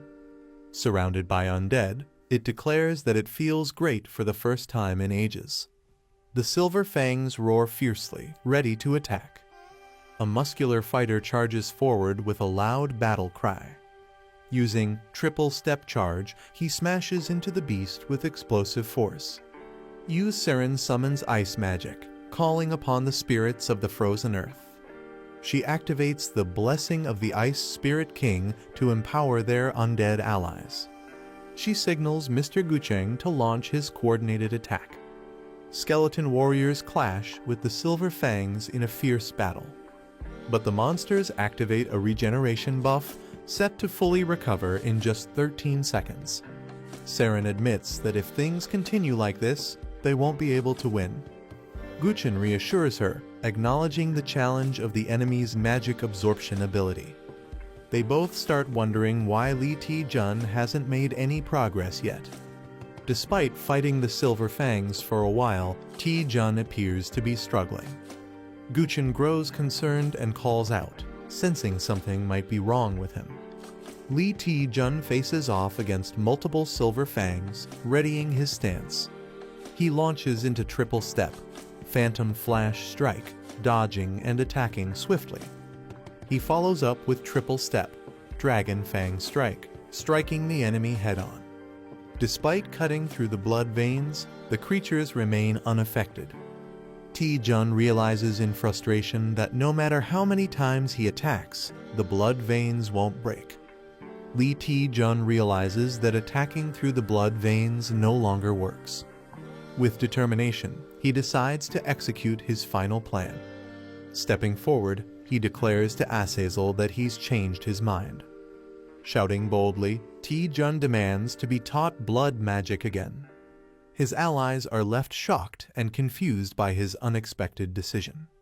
Li Ti-jun boldly mocks the monster, praising blood magic as unbeatable.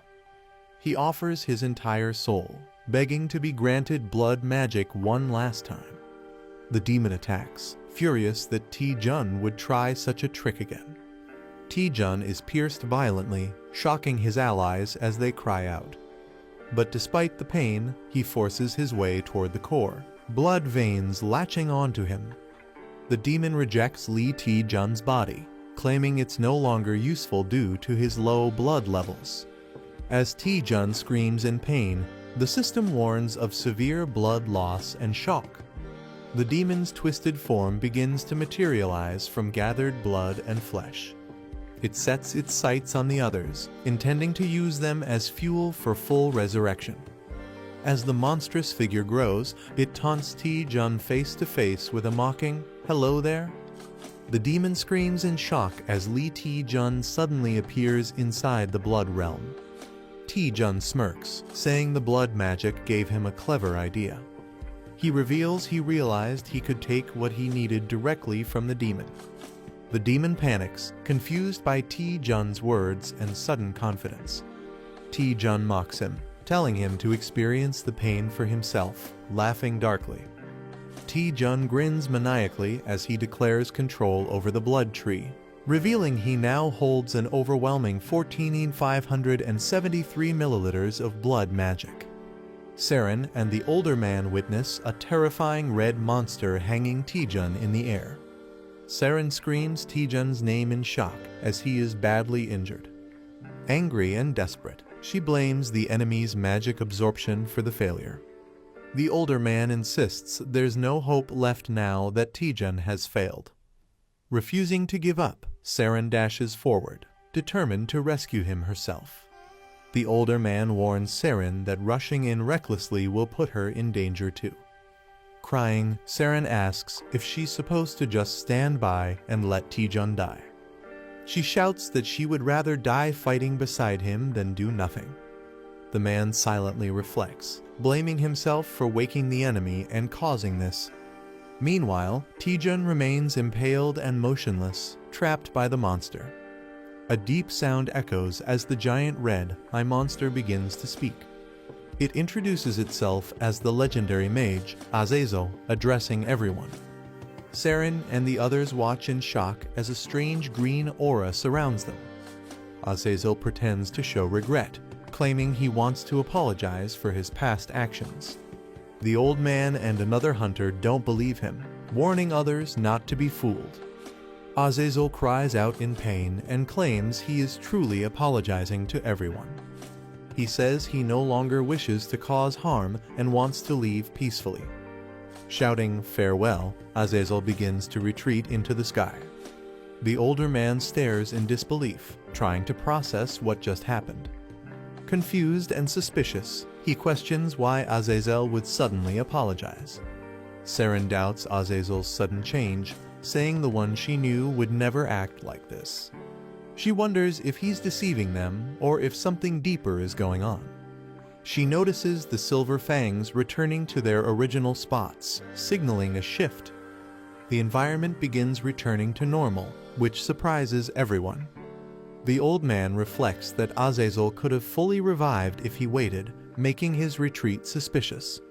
Someone notices a hidden figure near the tree and starts to suspect something. They wonder if everything that happened was part of a larger plan. A man laughs from the center, joking about the situation being like an avatar blind date.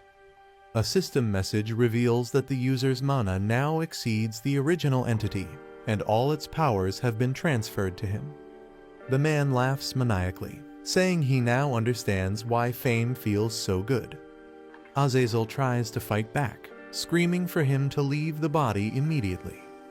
The man refuses and tightens his grip, mocking Azazel as he takes control. He uses blood magic to drain Azazel's power and claims its payback. A system alert appears, warning that the 1,000 blood wood can no longer be sustained due to low blood supply. The 1,000 blood wood begins to collapse, its power unraveling violently. Azazel is shocked, unable to believe a human could take control of his power. He laments that if he had just a bit more time, he could have fully revived. Screaming in frustration, Azazel fades as the blood supply completely runs out. A system message confirms the entity has been fully deactivated due to blood loss, and the sky starts to clear. Blood is transferred from the 1,000 blood wood to Taejun, stabilizing his condition. Taejun coughs and gasps, realizing he barely made it out alive. Looking at his hand, he reflects on how dangerous blood magic truly is. Saren and the others rush toward him, overjoyed that he survived. Saren hugs him tightly, crying in relief that he's alive and safe.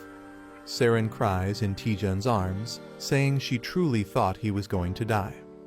Taejun smiles and says he was just unconscious for a bit. Embarrassed, he politely asks her to let go while they talk, making Saren flustered. Saren quickly apologizes and tries to change the subject. She wonders if Azazel truly changed, noting that he restored the silver fangs before vanishing. The group admits they don't understand Azazel's actions, but are glad things ended well. Hangjin proudly claims all the credit, saying it was thanks to him. Saren and Taejun give awkward smiles, clearly not taking him seriously. The elder approaches Taejun, saying he has many questions after witnessing his actions. He acknowledges that while strength matters, what Taejun achieved tonight was something no solo hunter could have done alone. The old man hints that an unknown entity might have helped Taejun during the battle. He smiles and admits he can only guess, hoping Taejun's hidden power continues to grow. Taejun nervously thanks him while thinking the old man might have figured something out.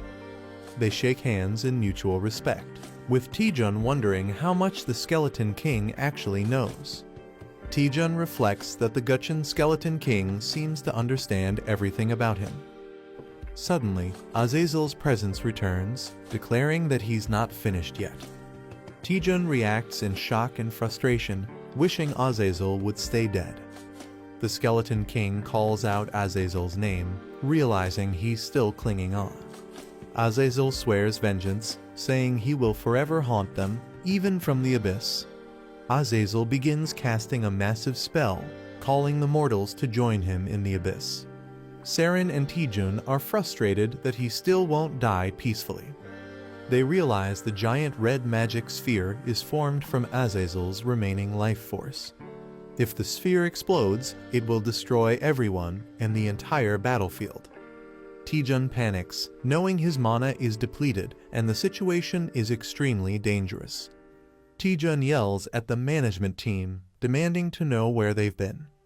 They respond that they were conducting investigations and assure him there's no need to worry now. Suddenly, something strange happens and Taejun turns, asking, "What is this?" Time itself appears to have stopped, confusing everyone present.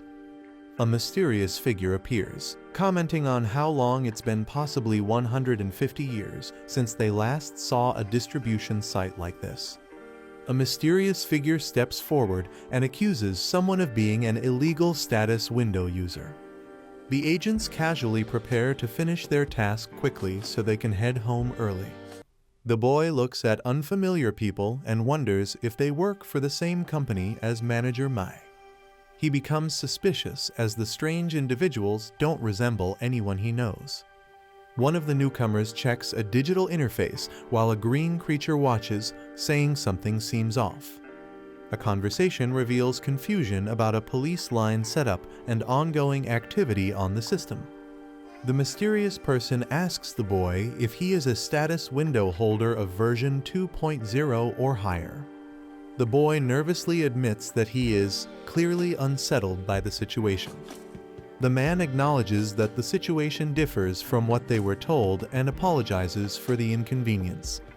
The boy calmly asks them to explain what's going on instead of worrying about the disturbance.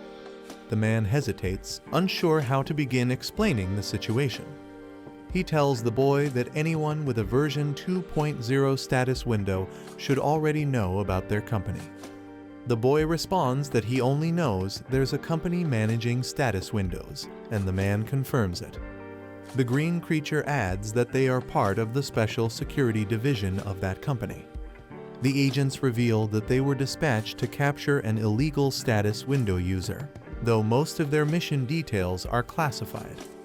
The boy is shocked to hear the term illegal status window user and begins to piece things together. They confirm that the individual is wanted for trying to misuse the system for personal gain. While the exact reason remains confidential, they explain the suspect tried to exploit status window functions. The boy recalls hearing vaguely about the company, but never imagined meeting anyone from it besides Manager Mai. He realizes Manager Mai might not have been lying after all, as he reflects on her overtime work and hidden duties. The green slime politely asks to speak, but is scolded for interrupting the superior officer. Suddenly, the red creature begins breaking out of containment, alarming everyone present. The enraged red entity screams in confusion, accusing the humans of summoning attackers.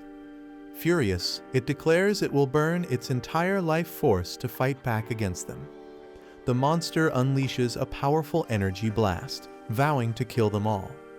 The agents quickly prepare for battle, realizing they've spent too much time talking.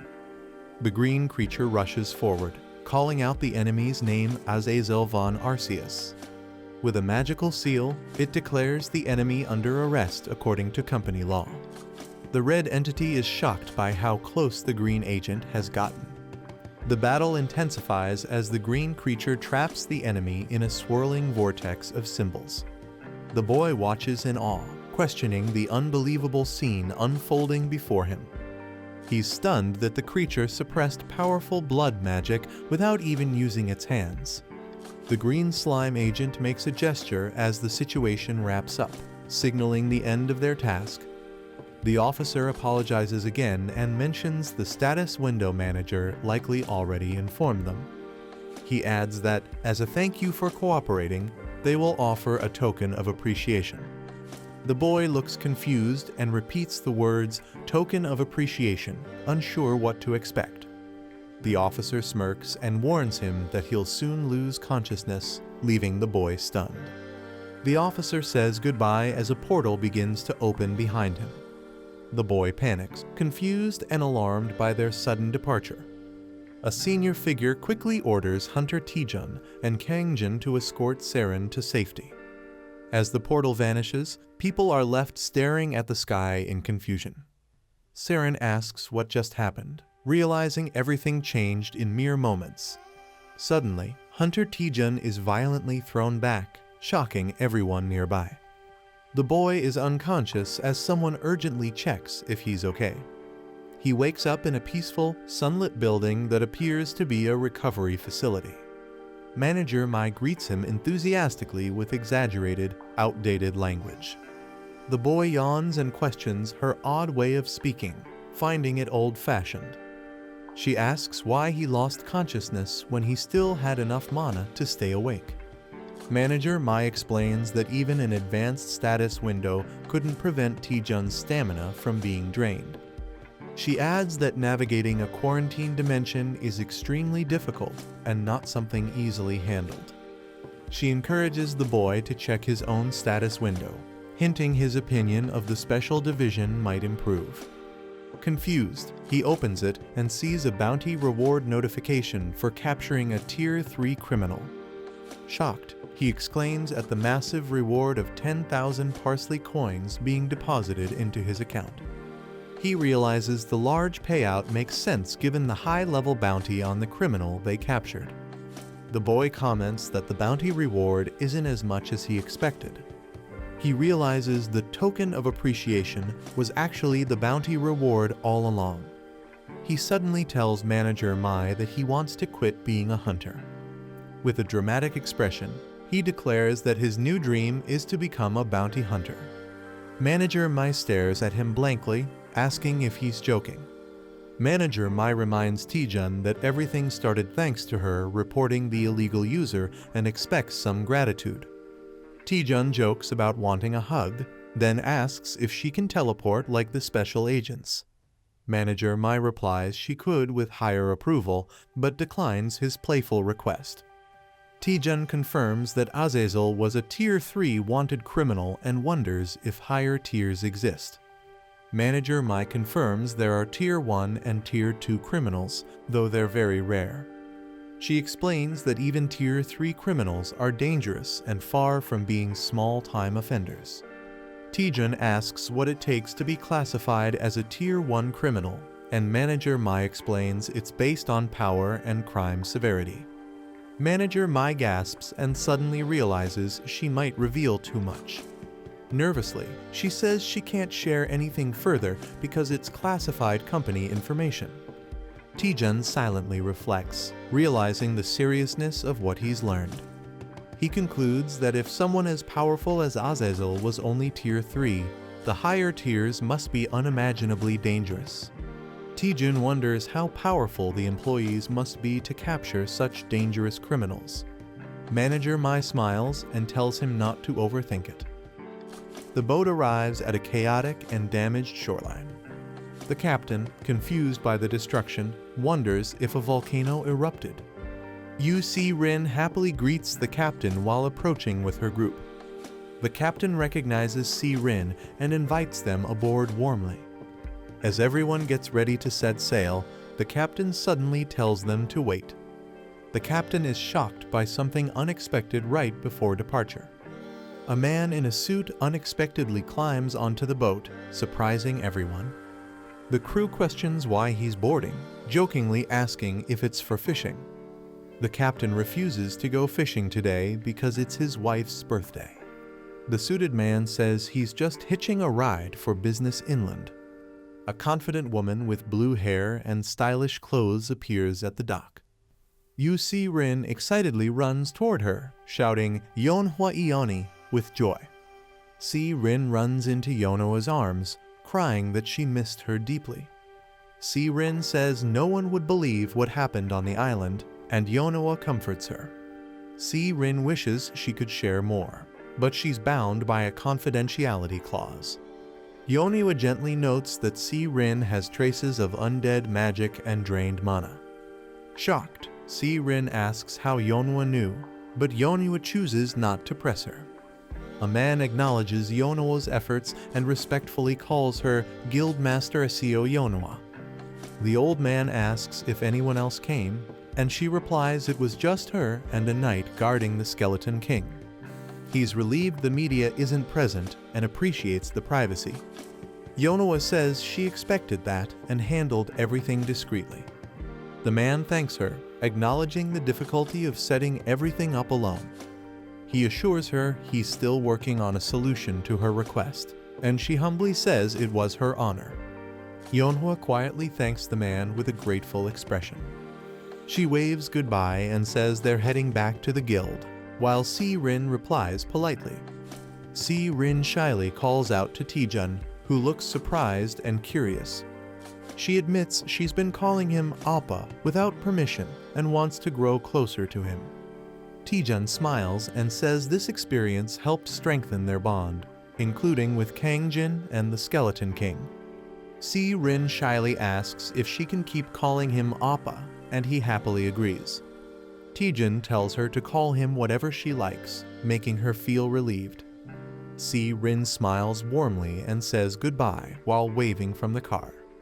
As the car drives off, Hangjin runs after it, begging to hitch a ride too. He respectfully addresses Taejun as Master T and compliments his martial skills. Hangjin passionately declares that he will surpass Taejun the next time they meet. He runs off dramatically, shouting adios, while Taejun watches silently. The older man tells Taejun they should move quickly since everything is ready. He then asks Taejun if he's prepared to be the center of attention. Taejun is surprised for a moment, but quickly regains his composure. With confidence, Taejun responds that he's always prepared. A press conference is being held for the return of the Gutchen Skeleton King. The reporters prepare in excitement as the event banner is revealed. Cameras start flashing the moment the Skeleton King appears on stage. A shocked reporter recognizes someone and quickly zooms in. Everyone is surprised to see Lee Taejun on stage with the Skeleton King, questioning his involvement. Reporters are surprised that the Skeleton King looks normal, unlike the rumors. He asks the media to lower their cameras and promises a cue and a later. He explains that although he's back, he won't return as a hunter. Instead, he plans to train a successor to inherit his rare blood magic. He reveals that his chosen successor is none other than Hunter Lee Taejun. The audience is shocked, whispering that Taejun is learning blood magic and must have had a deeper reason for joining Whirling. Reporters agree that someone like Lee Taejun is worthy of the Skeleton King's trust due to his high standards. One reporter calmly notes that everything happening was within expectations.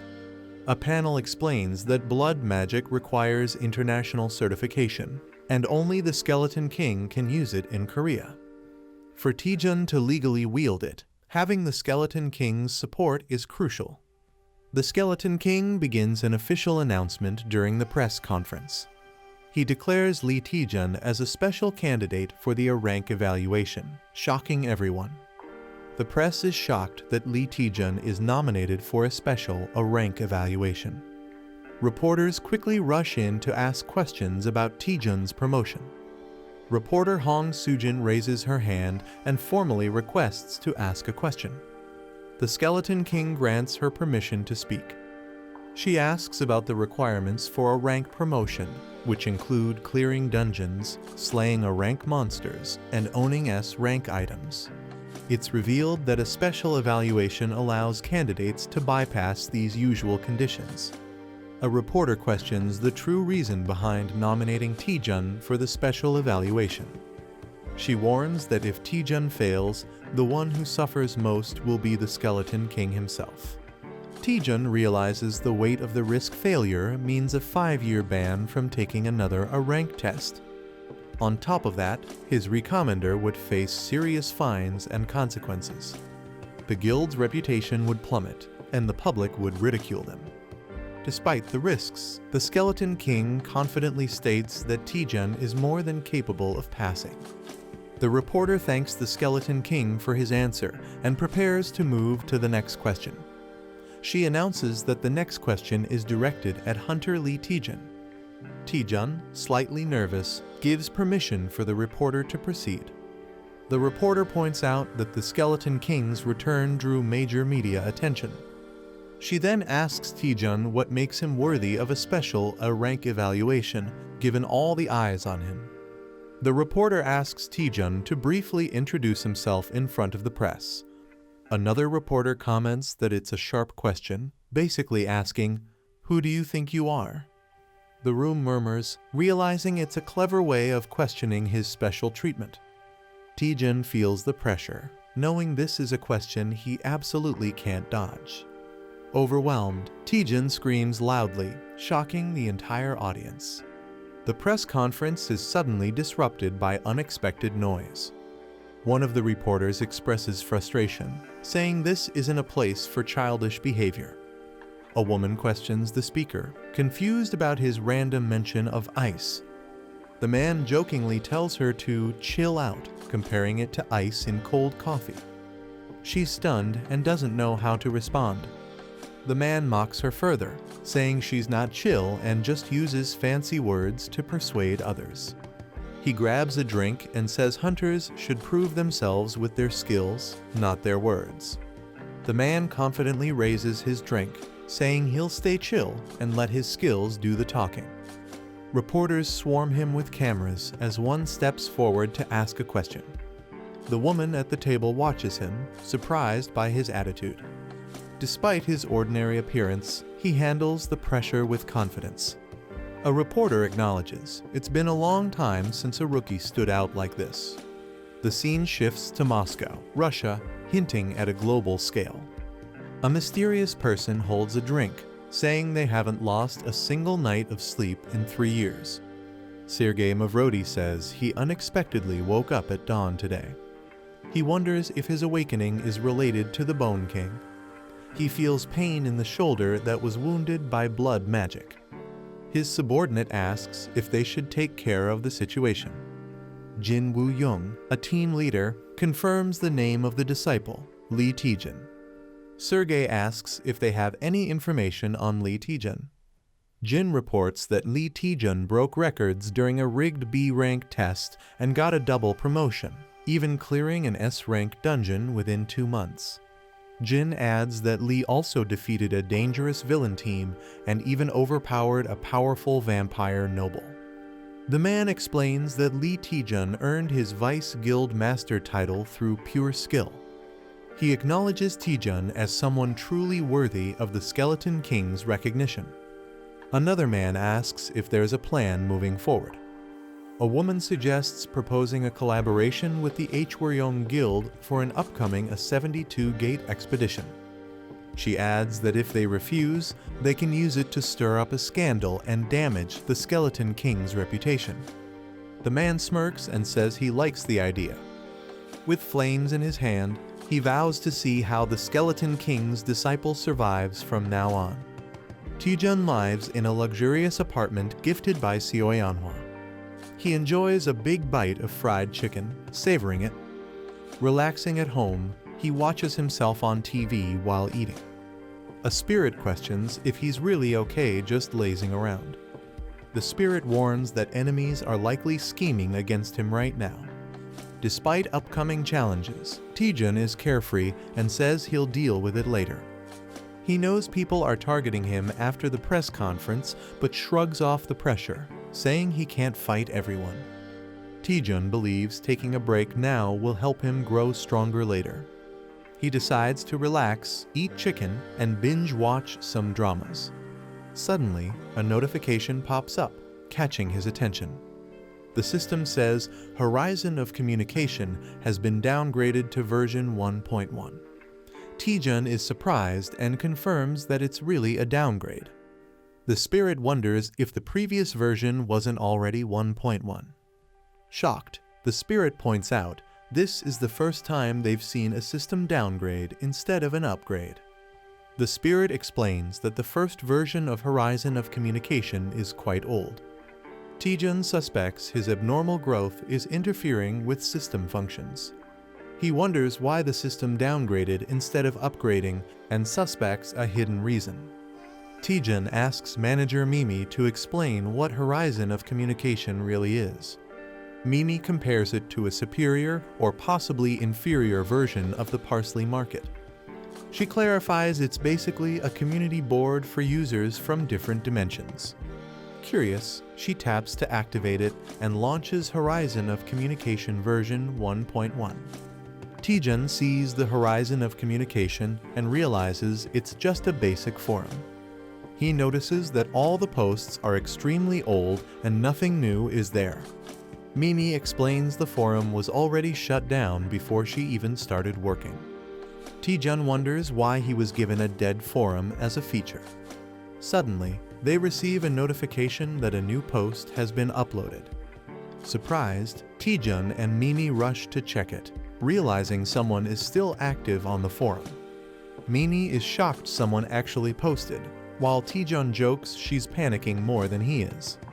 Mimi is shocked that a regular user could access the closed system, suspecting Taejun's abnormal growth might be the cause. Taejun wonders if the other user might also possess abnormal growth. Mimi states that officially, Taejun is the only remaining holder of explosive growth. Taejun realizes he might be the only one, which confuses and intrigues him. In the forum comments, a user named Sky Thief notices someone is reading and asks for a reply. Taejun responds. Sky Thief wants to start a face-to-face chat with Taejun, asking if he wants to accept. Taejun is shocked by the sudden face-to-face chat request, while Mimi warns it's dangerous. Unlike regular item markets, this feature allows users to physically enter a shared space. Some used it for deadly duels, while others misused it for money laundering. Because of the risks, this function was removed from newer versions. Taejun wonders if the other person is targeting his resources. He imagines the other user could be a crazy fighter seeking thrills. Despite the danger, Taejun hesitates but ultimately decides to accept the request. Taejun confidently accepts the face-to-face chat, claiming he always wins anyway. Despite Mimi's warnings, he's excited and pumped with adrenaline. He teleports into the communication dimension, eager to meet his mysterious opponent. The fog clears to reveal a shadowy silhouette with an ominous presence. Taejun's opponent appears with glowing red eyes, looking dark and dangerous. He gets shocked as he's suddenly transferred to Sky Thief's communication dimension. As he arrives, he looks around and sees floating islands. He's surprised and thinks the place looks better than expected. He wonders where Sky Thief is and questions his absence. Annoyed, he decides to teach Sky Thief a lesson once they meet. Suddenly, a mysterious figure dashes past him with incredible speed. He's stunned by how fast the figure moves. He questions if the fast-moving man is Sky Thief. He watches silently as the man walks away without saying a word. The man mutters bird names with a chilling aura around him. The boy smirks, saying he didn't expect an attack right after arriving. He charges up his magic and prepares the greedy Fireball X. A massive energy blast shoots toward the opponent. Someone smells the magic and instantly recognizes it. The man swiftly draws his sword to counter the spell. The boy is shocked as his attack is easily nullified. The chicken leg he was holding floats midair due to the blast. Calmly, he bites into the chicken while the intense moment settles. The man panics as he realizes the mysterious object is actually chicken. Shocked, the boy repeats it in disbelief. "Excuse me." The man takes a bite of the chicken drumstick. He's stunned by the overwhelming flavor coursing through him. He praises the mystical taste and juicy texture of the chicken. Curious, he asks what the divine food is called. Hearing the name chicken, he finds it fascinating despite its plainness. As they sit peacefully, the boy laughs while wondering what's up with this guy. He wonders if the man is just some random vagrant. The man apologizes, saying he hadn't eaten in 3 days and lost control.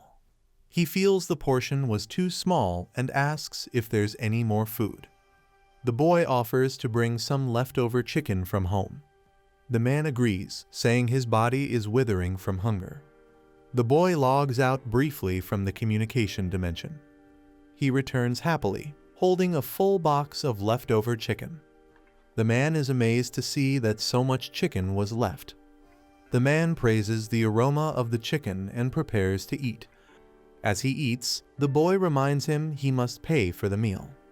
The boy says that in his world, chicken is a very expensive dish. The man panics, realizing nothing comes for free. To repay, he offers a rare and valuable deep sea black iron from his world.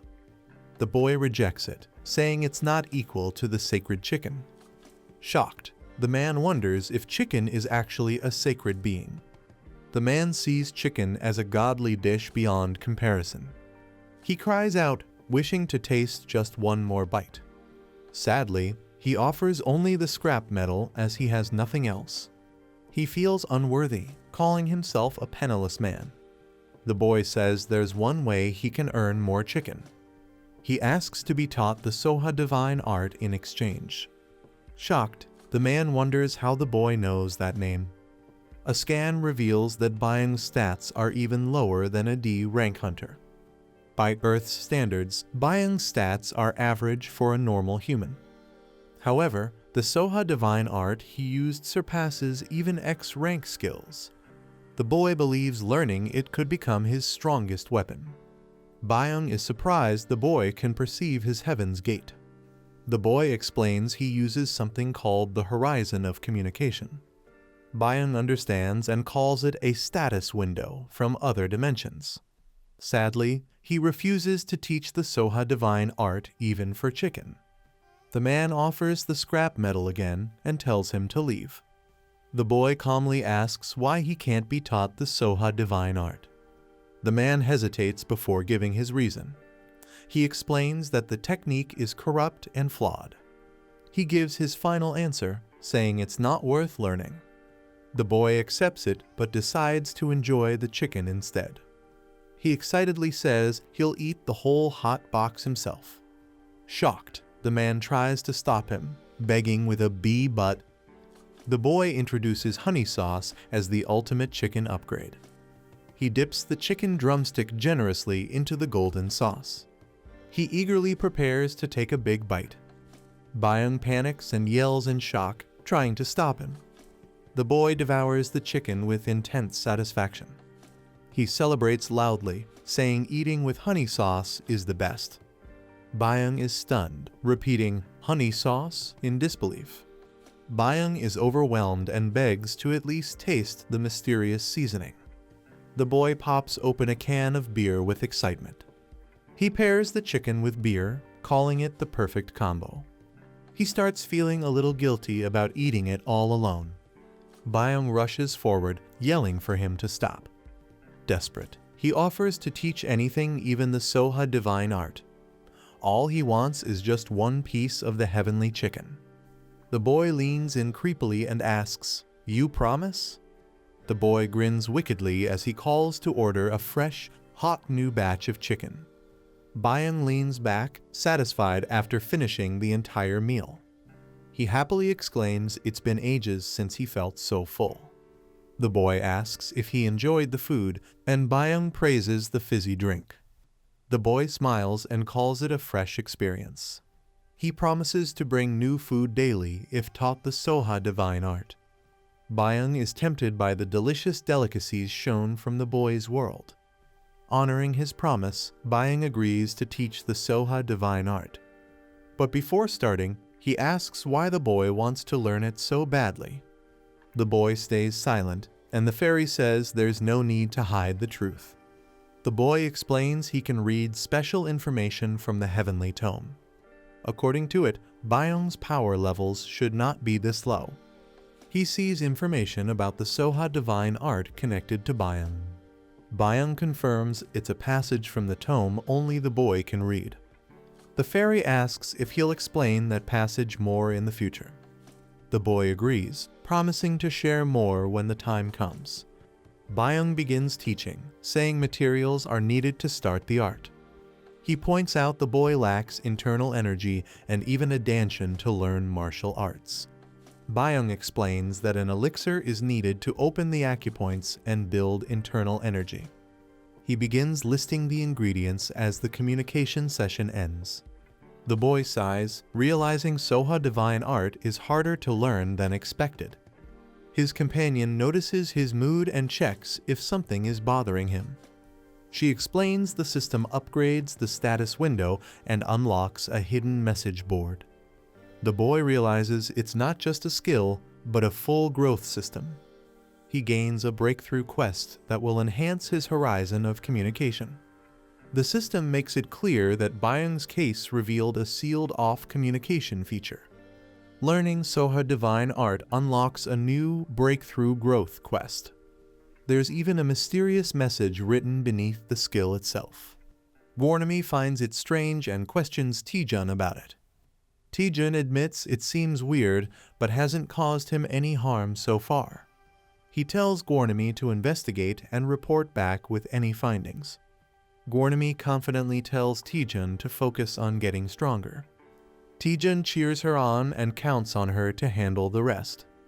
He begins checking the ingredients Byung mentioned by opening the parsley market. Taejun searches online for the rare elixir ingredient 1000-year Hishuwu. He finds multiple listings, but all are extremely expensive.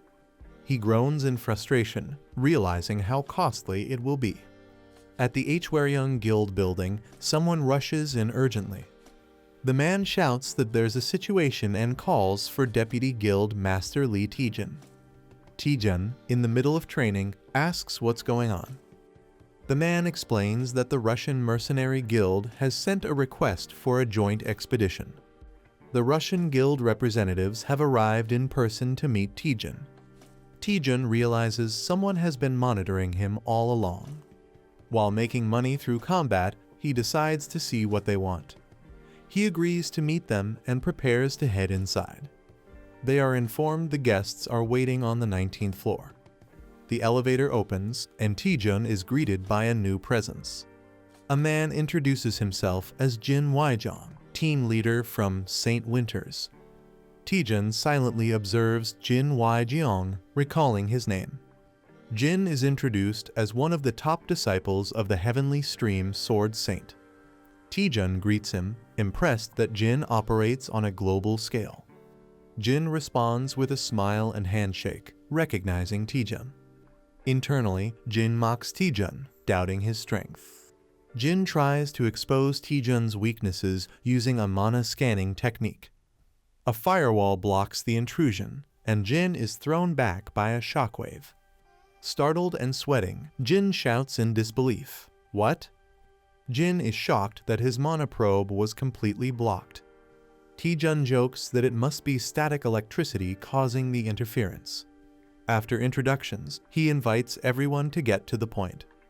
Jin confirms they're here to collaborate on the A72-gate expedition. Taejun notes the gate was auctioned for over 1 billion won. Yet Jin is offering expedition rights for less than 10% of that value. Taejun finds the offer too favorable and grows suspicious.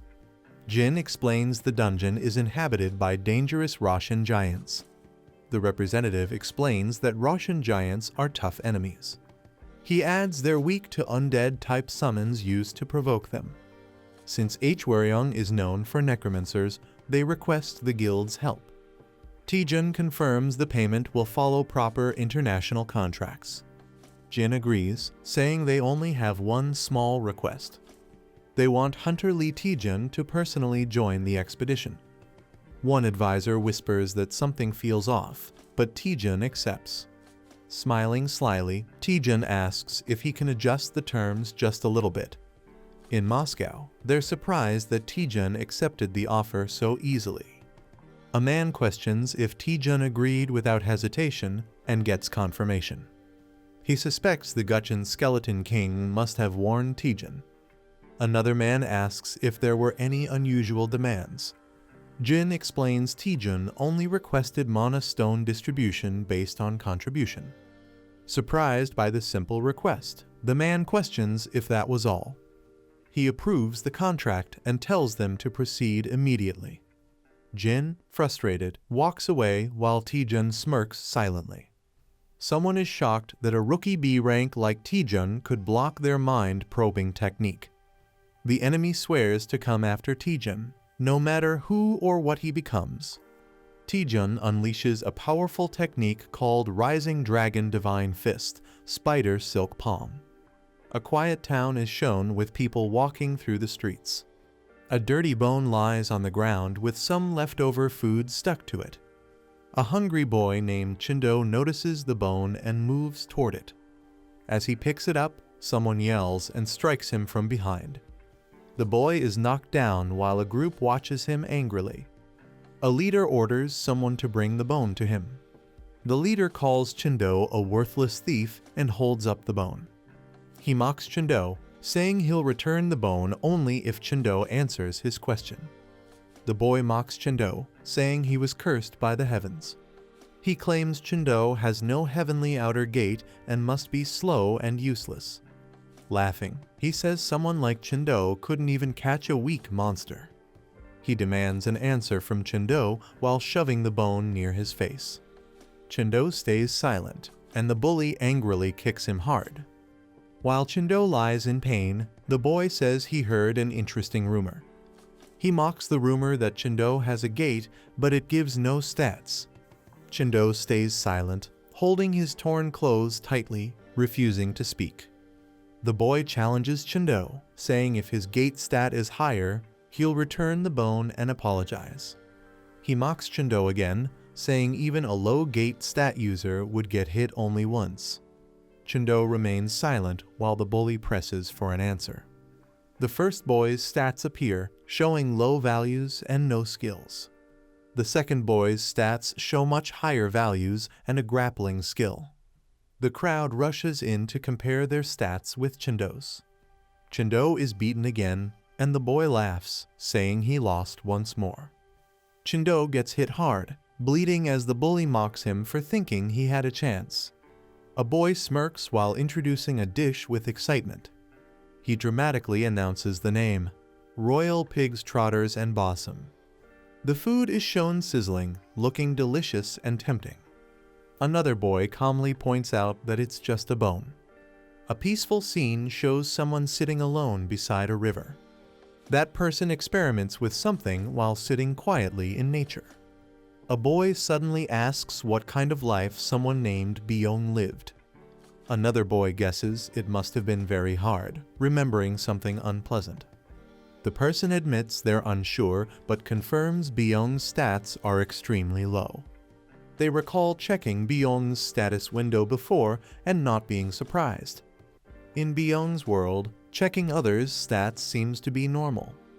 The girl explains people instinctively look down on those weaker than themselves.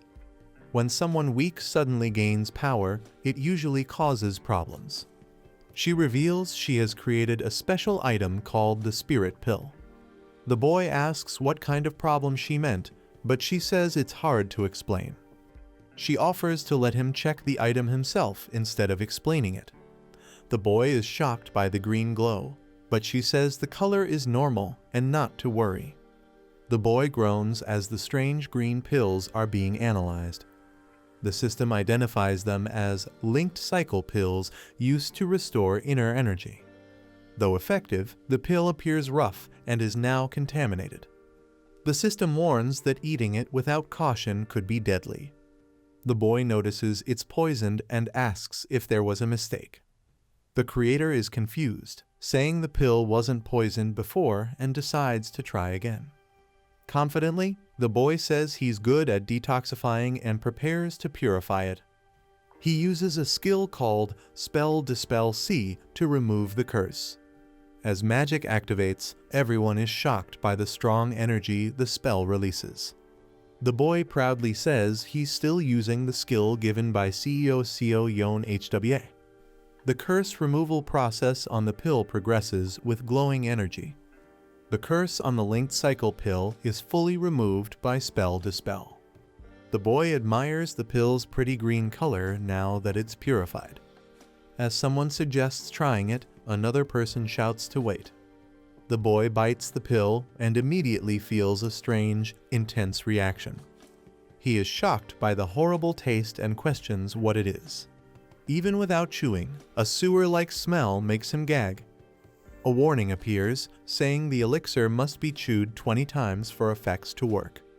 The boy thinks he might die if he chews the pill and considers spitting it out. The other person explains he should have taken sweet dew grass first to make it taste like honey. The boy suffers badly, saying it's hard to breathe after swallowing the disgusting pill. This is the end of the video. If you guys want to see the next part, then don't forget to subscribe and like the video.